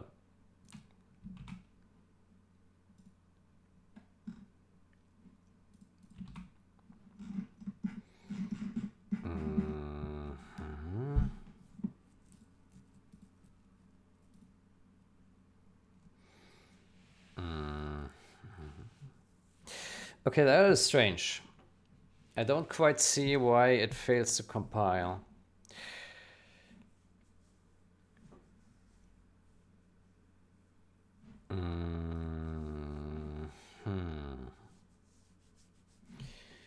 Why is it failing to compile? SAW CSC mismatch.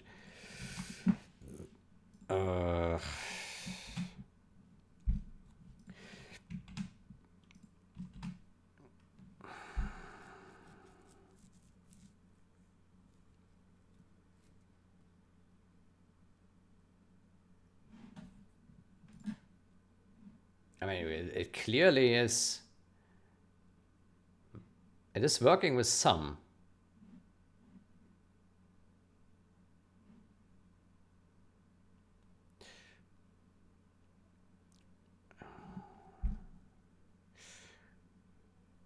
Oh.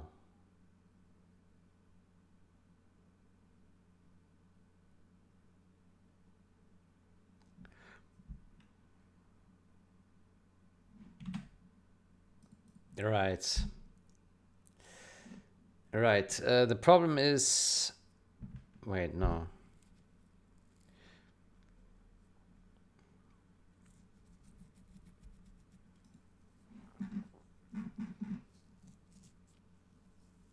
Actually, no, that shouldn't be a problem.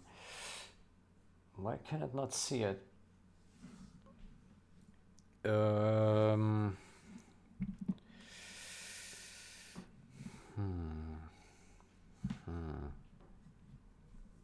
Update headless is not a member of game client. Okay, so it seems that replay simulation can somehow... What is it compiling? Game engine. Generals game engine. Okay, let's enable generals.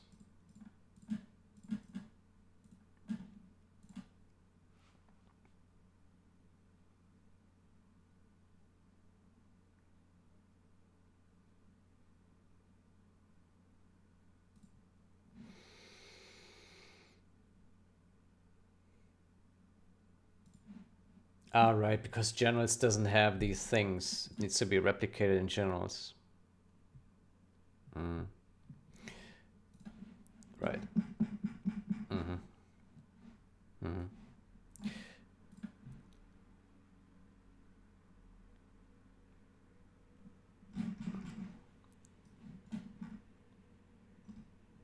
But then why does 0 hour fail? What is that? Uh-huh. Const expr. Okay. Syntax error missing before const global data. Okay, let me get back to 0 hour.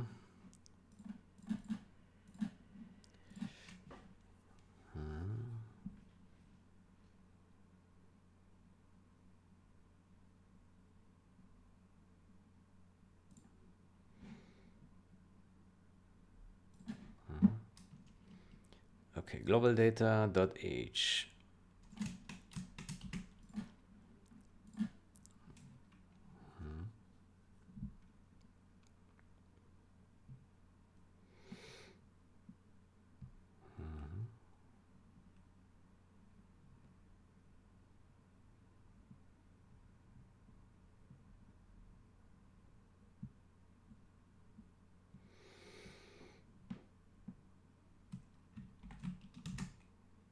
Global data. Line 57. 57. Okay, what's wrong? Syntax error missing before const.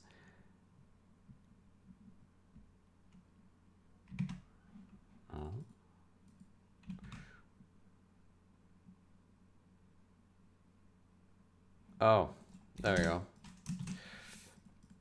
There we go.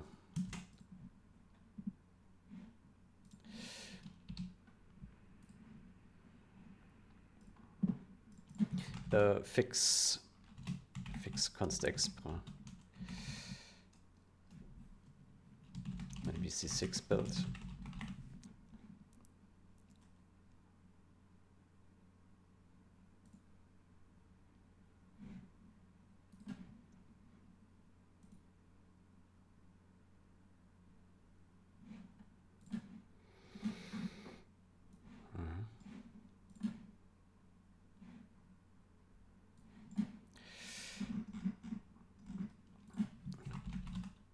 Fixed 0 hour build error, compile error.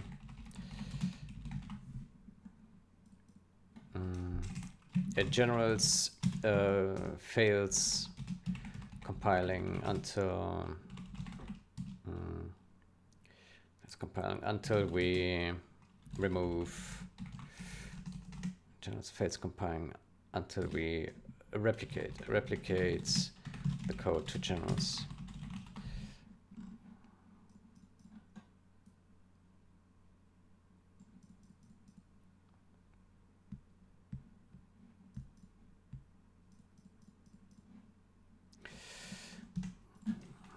Fixed until the code is replicated.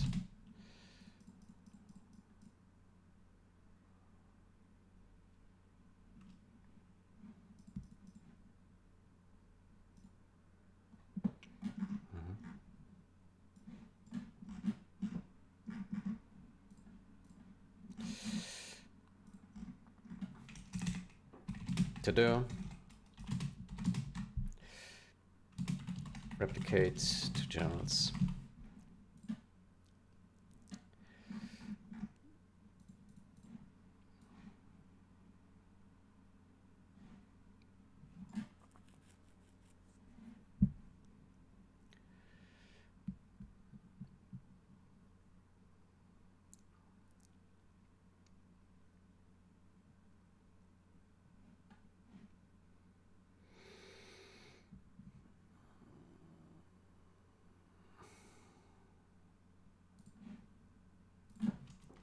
Gen simulation.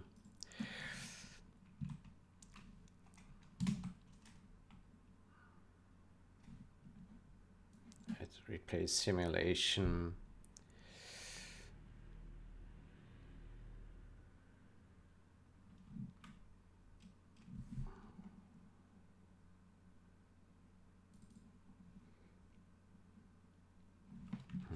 Implement replace simulation feature.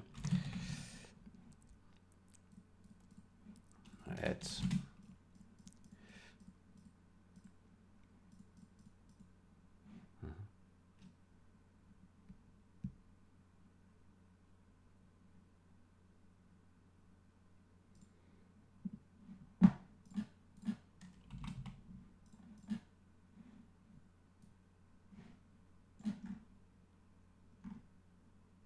Okay, it still fades compiling. Why is that? Okay. Undeclared identifier. Okay, what is that? Client instance, CPP.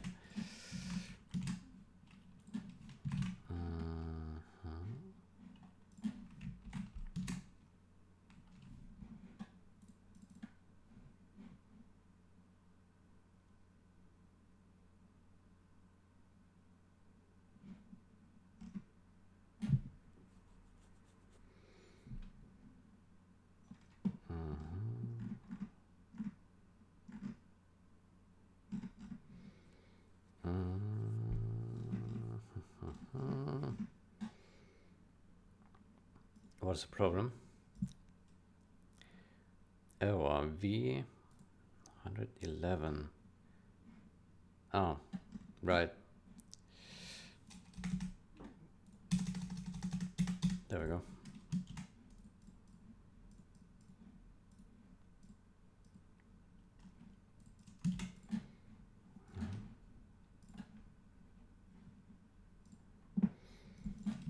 Fix debug compile error.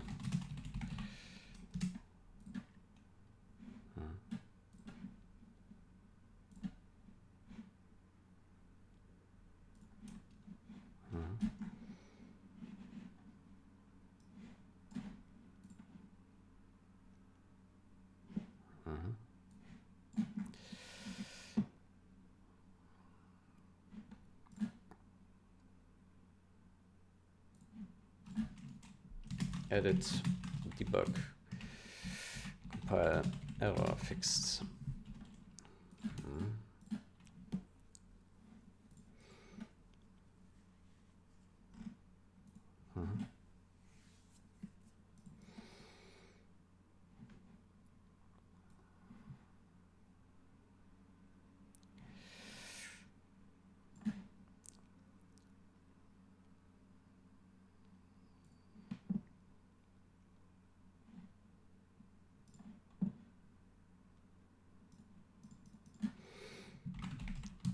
From my side, things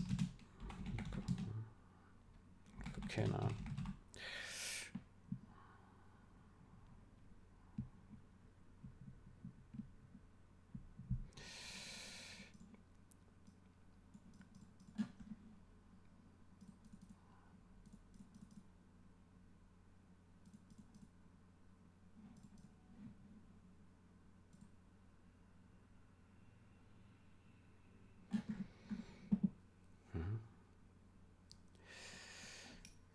Good.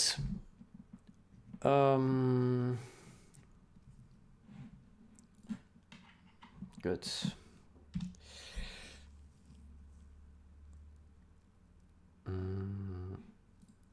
Then how about we merge these here? Remove unnecessary null pointer test and create collide.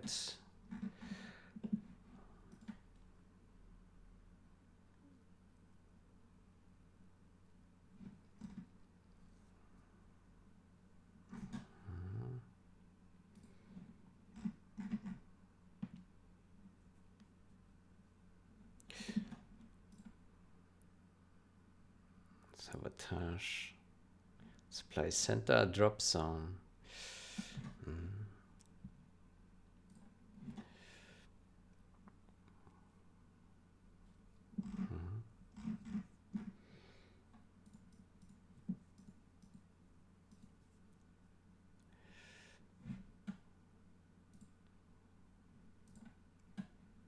So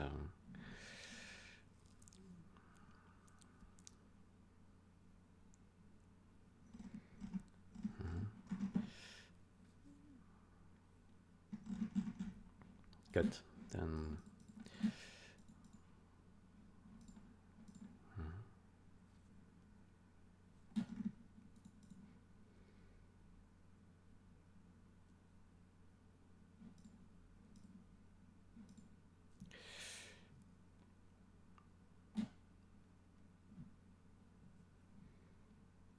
okay.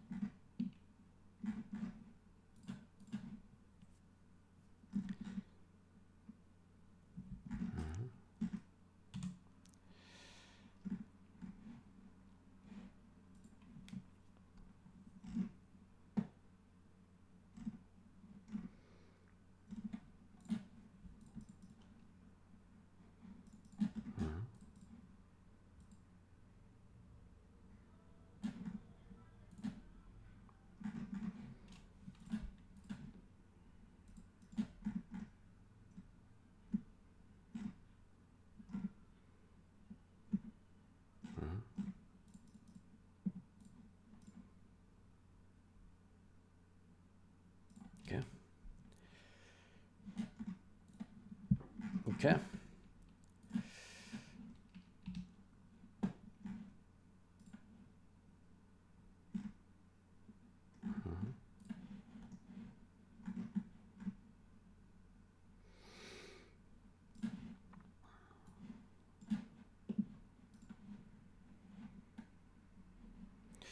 Good.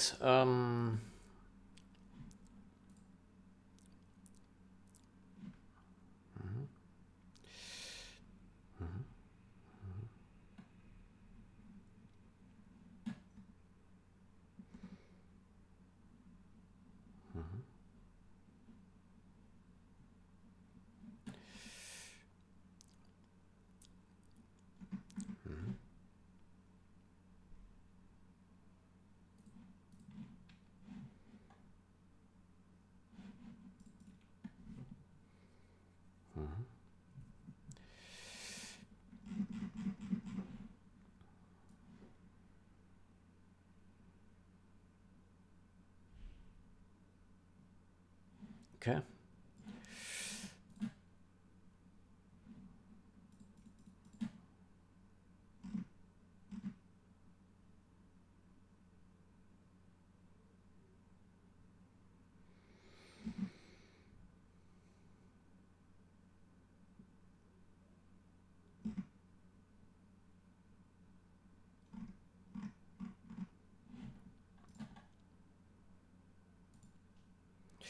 Good. I think I will take a break here. It has been 4 hours, 30 minutes almost.